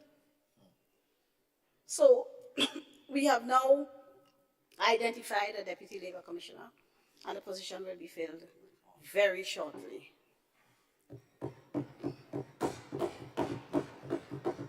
Madam President, we are going to be making the services offered by the Ministry of Labor more accessible to the public by including at our new Consumer Affairs Office a labor desk, a front-facing labor desk, so that that office will be located right in the heart of town. So we thought it would be a good idea for people to get some of the services offered by labor right there as you come off the terminal. So that, to my mind and to our thinking, is something that will redound to the benefit of everyone. Madam President, the Labor Advisory Committee was constituted or reconstituted within 8 weeks of my becoming Minister of Labor. In relation to that, I would have to quote the Prime Minister when he says, "Promise made, promise kept." We promised on the campaign trail that we will review the minimum wage. And within 8 weeks, we had the Wages Advisory Committee in place, and they are working. So shortly, we will have an upgrade in our minimum wage. Madam President, the last review of the minimum wage in Grenada was, guess when? 2011, the last NDC administration, 2011. We're talking about people who say they love the poor and vulnerable and they care, right? Madam President, the minimum wages order requires a review every 3 years. It requires a review every 3 years. The last review was in 2011. And the people covered by the minimum wages order, you're talking bartenders, waiters, construction workers, security guards, domestic workers, menial laborers, the poor and vulnerable. And the administration that cares for them, that say they care, breaking the law by not convening the Minimum Wage Committee in over 10 years. Well, Madam President, that committee is doing its work, and so we will have a report soon. The Labor Advisory Board, this is an exception to what I have found. In this case, Madam President, I must admit to the House that in the previous dispensation, there was a Labor Advisory Board, and they had, in fact, done quite a lot of work. So the newly constituted Labor Advisory Board, they will take up, because we're not going to reinvent the wheels. Once the recommendations of the old board aligns with our transformation agenda, we will be happy to embrace whatever makes sense. So the new Labor Advisory Board is constituted, headed by our Labor Commissioner, and has a mandate to report and give government guidance on policy, mainly in relation to amendment to the Labor Code by June 20th of this year. Madam President, we also are very serious about building capacity. So in that regard, the Labor Commissioner has herself already, with her vast experience in the field, undertaken the training staff at the Ministry of Labor as we enhance our performance and build capacity. Added to that, Madam President, the impact, Madam President, might I please ask for 15 minutes extra time as provided for by the standing orders? Senator, do you need 15 or 10? I don't want to beg twice. Madam President, I would endeavor to finish in 10, but ask for 15, please. I appreciate your cooperation. Thank you. So the Impact Justice project will help us with training staff in conciliation and mediation. That's staff at the Ministry of Labor. Madam President, this Impact Justice project is a project funded by the Canadians that has been doing work here since 2014. When I say here, I mean in the region. And the program is going to come to an end soon, but they have consented to doing some training with the Ministry of Labor in conciliation and mediation. Madam President, the farm, what's the name of it? The Farm Labor Support. That's it? Yeah. The Farm Labor, the farms in Canada, right. The Farm Labor Program. And that is spearheaded by the OECS Commission. This year, last 2022, 80 Grenadians traveled. I must say this is something that was already accomplished pretty much by the time I took up office. So we are going to work to enhance, examine what was done before and see whether there's room for enhancement. But under that program, in the last period, 80 persons went. Occupational safety and health, Madam President, this is something the Ministry of Labor, we are very passionate about. And really is an area that was not given any attention whatsoever. So that when I came in and I asked about that, there was nothing, and one of the officers dusted off an old policy that was done by the technocrats and ignored by the government since 2019. So we are going to revise that one. And to show how serious we are, we had, on November 1st, we had a special training for senior public officers in occupational safety and health. And that was really spearheaded and organized by Mr. Reginald Lord, who was on his way to retirement. He retired a couple of days after. So I would like to thank him especially for that and to wish him well in his retirement, having served the people of Grenada as a public officer for over 30 years. Madam President, our thrust in the Ministry of Labor is to really be a friend to the stakeholders, to the employers, the business community, and to the unions and to workers. We want to be a facilitator more than a party to dispute and rancor. We don't want that because we don't see that as being productive or helpful.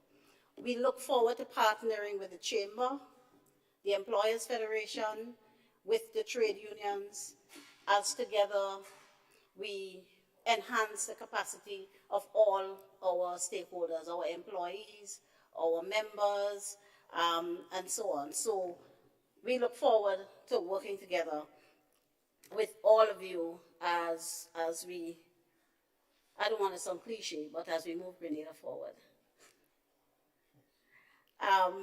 Madam President, in that regard, we have launched, well, last week, Thursday, we did it, launched the We Care initiative of the Ministry of Labor. And by that initiative, what we do, a team of us from the Ministry of Labor, we go around to the business places to meet the workers and their bosses in their own environment. Just a meet and greet to talk to people. And this initiative has been so well received. There's something else. Everybody's saying, well, they've never had that experience before.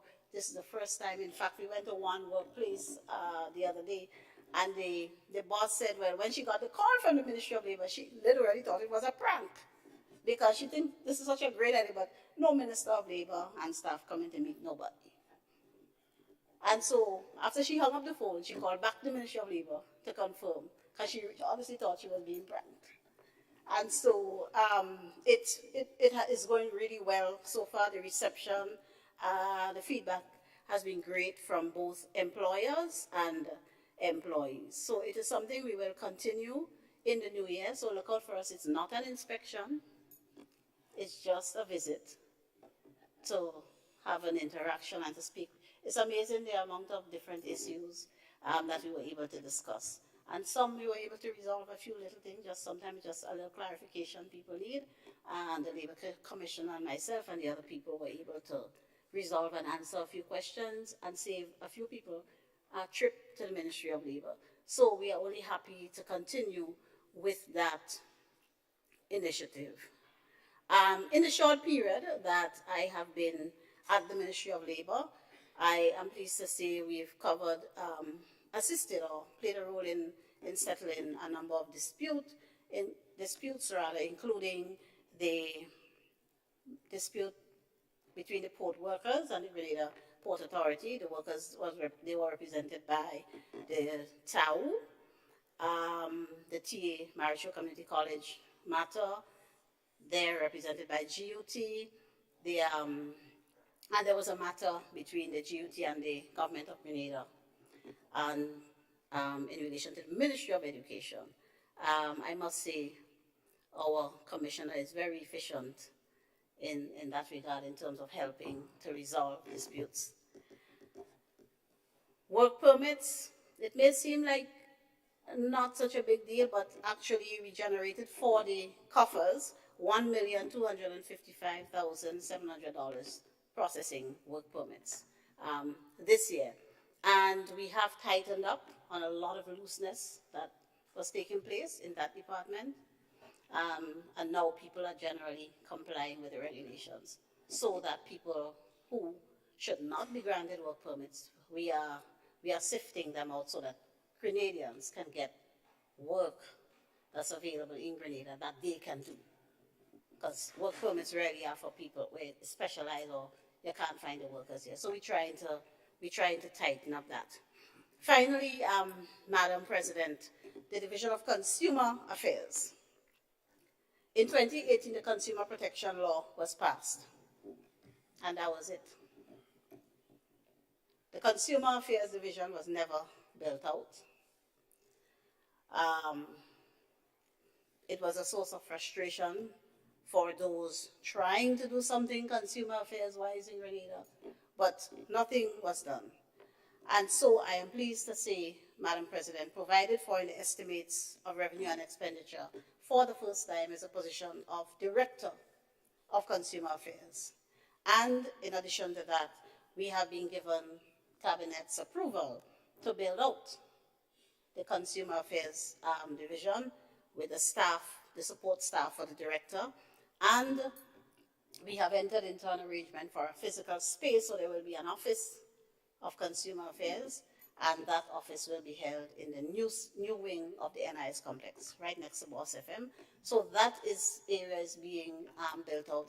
And by the way, that's where the front-facing labor desk will also be located.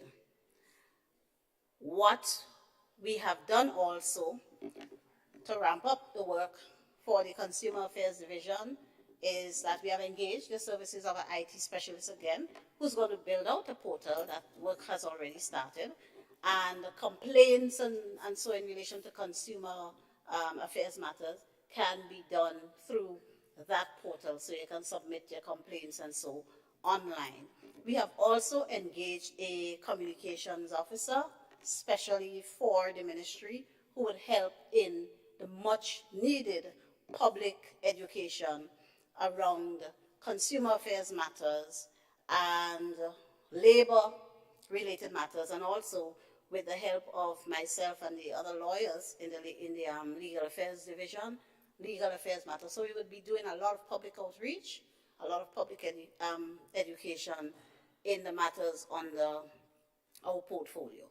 And as I said before, we have the IT specialists supporting all the work of the ministry in conjunction with the IT division of government.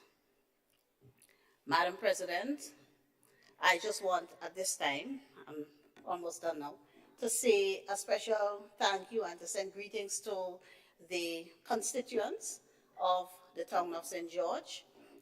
We know what the result on June 23rd was, but a lot of people in town say, well, as far as we're concerned, you're the rep. So if they see me as that, I'll do the work.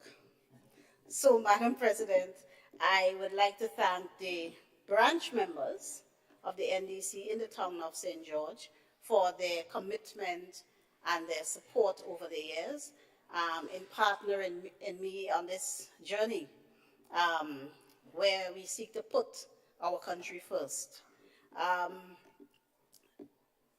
On the campaign trail, Madam President, I argued heavily for the restoration and reopening of the public library. Because the library is integral, not just to all of Grenada, but specifically the people in the town of St. George. It played a great role in the lives of all of us who grew up in the town, reading and socializing and all of that. And besides, you don't have a city without a library. So my colleagues, thankfully my colleagues in cabinet all share the same view, and that's why we have allocated $800,000 to start the work to have the library restored and reopened to the public. I thought I was going to get a table now.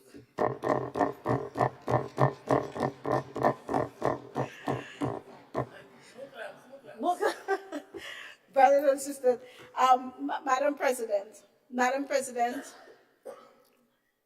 in the other place, as we say, a lot is made of the flood mitigation project, and it was said to be big, all of that. Madam President, the residents of River Road, they are happy that something is being done so that they don't flood out and lose property every time the river comes down. But here's the truth surrounding that project. That project was secured in terms of funding, again by the former NDC administration. Secured. $49.9 million. And what was secured looked nothing like what we have now. Because of the dire or the abysmal, 1 second please, well not 1 second, very good. Because, is that 10 minutes or 15? 15. Because of the abysmal, Madam President, yes?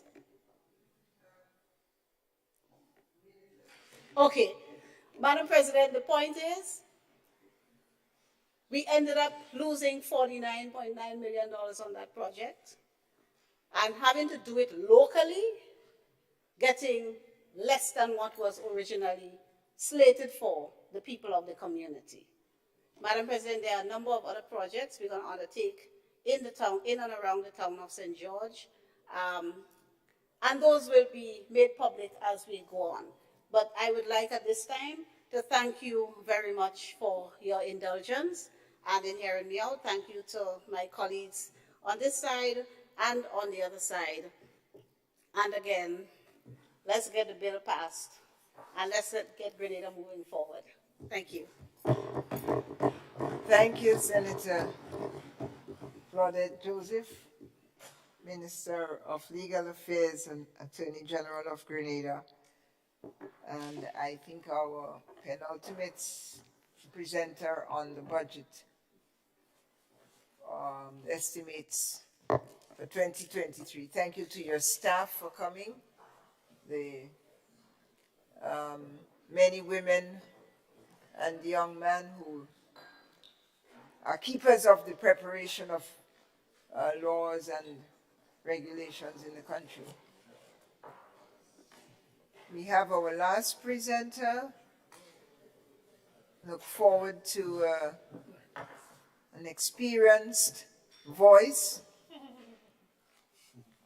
in the person of Honorable Senator Andre Lewis, representative of Labour in the upper house of Grenada. Senator Lewis, you have the floor. Thank you very much, Madam President. And I thank you for this opportunity. And while the Ministry of Labour staff is running out, I just want to tell them thanks for all the hard work that they have been doing over the time. So I can convey such for me. Madam President, I must start unintentionally with the following, that just as a word of advice to all of us, and I know it was not intended, and that's why I'm saying unintentional, that the example of calling labor's attention to matters of industrial unrest or how to handle matters when I'm sitting on the side of the private sector must be a learning experience where in this matter we must approach everything on a bipartisan and a tripartite basis when it comes to industrial relations. I know it was not intended, but it may tend to speak probably to a mindset, not necessarily of any individual, but especially given the fact, I'm just trying to note my time, given the fact that for us in labor, because the labor power is only that which we have, so when we take action to pursue a cause, it is known publicly, and the population is not in the boardroom. For instance, when an employer would move to summarily dismiss a worker when the charge against the worker would be one of poor performance that did not require summary termination. And as we speak, as was mentioned by the Minister for Health, our colleagues at our lone mental institution have been forced to take action because their cries have been lingering.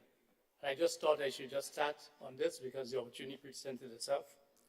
And even in the context of our private sector representative yesterday, speaking about the need for the labor movement to show patience. Patience is relative. And in these days of computerized or AI, decision-making, that issues that will take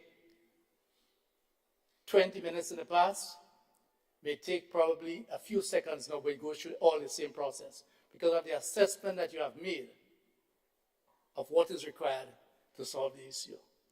And that which we have is our labor power. And whereas the employer can send you home, dismiss you, not pay you, suspend you, not pay you, what we have is our labor power. And we will always guard this. We will use it responsibly. And that is why in the scores and scores of workplaces that are unionized, the amount of places that you're hearing of industrial action are very limited and few. because they are indeed recalcitrant and hard-headed employers who feel that a business is a personal property and we should be happy that we have a job. But without our labor power, no value is created. That's what we need to understand. Having said this, Madam President, it is a pity that the Minister for Health, Senator Lacrette, is not here, but please convey this to him. He made a comment today to me, and I was sort of struggling with it, and I give almost full support to it. One of the major discussions that is taking place right now, in the period of this budget debate, regardless of what side of the fence that one may come down on, is that of a period in which a lot of focus, probably rightfully so, or probably too much was done, of infrastructural development versus that as what I say, people. And they are not mutually opposite, but you find that from time to time. And that is why, regardless of where one stands, with the aspect of the issues advanced, there is no a conversation in the country which is healthy regarding people's health. So whether one support or do not support the proposed imposition of taxes on a number of items, there is a conscious decision and discussion taking place right now. That could only be helpful for us. I will address some of these matters as I go into more details.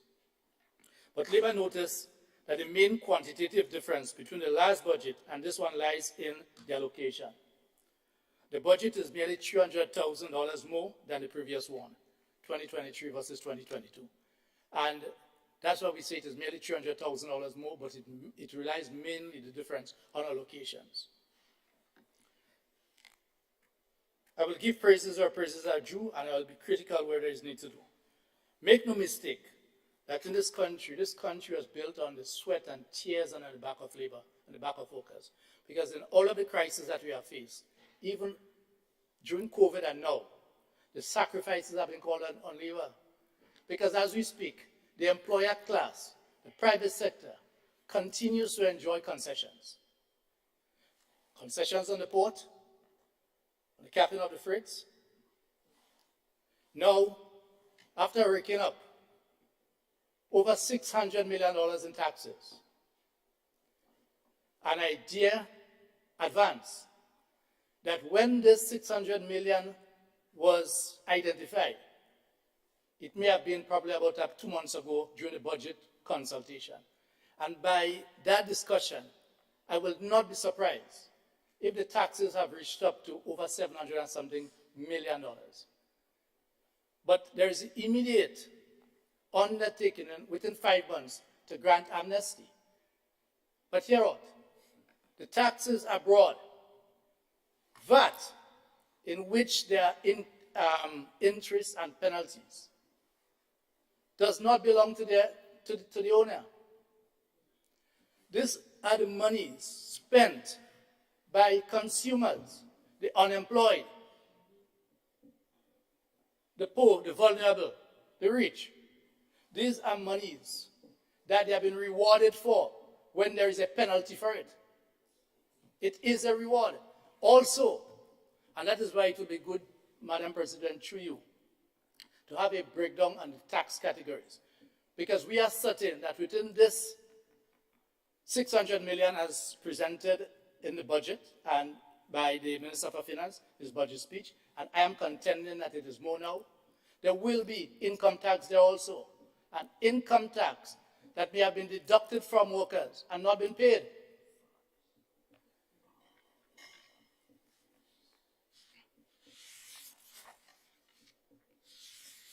I want to go to page 47, just to highlight the different languages that are used for different classes of workers, well, not workers, in our society.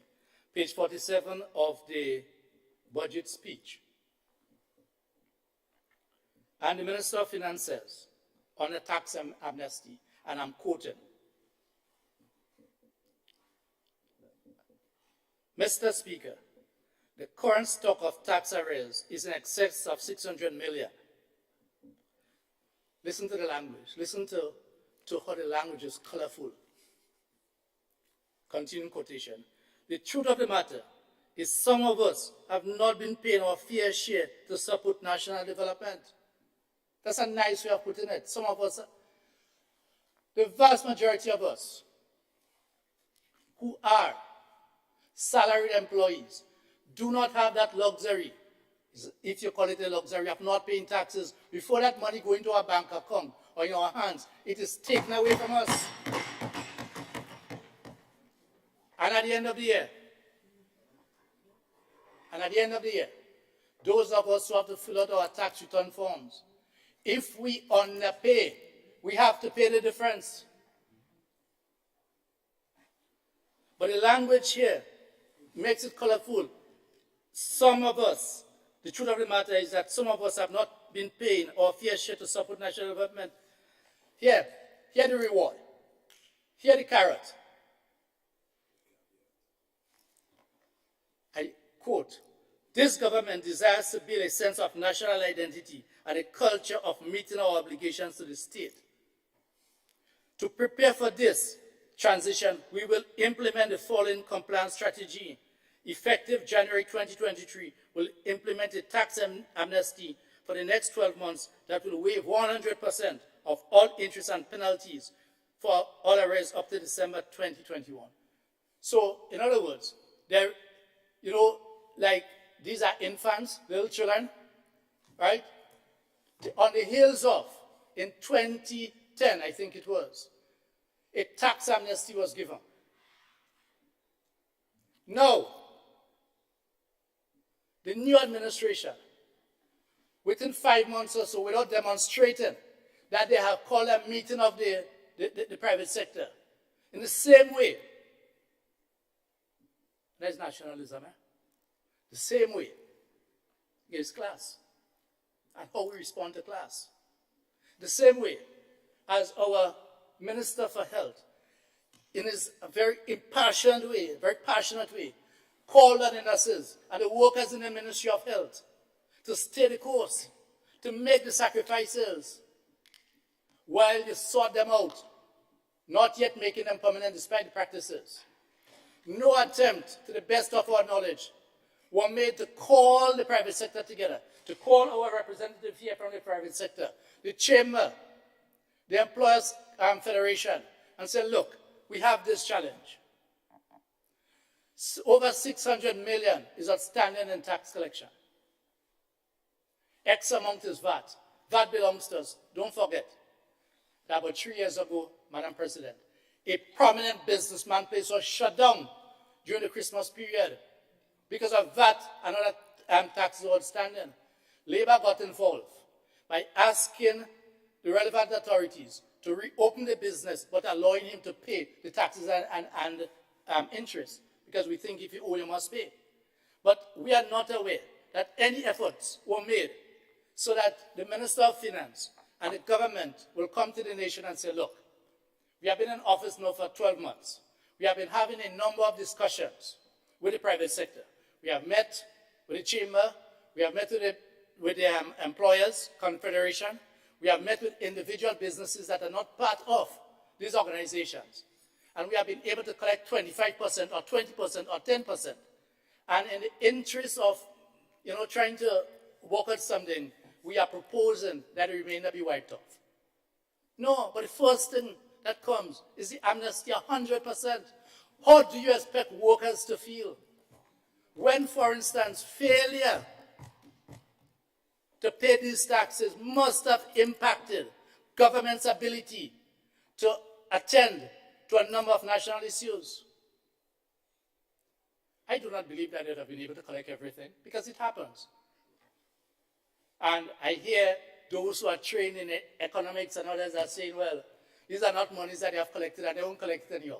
But there are companies that have kept outstanding or collectibles, receivables, on the books for 5, 10 years, although the accounting advises maybe to write it off after 3 years. You may do that on your books, but you still go after the people to collect.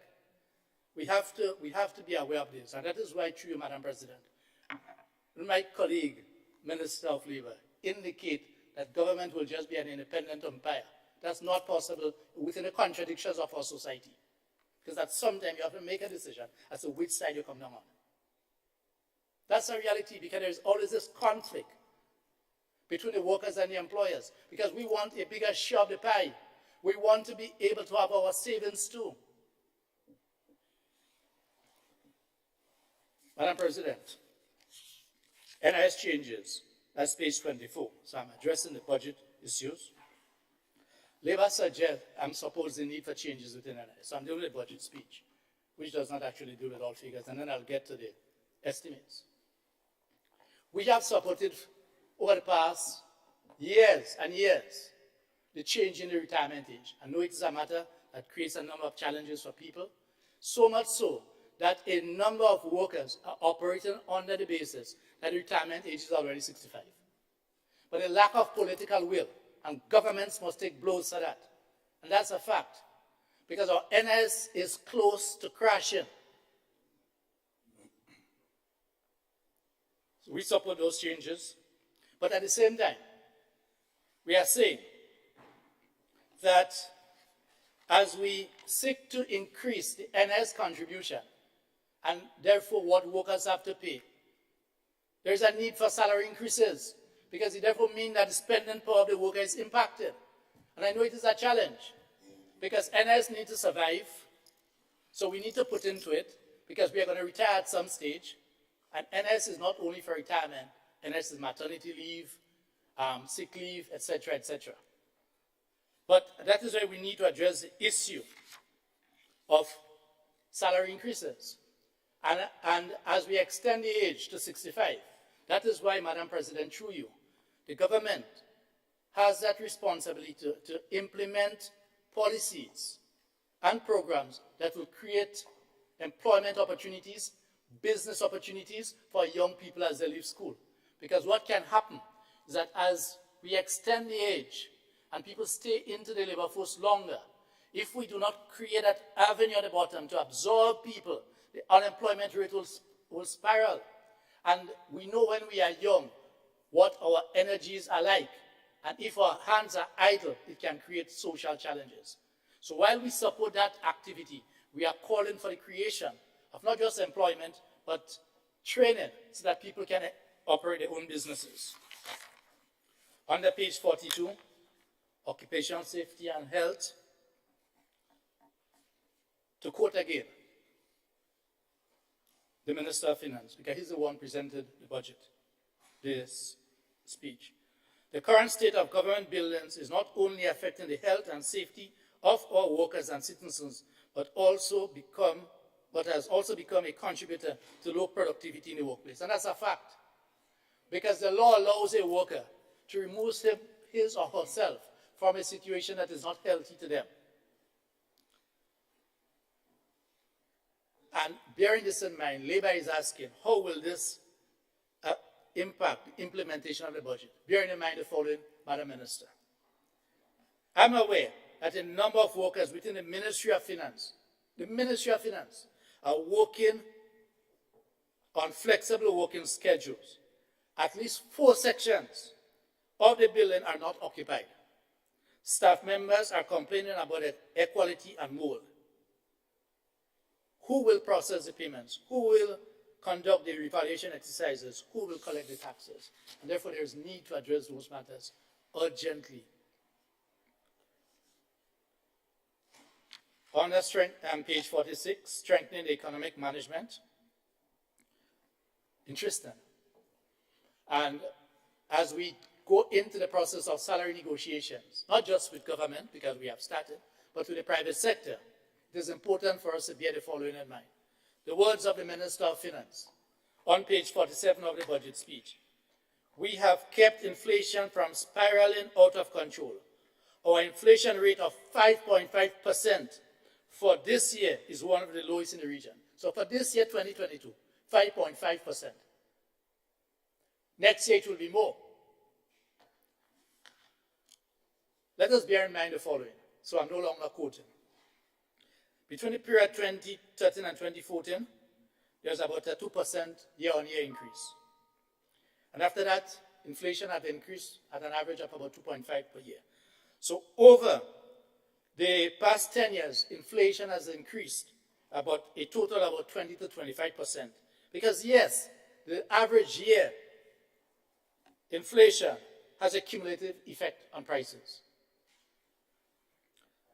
Now with a reported 5.5% increase, it therefore means that what we used to get with $100, we now could only get, that $100 will only get us $94.50 worth of goods. So for us to be able to maintain our standard of living, all things equal, we will need to get $105.50 without increasing or improving our standard of living. So anyone who thinks about 4% is falling way below the mark, because our standard of living will continue to drop.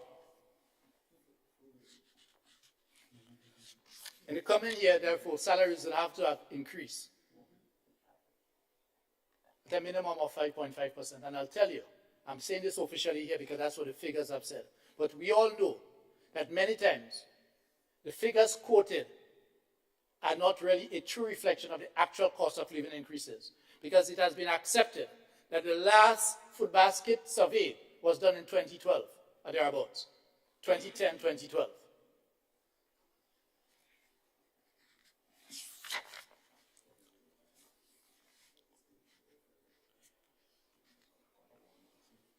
But if I was to just go back to the tax amnesty, because one of the ways that one of the requirements, according to the document, is that, Mr. Speaker, to halt the further accumulation of taxes, it says, including the requirement of tax clearance certificates to travel to access loans from financial institutions, garnishes, etc., etc., and we support that. But we make an additional recommendation to you, Madam President. Labour will also like to include on that list that all persons interested in vying for public office as candidates for elections should be made to present a tax clearance certificate upon paying for the deposit to the supervisor of elections. So that is not just only for traveling, but if you want to represent us, you have to ensure that you are not owing the state. That's a recommendation that we are making. Fiscal responsibility legislation, which was spoken about before on the other side. Labour support and endorses the principle of fiscal discipline. That's a fact.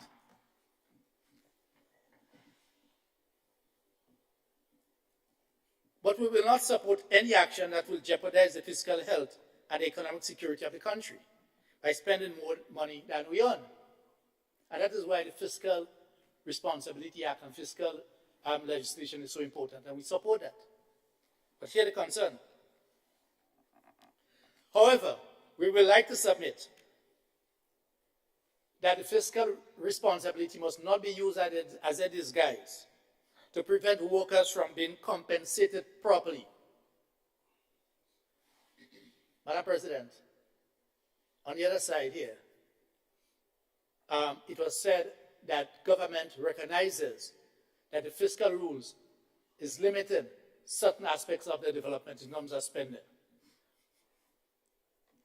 Labour has been arguing for years, and therefore we call on this current administration to demonstrate your understanding of what you have said. Don't limit it just to government spending for projects, but remove that section of the FRA which says that salary increases or salaries ought not to be more than 9% of GDP. Because this is not fair negotiations. If you come to me to negotiate and you're already strapped and you tell me that there is a law, then it therefore means that regardless of the increasing cost of living, you can't do anything, whereas you find money to spend elsewhere. So that has been a fundamental problem that we have had and continues to have with the FRA. Because in 2014 to 2016, during the Structural Adjustment Program, the Homegrown Program, these measures were implemented, they have not been changed. So the tightening of the belt that almost squeezed the life out of us, but we are prepared to do that to get us out of the woods. That tightening is still there, despite the fact, as the new administration have boasted, they find a healthy treasury. And I want to repeat the words used by my colleagues on this side and probably on the other side. The grass was growing while the horses were starving. And we call on this administration in the campaign promises, which says that it is better to have a rich people than a rich country, a rich people and a poor country. I don't know how that's working, but I'm saying what I say, right? Than a poor country, a rich country and a poor people. And we are saying, let us find ways to address these matters because monies are available. If you are telling us that the law is preventing us from getting a decent living standard, then something has to be wrong.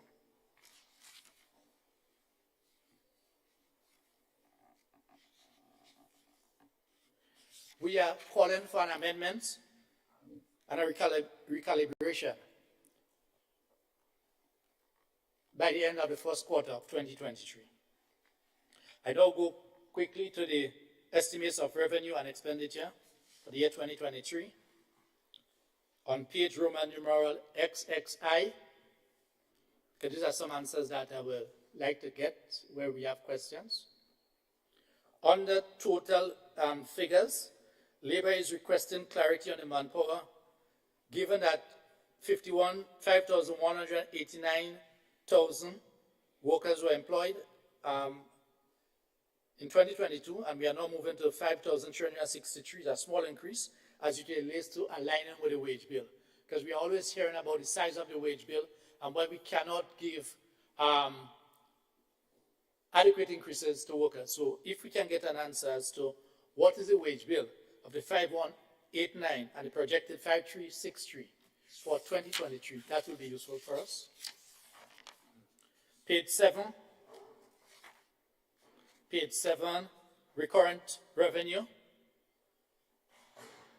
We find that the provision for excise tax is a bit low, considering the tax increases. In other words, the tax on alcohol and other things. Probably the answer could be that it may not be significant because it is moving from 1.7 million to 1.8 million. One of the things that we're asking to be careful about, although we deal with, well, industrial matters, but we do have understanding of economics also. And our investigation have shown that over the period, colleagues in the Ministry of Finance have spoken about unintended consequences. It's a point that was raised by one of my colleagues here today on this side, that we have to do education along with this. That you may find people who with the bad habits taking home less monies to their families, which can lead to social issues. We are not saying don't do it, but we are saying be aware of the unintended consequences so that we can put mitigating factors to assist in that. That's what we are saying, because we know it is not always yes or no. But between the shades of white and black, there are gray areas. Page 10. Under the CBI, my colleague here addressed this matter, but we were concerned, we saw, happily so, but we saw an increase from 78.8 million in 2022 to 240 million in 2023. We would like to know what is driving this high projected increase. Vote 9, now go to the Ministry of Legal Affairs, Labour and Consumer Affairs, page 94. And I'm deliberately calling these so as to, I'm expecting that we'll get some answers. We took the time to go through this. Take the time to go through this. So we expect to get some sort of detailed responses. Under the Ministry of Labour, we firmly interested that there was no breakdown for figures for actual provision of staff salaries, the total of 587,092 in 2022. The column for 2022 were blank, although the total is there. I could probably say this at the end, but I'll say it up front as I'm here before you forget it. It is quite possible that our management within the service needs to ensure that the information being presented to the budget and the ministers getting those information, coming to Parliament and coming to us must be totally filled so that we can make good judgment and have this good discussion on those matters. We found that a number of the columns in those ministries were empty, especially for 2022. And if I'm in charge of someone, I must know what they're expected to perform. And that is why that we hold that the major factor impacting productivity in the country has a lot to do with management. We are willing to play our part, but if I'm in charge of someone, I must know what they're expected to do. I must know what time they're expected to come to work. I know what time they're expected to go to lunch. I must know what time they're expected to come back, and at what time they're expected to leave work. And no trade unionists, regardless of how strong we may think we are, can defend a worker who is not doing that which is expected of them. Obviously, there must be training, etc., but there is a deficit, Madam President, in our view, in terms of our management skill set. On that page 93, key performance indicators, well, the minister has done so through you, Madam President, Senator Joseph, speaking. But in the budget, because the budget is written, it's a written document, on that 2022, it did not indicate that any work was done on the labor code. That's on page 93. It is blank. So despite the fact that I'm aware that the minister indicated that work was done for the listening public and people who will access this document, it is important for me to keep pointing that out so that you remember this. We also found that under key performance indicators, that is under output indicators, no time frame was set for the minimum wage increase during the period 2023 to 2025. So despite the fact of what the minister have now said, the official document that we are looking at does not have a time frame.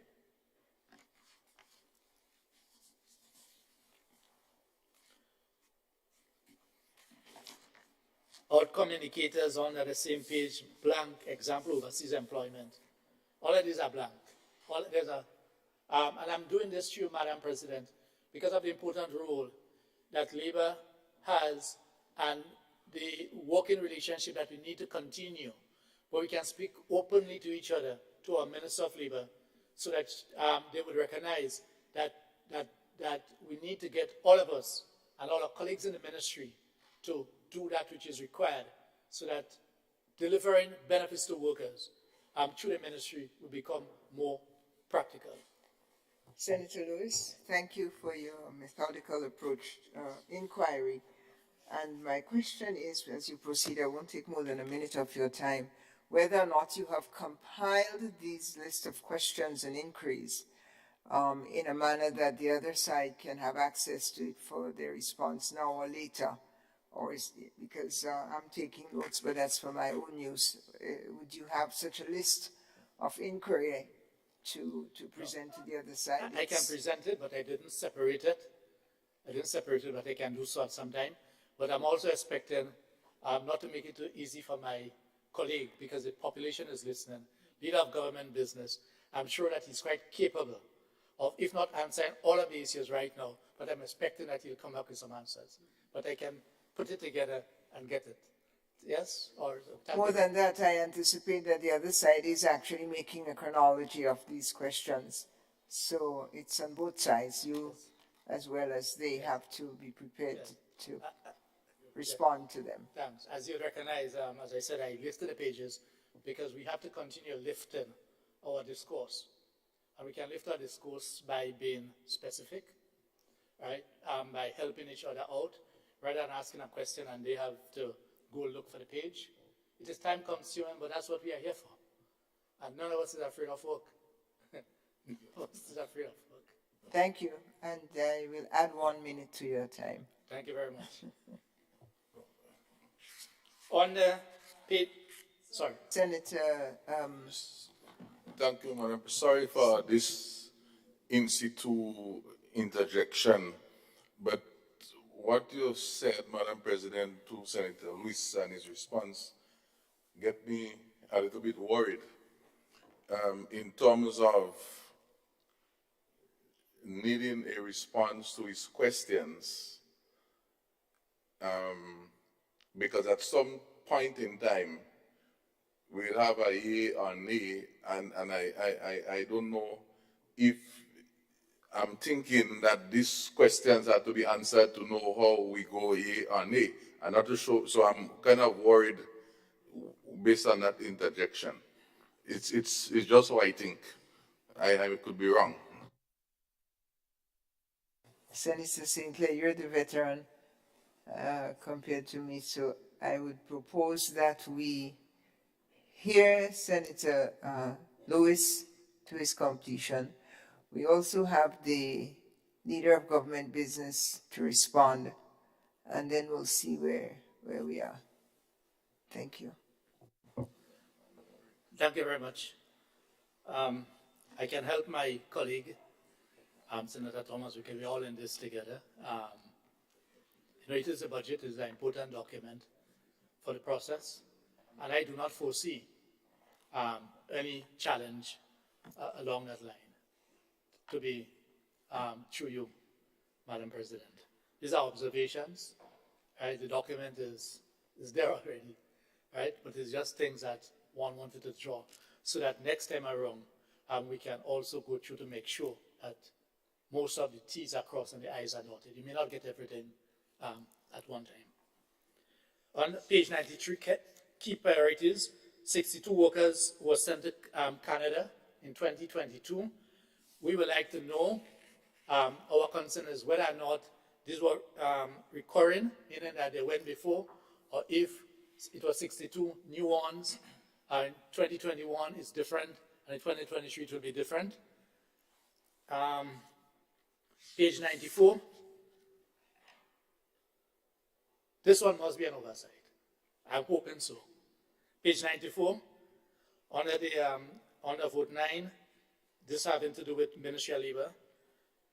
The budgeted amount for the salary for the Labor Commissioner is $71,731.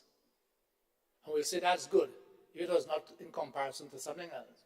But when we look at the Deputy Labor Commissioner, we see that the budgeted is $79,101. That must be an error in our view. We're just flagging it because understanding that the Deputy Labor Commissioner is not yet in office, and if the Deputy Labor Commissioner were there before, one may have said that through the affliction of time and salary increases, that salary, because it may be in a bracket, in a range, but we think that this needs to be looked into. So this is something that we think needs to be looked into. Not think, recommended to be looked into. Page 97, seeking clarification on staffing consumer affairs.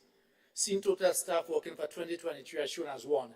And Madam President, through you, the minister did indicate that they have identified someone or a position, but given the weight of that department, when we look through, we found it to be something that we need to flag. Given the importance of consumer affairs, and let us not underestimate the importance of that consumer affairs department. This is something that can help the population, right? Just as how the Ministry of Labor is important and unions are important, consumer affairs is extremely important because a lot of us are taking advantage of society, and I've seen a lot of us, because as much as some of our mouths are big and you fight in other places, sometimes you buy something and just a hassle of going back to complain about it, you just say, forget it. So you need a consumer affairs that can look, especially for people who may feel that because this person's a business owner, that they have no redress.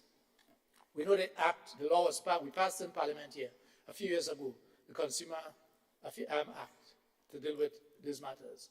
It needs to be implemented. Yes? I'm going to vote 30, Ministry of Infrastructure, Physical Development, Public Utilities, Civil Aviation, and Transportation. I will focus on transportation. We have not seen enough given the importance of transportation. We see that there were provision in 2022. Apparently no monies are spent in 2022. Are we asking? So we are trying to find out about this, because transportation here is an extremely crucial factor, and I wish to spend a few moments on this.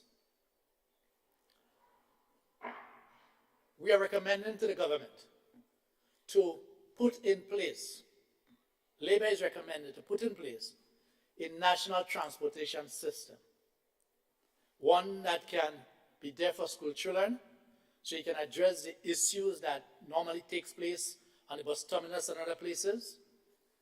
The issue of some transport not picking up school children. The issue of work.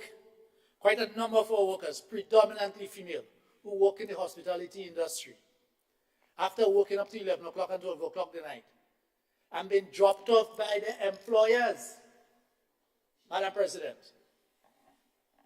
who has a duty of care. Who has a duty of care.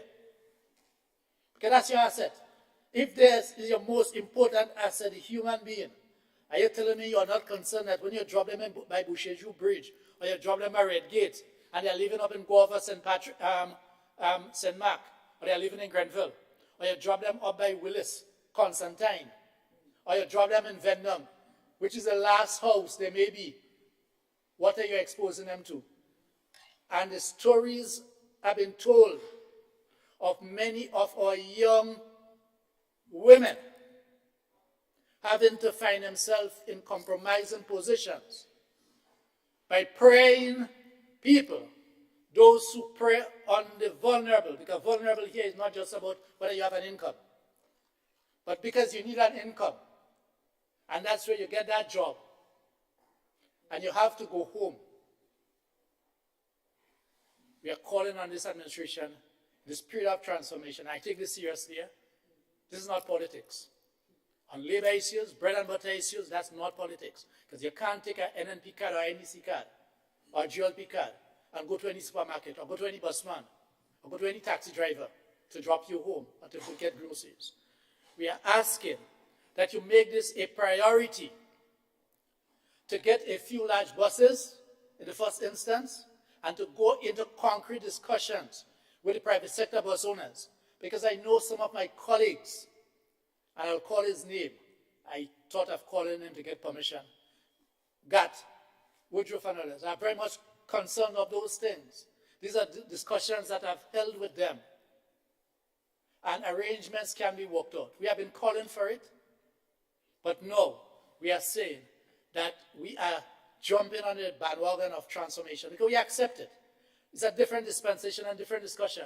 And these are early days, so let's get it right. Give it priority and get some transport so that we can transport our school children. We can have transport in the night, one that run the different routes. You can run at midnight, for instance, so the private sector know that if they drop people off, let us say, in the Market Square, using as an example, that there'll be a bus that can hold, let us say, so you get one of the large buses, right? Probably 30, 40 people. You do the assessment and you drop people home. We see this as a public good. This transport that we are speaking about is a public good. So we are making this as a recommendation. We know that it's only 5 months. So we are not here. This is not bashing, Madam President.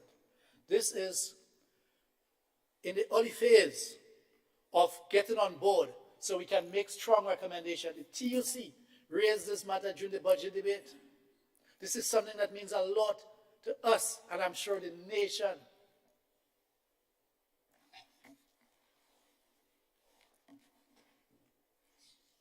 There are social issues.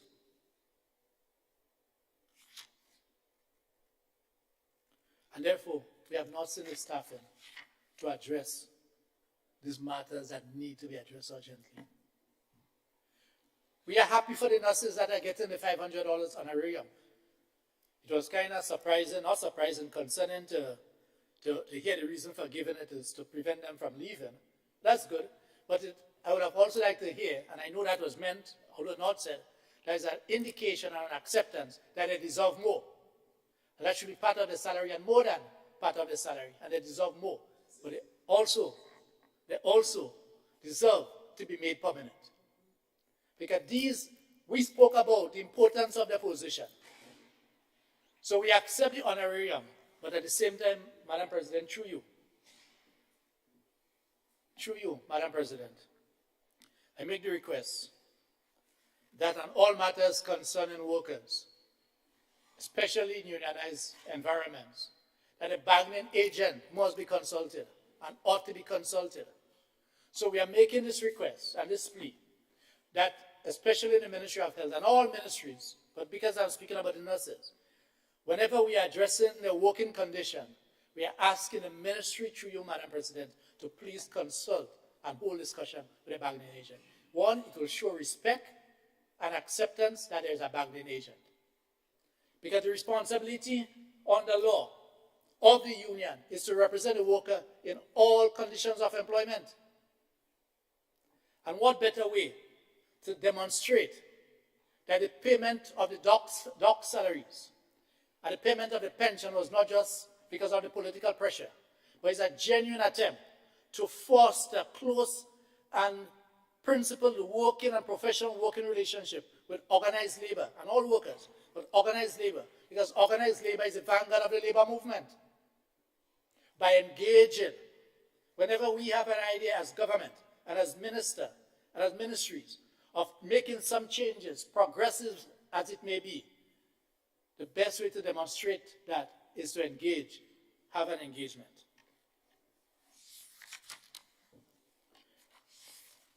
We are still now on we now go to Ministry of Education, Youth, Sports and Culture, vote 40. On the recurrent expenditure, TAMCC, in 2022, we saw that the recurrent expenditure was $18.9 million. I will not give the exact figure because you can find it. It's $18,932,582. 2023, we see budgeted at $18,390,441. Why less? Why the reduction? Just an explanation for that. Maybe a genuine reason. Maybe it's an oversight, but just an observation. Page 406, staffing. Why no breakdown of salary information on the actual provisional for 2022? Something that is recurring. So I'll keep pointing it out. Page 407, key performance indicators. Output, no report shown for 2022. I don't want to make any assessment as to why this is the case. Yes, I really do not wish to do that because I want us, in our first budget debate, to create that atmosphere of not just looking to go after each other. There may be a time for that as we fight for different interest groups that we represent. Outcome indicators, no info for 2022. But yet still, for 2023, it says on target. I don't know how you can say on target when for 2022 you have not shown us. You may know.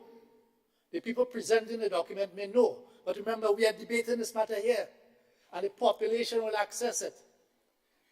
So it is important to provide those information so the managers in the departments and the ministers who have oversight ought to look into those things and make recommendation as to what they will not accept going forward. We call for discipline in the labor force, you know. The more disciplined workers are and follow instructions that are legitimate, and the higher productivity, we can go and ask some more. Because our interest is to improve the standard of living of our members.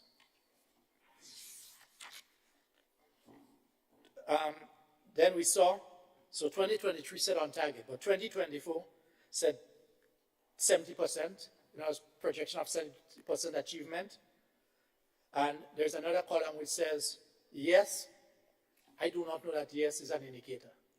It is either a percentage, a number, or something.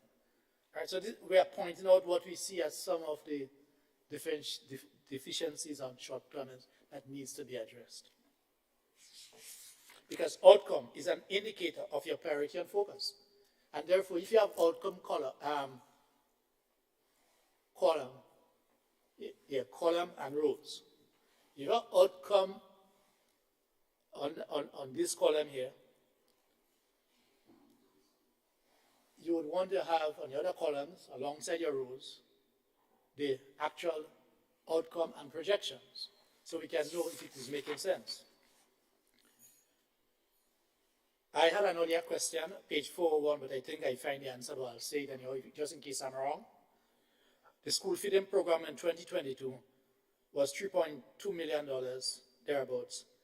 2023 to 25, we have not seen any allocation, provision, but I'm now gathering, based on the contribution from the Minister of Education and others, that it is now called by a different name by this Healthy Start School Nutrition Program. Yes, and we commend that. We commend that because it also gives a different focus. Many times we say we just change the name and all that happens is just change the name. But sometimes changing name have a particular reason. It brings a different focus. So I'm not opposed to changing names. But what is important is implementing things that are impactful.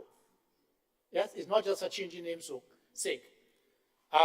So I have no qualm, and we have no qualm, when certain programs are rebranded, because it may be rebranded to give a different connotation, to start people thinking in a different direction. Page 418, staffing. Deputy Chief Education Officer, we wish to compliment the government and the ministry and the minister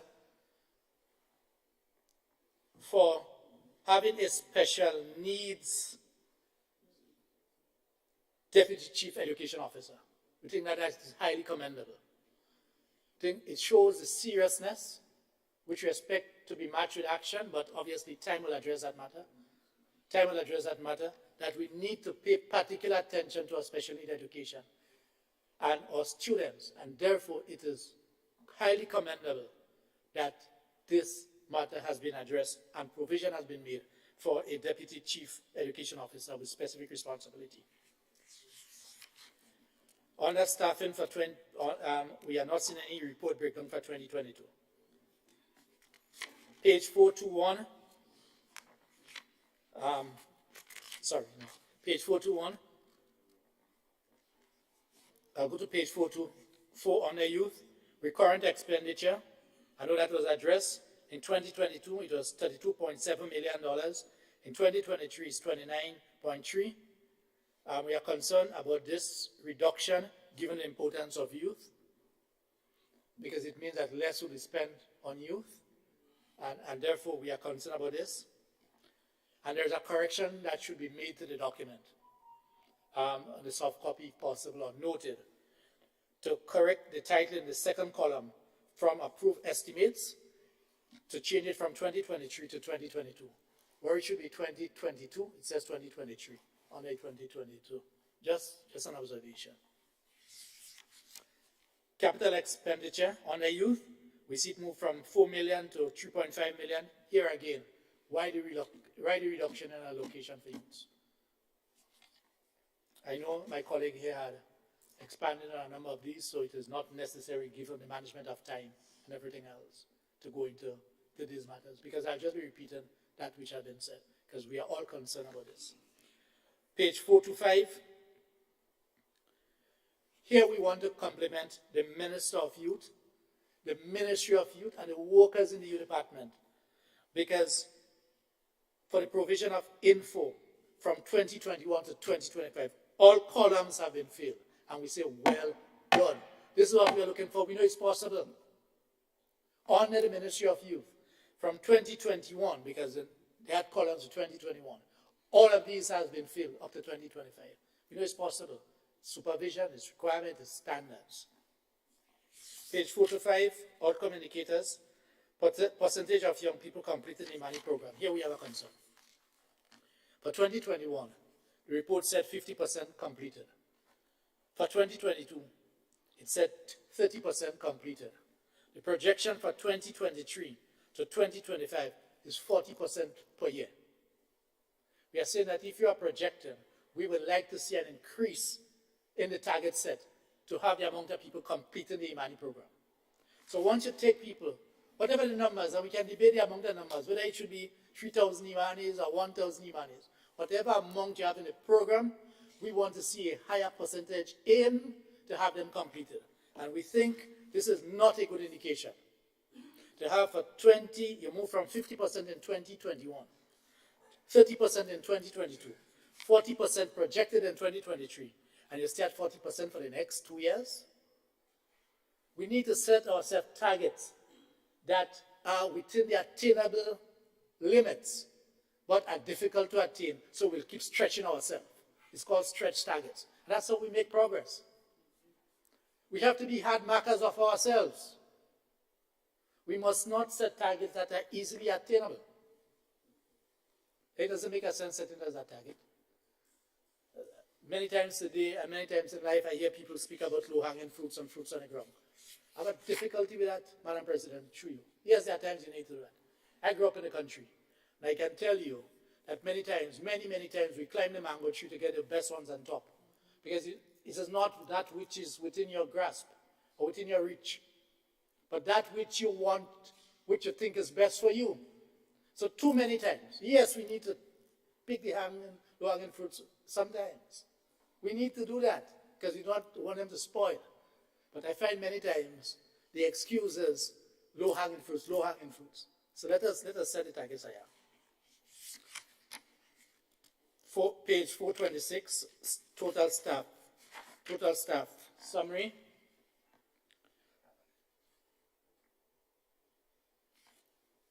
We need, even if it is not done now, it may not be able to be done now, a real explanation on the following. Total staff summary on page 426. The 2022 estimate, because it wasn't actual, in terms of the salaries, total staff salary under that ministry was $416,440. For 2022, so the estimate in 2022 was $416,444. The actual in 2022 was $814,032. And the estimate for 2023 is now $460,278. It would be useful to provide a rationale for that movement away from the actual. It may be totally justifiable, so I'm not here second guessing. But when there's this glaring figures, it's important to point those out. Page 426. The Ministry of Youth seems to have one of the highest level of fixed-term contract workers. I don't want to say contract workers because all workers are contract workers. Even permanent workers are contract workers. Okay, there are 3 types of contracts according to the Labour Code, Section 29.5. A contract for a fixed period, a contract for a specified time, and a contract for a specific task, a contract for a specified time, and a contract for indefinite time. So all workers are contract workers. But we use it interchangeably when we speak of contract workers, meaning that the worker is exploited, you have them in a permanent position, give them 1-year contract, a 2-year contract every 2 years, every 1 year. So we say contract workers. But the Ministry of Youth seems to be one of the places that have been plagued with the highest level of fixed-term contract workers who have been there over and over and over. Because our examination of the budget shows that only 8 established workers in the youth, only 8 established workers in youth, with a wage bill of over $1.6 million. That cannot be right. And we heard the arguments of taking our time and making people permanent, or giving them indefinite contracts. We are saying there are things that need to be put on the front burner. There are things that need to be put on the front burner. And because we will not be trading off the hard-earned pension from our Constitution for other aspects in the public service. We'll enter into discussions on all matters, but it must be clearly understood that our constitutional pension that has taken us close to 40 years to get restored, that we marched the streets for, that we fought legally, industrially, and politically. And it's a political lane that brought it home finally. Timing. And that's why timing is so important to you, Madam President. Timing is important because the commitment was given during the political season. And yes, that's all I would like to say.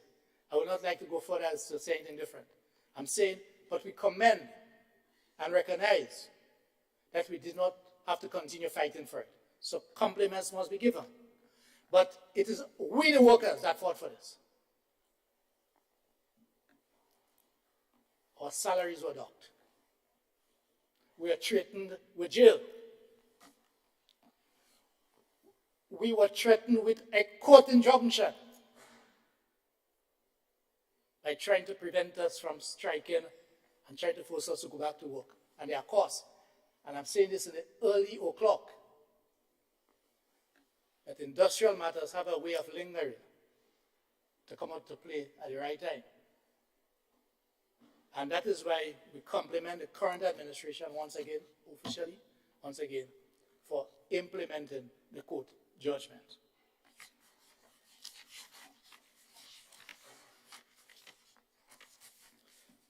Madam President, through you, it's related to the National Sustainable Development Plan. That's it? How much longer, sir? No, I'm just bringing in two matters and, yes. Proceed. Sorry, thanks. Permit me to, the aspect, we represent all workers. Organized labor, whether unionized or not unionized. And I take this opportunity to make an appeal to the conscience of my colleagues on the other side. To fight whatever issues you have with the faith organization.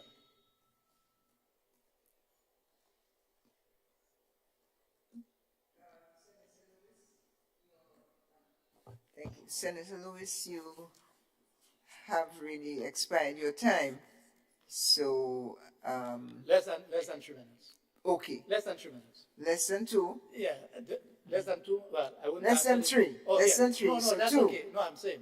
Please. Normally, I try to follow my lead on the other side, but I don't ask for 15. I'm okay with that. Yes, I'm saying Thanks. that put aside the differences. Fight the faith organization in the court or wherever. Fight them politically. But please, pay the faith workers. These are ordinary working class people. These are ordinary working. This is not politics. Yes, it may have been politics that influenced whatever contracts were given out. But these are ordinary workers. And at the same time, I make that plea. Really, really make that plea. Really, really make that plea. These are ordinary workers. At the same time, if we could also make a request, and we'll follow it up in an official engagement, that consideration be given to paying LIAT workers as other countries have done. LIAT is a public good, and we now recognize the importance of LIAT. The unions have been fighting for LIAT for years, but our workers in Grenada have not received the severance pay. So we are making this request, and to ask the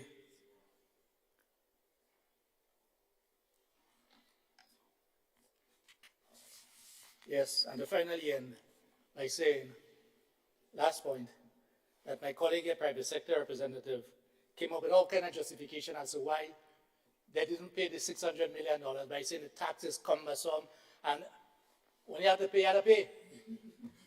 When you have to pay, you have to pay. Do not make excuses for people who flaunt the law and who can afford it, while they continue to live in luxury, while the state has been robbed of its revenue, and our people continue to not have the revenue that it deserves, income that it deserves. Thank you very much, Madam President.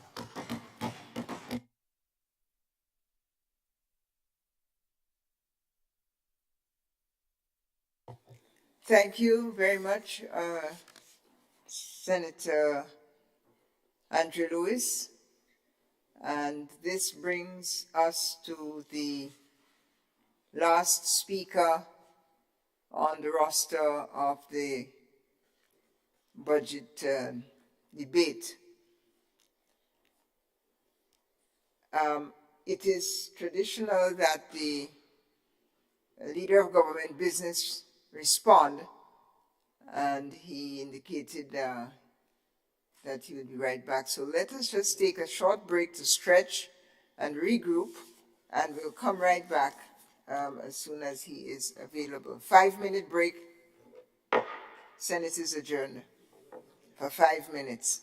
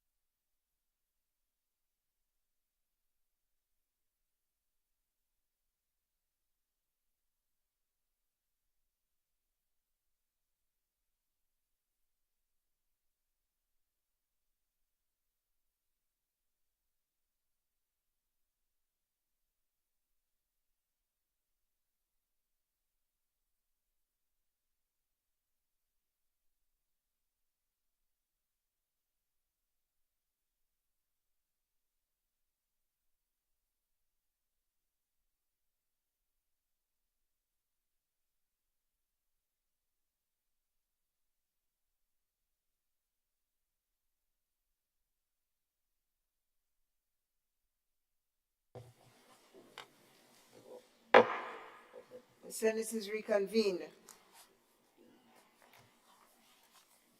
Honorable Leader of Government Business, you have the floor, sir. Thank you very much, Madam President. It has been 2 long days, and I must say I appreciate all the contributions made by this honorable House and this honorable persons, male and female, my colleagues. Madam President, I want to say thanks very much to my colleagues who have stand in support of this revenue and estimates for 2023. Madam President, it has been a budget with a difference, and I feel very proud to associate myself with the comrades who came here today and yesterday to support this budget. I also want to extend my sincere thanks to my comrades on the other side who have supported this budget. And I have no doubt that those who have not expressed that level of support here today as yet may soon do so over the next couple of days when everybody gets some more time to dive into the meat of the budget. But in particular, Madam President, I think I was very happy as my colleague. I think we are coming closer to each other. Senator Roderick St. Clair, I heard I am happy almost 35 times.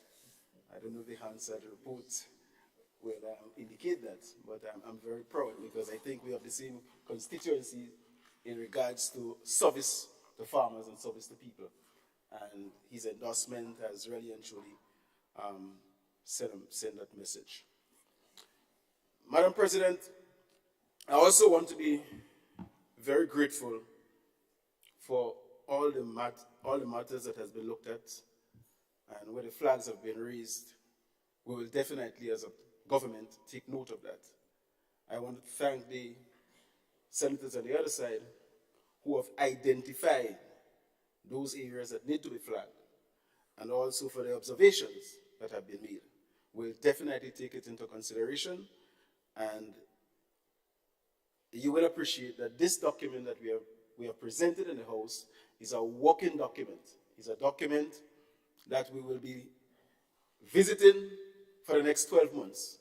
And we will definitely have the opportunity to discuss it in more details and create the foundation for the government to build on its presentation, and also for the House to get documents where all of us can participate willingly. Madam President, I want to address a number of issues in regards to concerns that was raised. And sometimes the situation in the country calls for objectivity. It calls for taking people into consideration. And it's not every time, Madam President, that we need to trivialize issues. I have heard with my own ears on many occasions when the words of transparency and accountability and good governance was introduced in Grenada politics in a tangible way, some people trivialize it and ask, can you eat accountability? Can you eat transparency? Can you eat good governance? Madam President, I've seen how we try to trivialize the $500 that we are prepared to start the process of taking care of our nurses and doctors and people in the medical fraternity. We cannot afford, Madam President, to trivialize matters of that nature.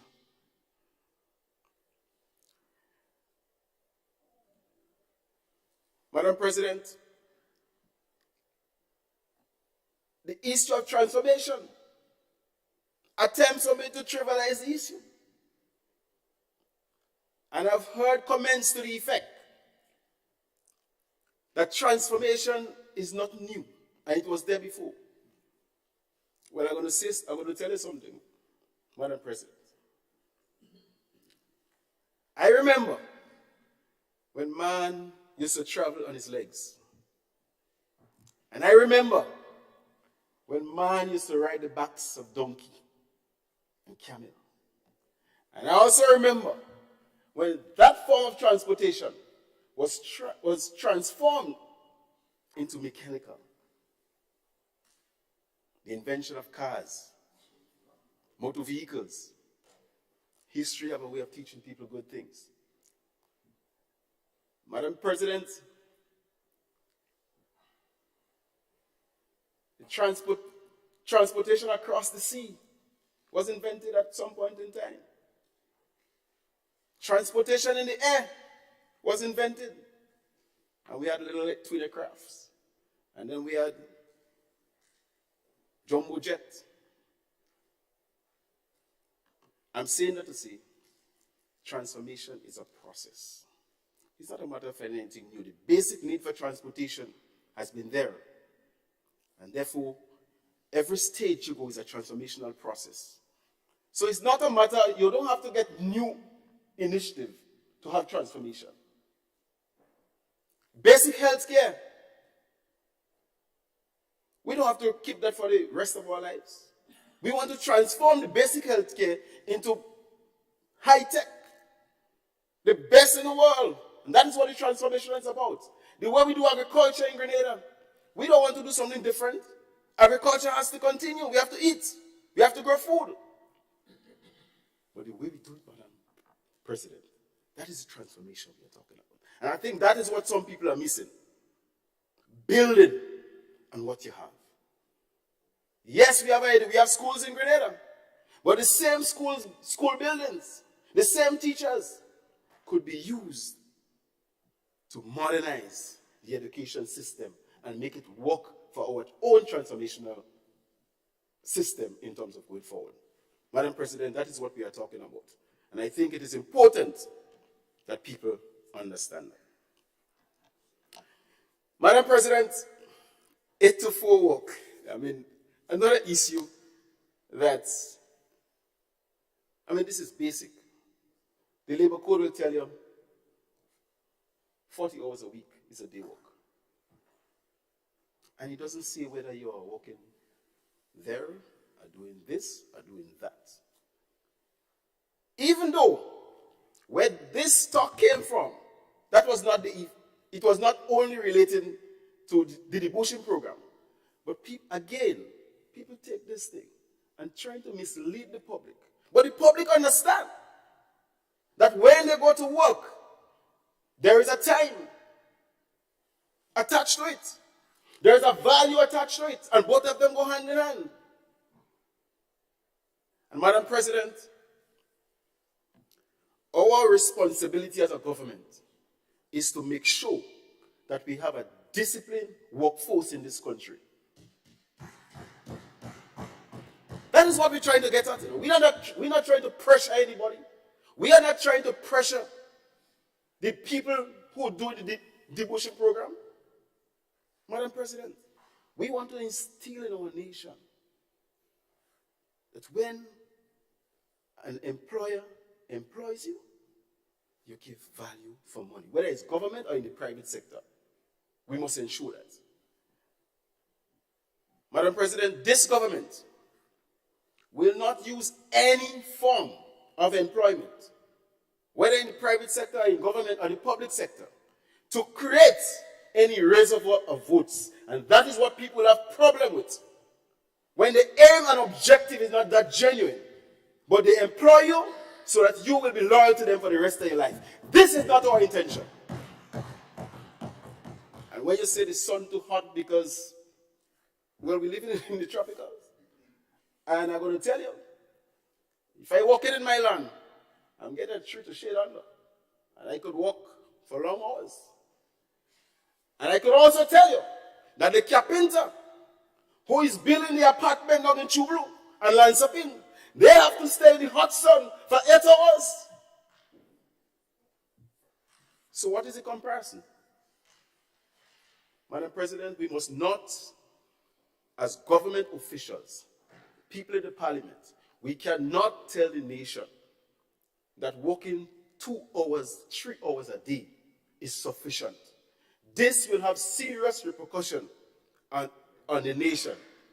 And as a people, we must do much better than that.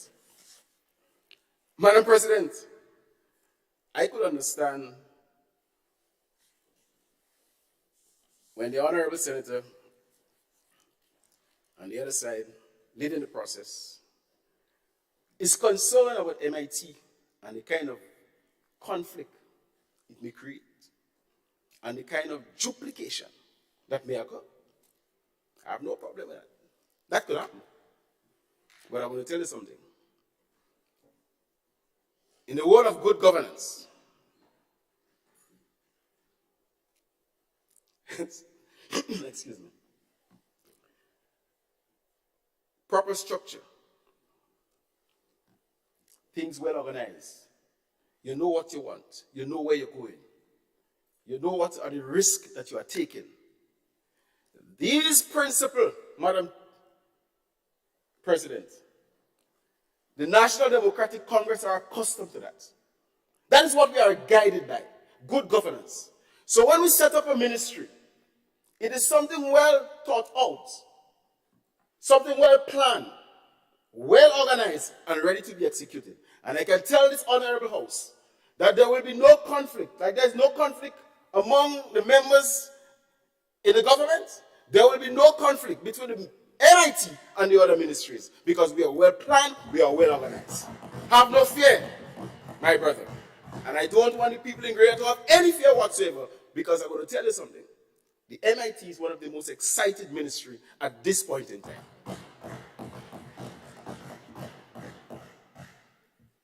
Madam President,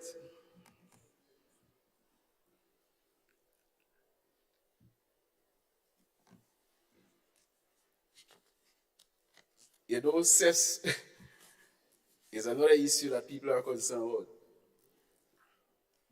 And we can say, yes, it's part of the program for COVID impact. But you know what it is? While different phases may have been executed in the past by the former administration, there's a difference. And even CES is being transformed. Because in the past, Madam President, programs of that nature didn't create the kind of impact that CES is creating today. CES, Madam President, is being used to empower young businessmen and women in this country. And that is the difference. Management, organization. Our objective is not to take money, a lump sum of money, and distribute all over the place. And Monday morning, the money, we gave you $200, $300, the money done. We're not even giving you the money directly. We say we want to see a plan. We want to see what the project that you have in mind. We want to see that. We want to work with you. You're pulping fruits. You don't need no cash. What you need is a machine and fruits. And that is how we help the young entrepreneurs to grow in this country. CES, this time around, is CES with a difference, Madam President.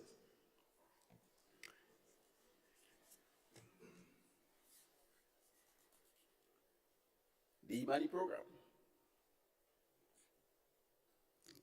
The honest truth is, when I was campaigning, I said, I want to change the name because there is a stigma. Based on how things was done in the past, there is a stigma attached to that. And the question was asked in certain quarters, would you send your children in the Imani program? And many of us, because of the stigma that is attached to it, may opt for something different. But I'm going to tell you something, Madam President. We're going to work with the program, and we're working with the program. But the program would not, and you will not see this program training people for 18 months and 10 to 15 years you're still on the job. We're going to transform that program. And we're going to turn that program into serious business. When you're done that training, you should find a decent job and join the labor force as a registered union member. You cannot be working and cannot join a union because you don't have a permanent job, because you don't have a decent job, because you're still 5 years in the program, working, doing permanent jobs, and you cannot get a decent salary. Madam President, this program, $22.5 million this year. When you finish that training program, you'll find a decent job, whether in the public sector or in the private sector. On your, very nice. At the end of this training program, you may not even have to look for a job, because part of the training program is for you to learn to do your own business and help the state in employing people. So we're going to train you for that. When we train you in the agricultural sector, and you open your own beehive and your own processing center, you need about 3 or 4 people to work in the field, and another 3 or 4 to work in the factory to process the honey. That is the kind of development. That is a dream. And wherever we start with the Imani program in terms of basic training, our aim is to get to the mountaintop and bring up many people to the mountaintop, Madam President. This is the direction we want to go with this program.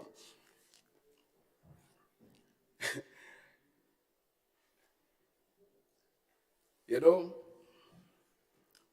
I sat here and I listened to many people on the other side making the comments that we say NNP did nothing. My goodness. I mean, I cannot remember.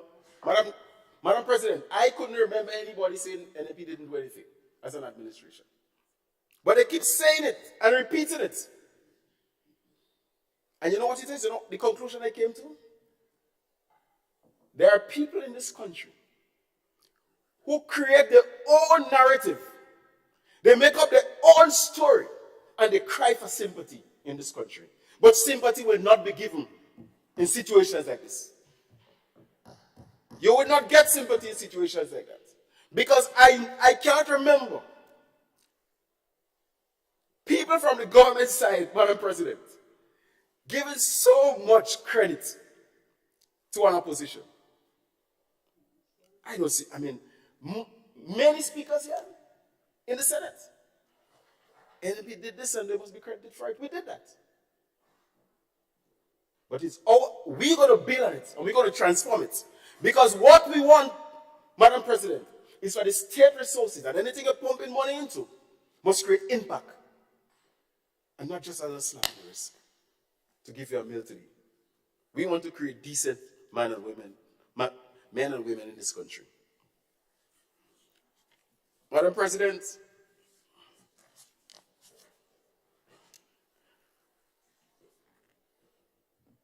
I felt it for the business community this evening. And I know my good friend didn't mean it in that way when he said that he's not sure the business community will pass the benefits to the consumers. I guess you're speaking your heart, you know. But your mind didn't want to go there. Because I believe in the men and women in our country. I believe we have good business people in this country also. And I believe, Madam President,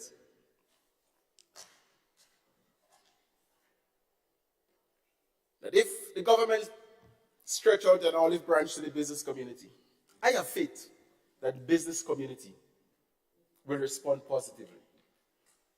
I believe that the business community understands who their clients are and what they need to do to keep their clients.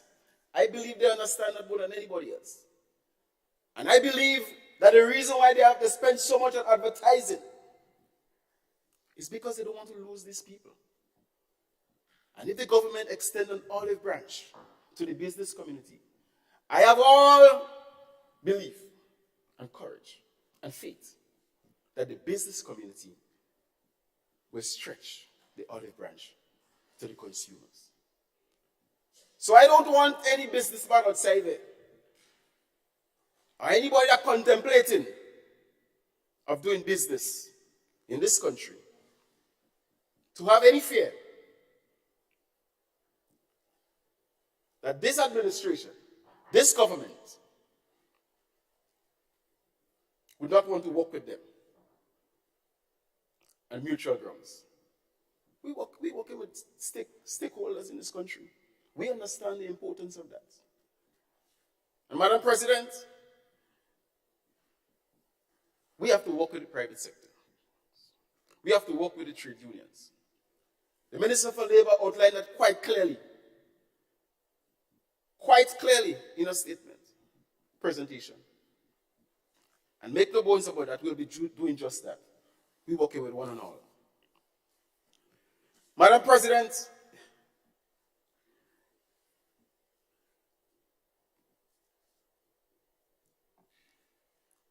sometimes the picture is being the picture is being portrayed as though we have mass retrenchment in Grenada and mass victimization.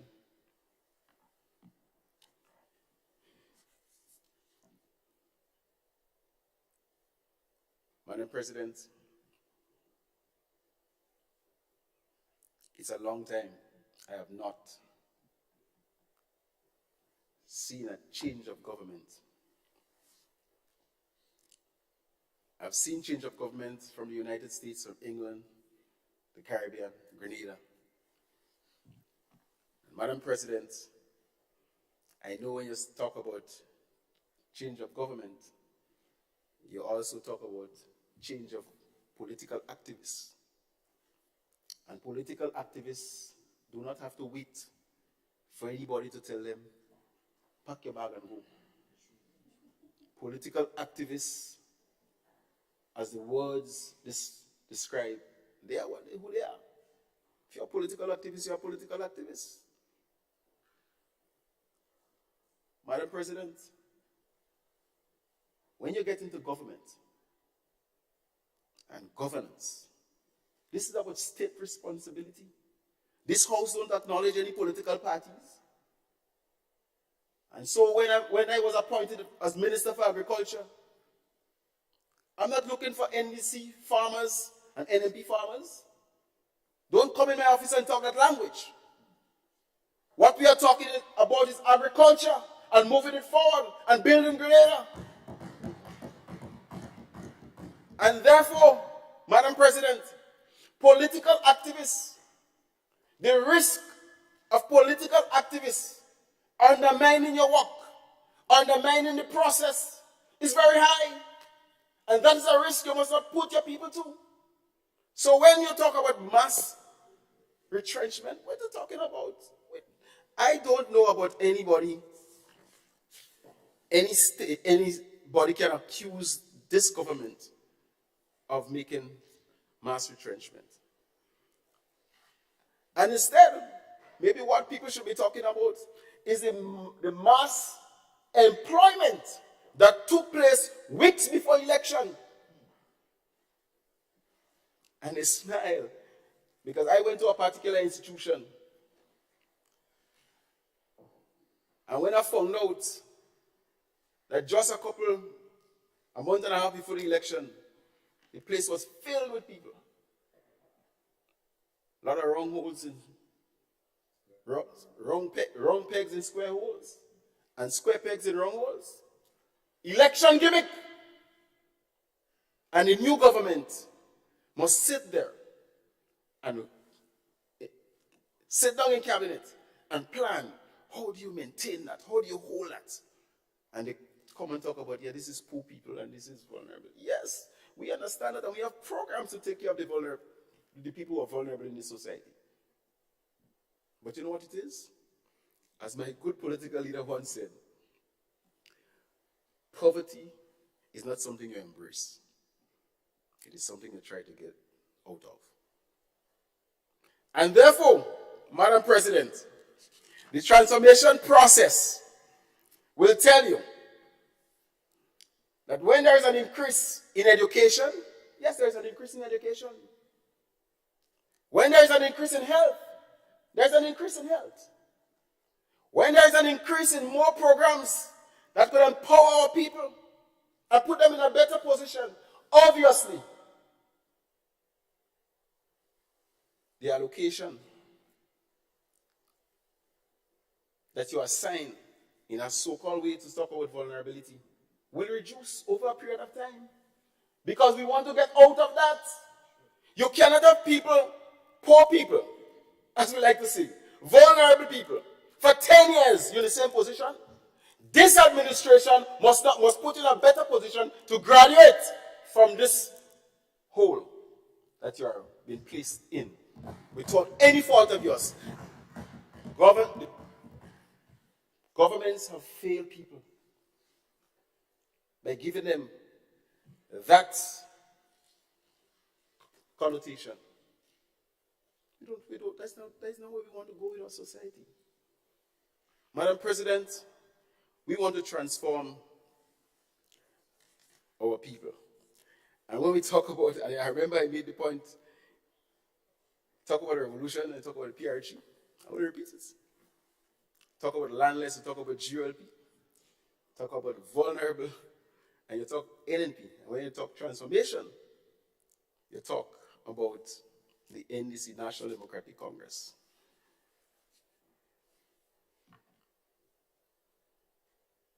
And people feel proud and happy that they are associated with vulnerable. Well, I'm going to tell you something. We all are associated with vulnerable, and we like to help people. But we go further than that. We have a graduation ceremony. That's the difference, Madam President. The vulnerable we're talking about in this country, they have been made and placed into that reservoir for votes. And it took 10 years, 15 years for some people to realize that they have been used and abused and they're ready to get out. And hence the reason why on June the 23rd, they made a difference in their life and voted for the National Democratic Congress. That is the graduation we are talking about. And a lot of people will tell you that, Madam President. We're going to make sure that the police as an institution is being taken care of. I can promise you that. They will. It's a process. You want the police? You're glad for the pension, did you? You're glad for the doc salary? You're glad for cess? What you glad for again? So many things in 6 months. Take your time. The police are not rushing us. The people in Grenada is not rushing this government. They understand that this is a process. And they are cooperating with us. Madam President, the response from the social media, the response in the communities, in the villages, throughout this country, that this is a good budget. That is the response you are getting. And therefore, nobody will distract us. No comments. Because we are focused. This administration is very focused. We know exactly where we are going, and we know what we want to achieve. And the people have endorsed what we told them prior to the election. And we're quite aware of that. So any attempts to derail us from where we want to go, we'll resist that. And Madam President, I have no doubt that the support we have received from our brothers and sisters, not only in Grenada, but in the diaspora, that is what guiding us. And that is what keeps giving us the faith and the courage to continue doing what we are doing. Because the people think we are doing something good. And they are feeling the impact. Because they are responding. So, Madam President, we are moving on.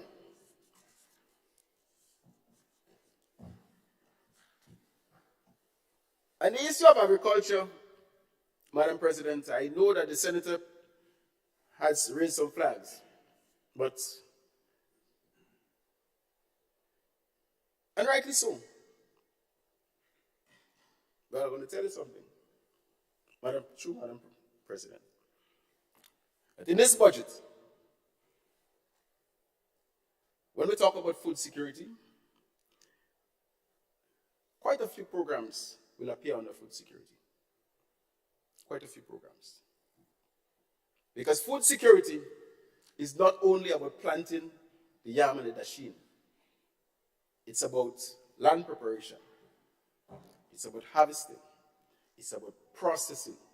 It's about packaging. It's about marketing.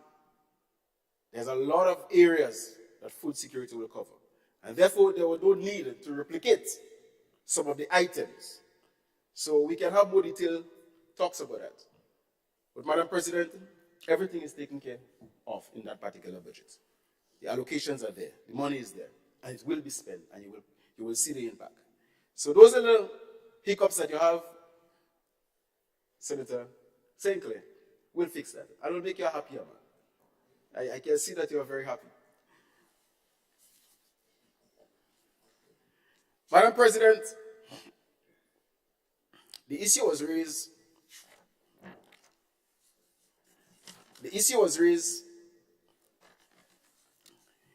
That the budget is only about 300,000 more than the last one, so it's relatively the same thing. The issue is not value. This administration, and I'm happy that we didn't go $2 billion at $3 billion.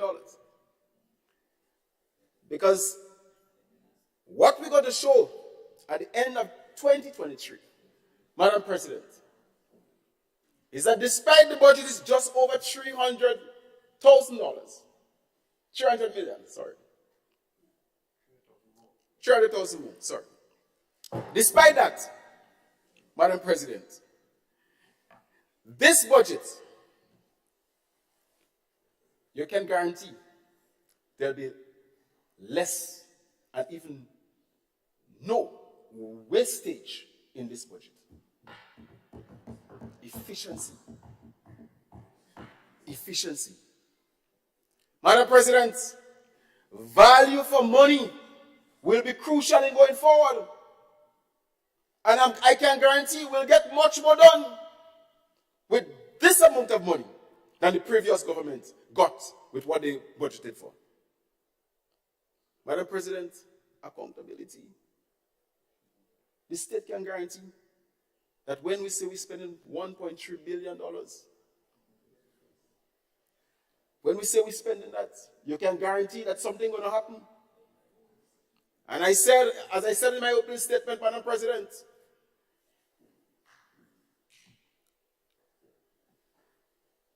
when we say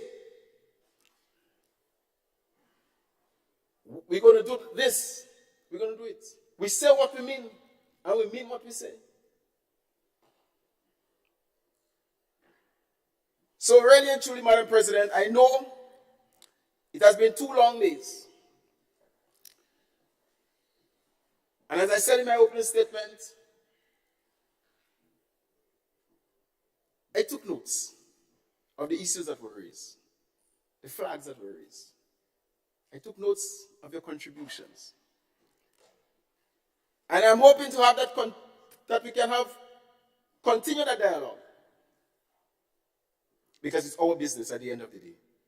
And each one of us have to show our manhood and our manhood in regards to how we go forward, how we act as leaders.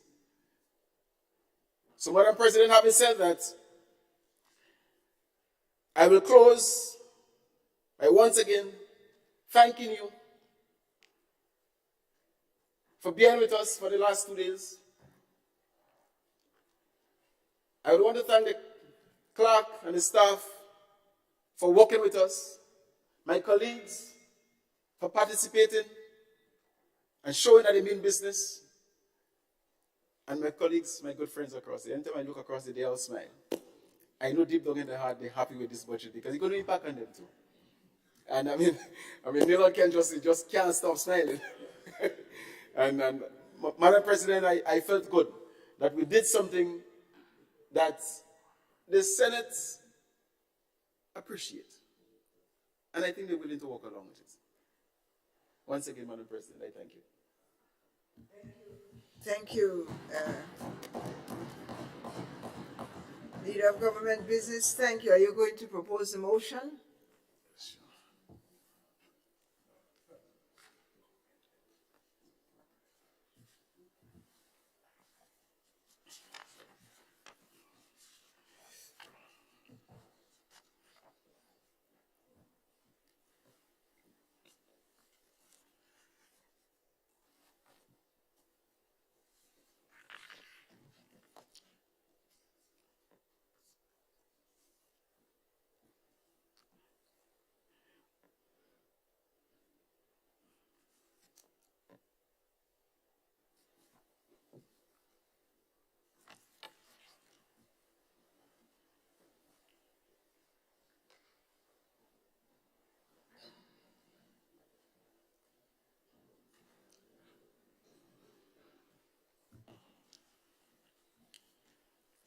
Sorry about that. Madam President, I want to move the motion that the estimates and revenue of expenditure for the fiscal year January the 1st to December the 31st, 2023 be approved. Is there a second?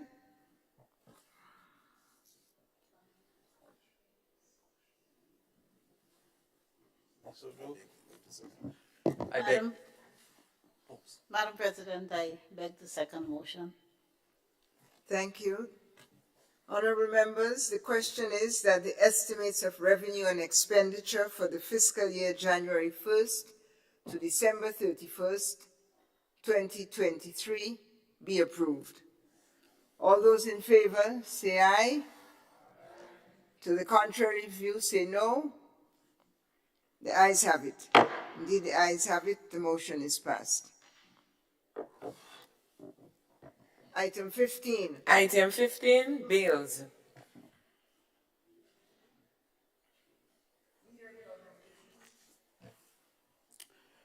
Madam President, I beg to move an amendment of the order paper to include the Civil Aviation Amendment Bill 2022.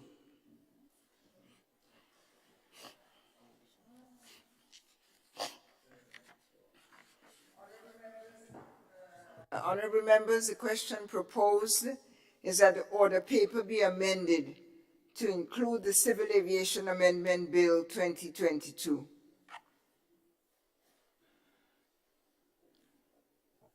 Leader of Government Business.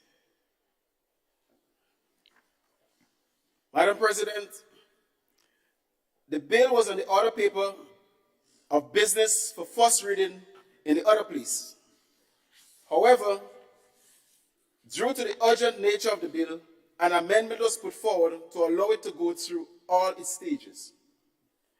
Therefore, Madam President, it's fitting that this bill is addressed by the Senate as well in this sitting.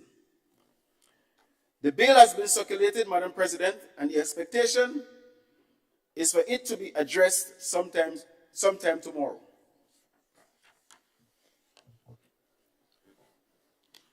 Honorable members, the question is that the order paper be amended to include the Civil Aviation Amendment Bill 2022. All those in favor say aye. Those opposed say nay. Ayes have it.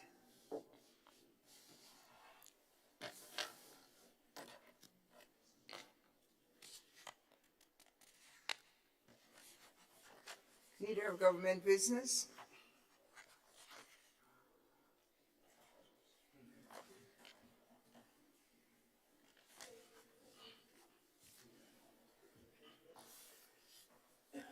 Madam President, I beg to introduce for first reading a bill for an act short entitled the Appropriation 2023 Bill 2022.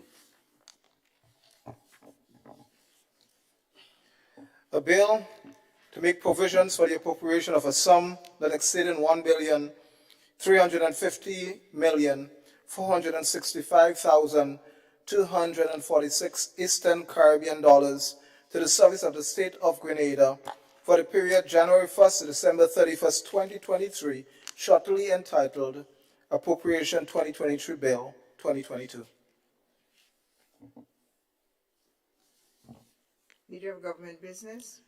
Madam President, I beg to move that the relevant standing order of the Senate be suspended to enable the bill to be taken through all its stages at this sitting. Honorable members, the question is that the relevant standing orders of the Senate be suspended to enable the bill to be taken through all stages at this sitting. All those that are of the opinions yes, say aye. Aye. All those of the opinion no, say no.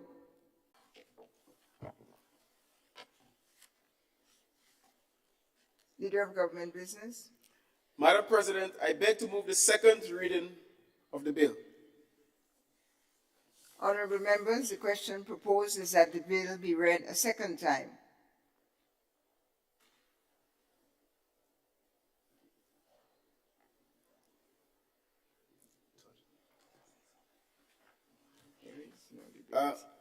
Madam President, the fact that we have spent 2 days on this important bill, we have debated it over and over. I think we are all convinced that it's in the interest of the people to approve this bill, and I don't think I have much more to say on this bill at this point in time. Honorable members, the question is that the bill be read a second time. All those who are of that opinion say aye. Of the contrary opinion say no. I think the ayes have it. The bill for an act shortly entitled Appropriation 2023 Bill 2022. Leader of Government Business. Madam President, I beg to move that the Senate resolve its...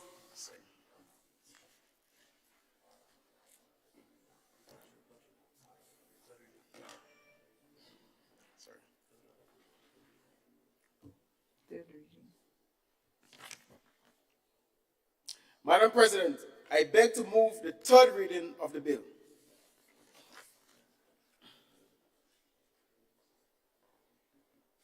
Senator Cox. Thank you very much, Madam President. Just for correct procedure, I know this is a money bill, and the Leader of Government Business did not indicate to the House that he has the consent of the Speaker to proceed. So I just want to introduce that in terms of the procedure, correct procedure on the bill. Thanks. Thank you, Senator Cox. Senator Adrian Thomas, Leader of Government Business. Madam President, I beg to sought the publication of the... Excuse me.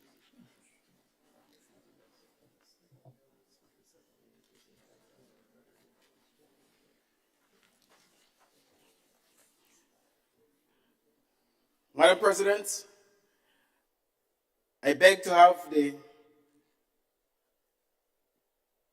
Speaker's certificate to have the third reading. Madam President, I beg to move the third reading of the bill.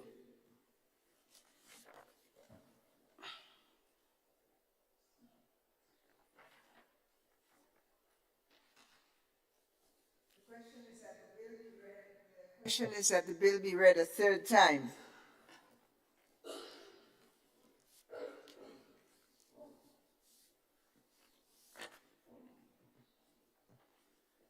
There is no debate.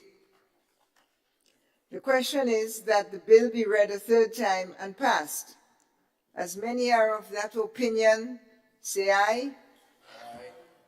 Of the contrary opinion, say no. I think the ayes have it. The ayes have it. The bill for an act shortly entitled Appropriation 2023 Bill 2022.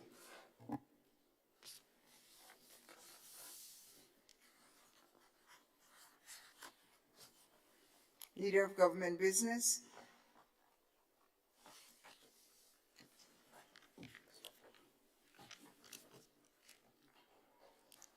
Madam President, I beg to introduce for first reading a bill for an act shortly entitled 2023 Budget Loan Authorization Bill 2022.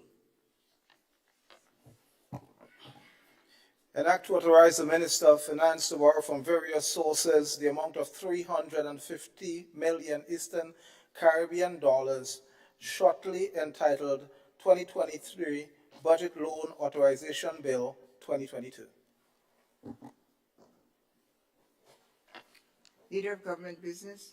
Madam President, I beg to move that the relevant standing orders of the Senate be suspended to enable the bill to be taken through all its stages at this sitting. Honorable members, the question is that the relevant standing orders of the Senate be suspended to enable the bill to be taken through all its stages at this sitting. All those in favor say aye. Those of the contrary opinion, Senator Cox. Thank you very much, Madam President. Just as a correction procedure again, before the move of the bill proceeds, because it's a money bill, Yes. he must indicate that he has the consent of the Speaker to proceed on a money bill. That is the procedure. And so, even before asking or requesting to go through all these stages, he must indicate to the House that he has the consent of the Speaker to proceed on the money bill. Thank you. Thank you, Senator Cox.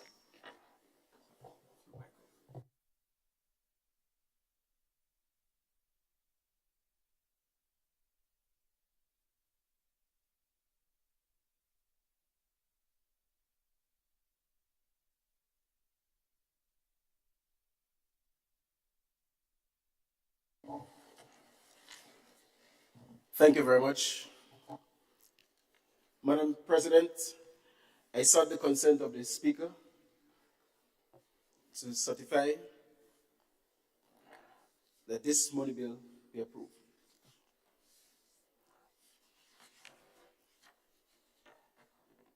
Madam President, I beg to move the second reading of the bill. Honorable members, the question proposed is that the bill be read a second time.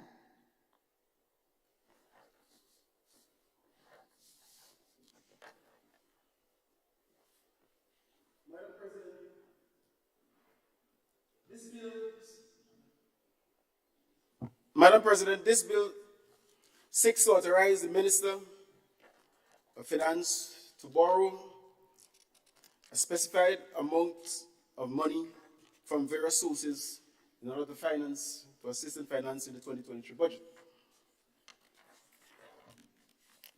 Madam President, the total that is stipulated here in the Act is 350 million EC dollars.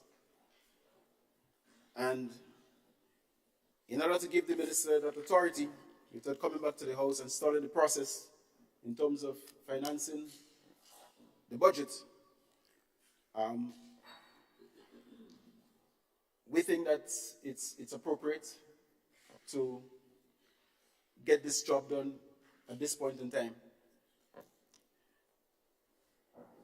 And what the Act will do is it authorize to raise a loan in the amount that I've outlined there for the purpose of doing just that.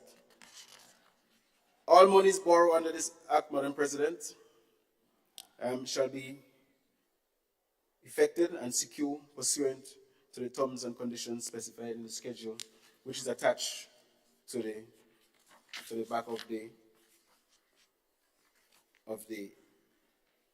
bill.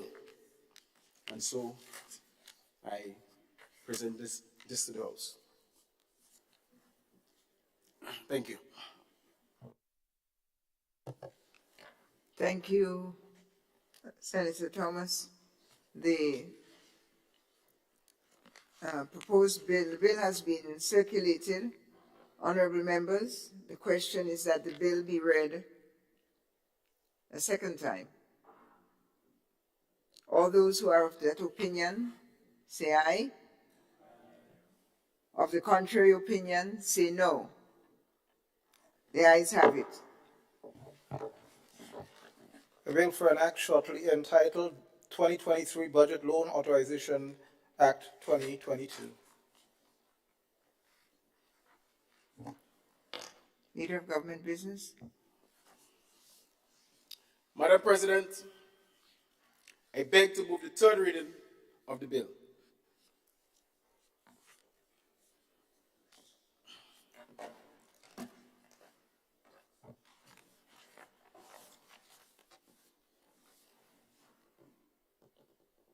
Honorable members, the question is that the bill be read a third time.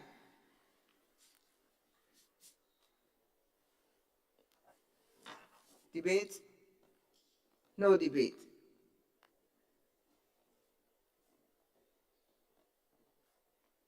The question is that the bill be read a third time and passed. As many are of that opinion, say aye. Of the contrary opinion, say no. The ayes have it. I think the ayes have it. A bill for an act shortly entitled 2023 Budget Loan Authorization Bill 2022.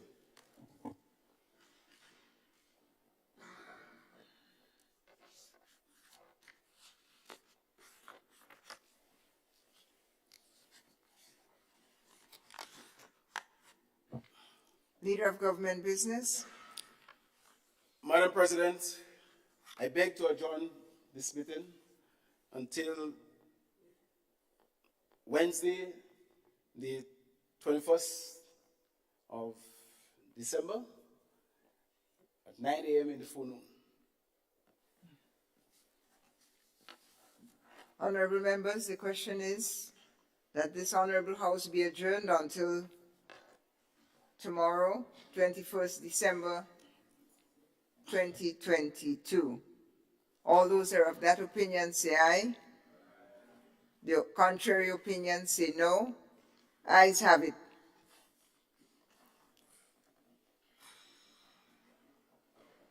The meeting is adjourned.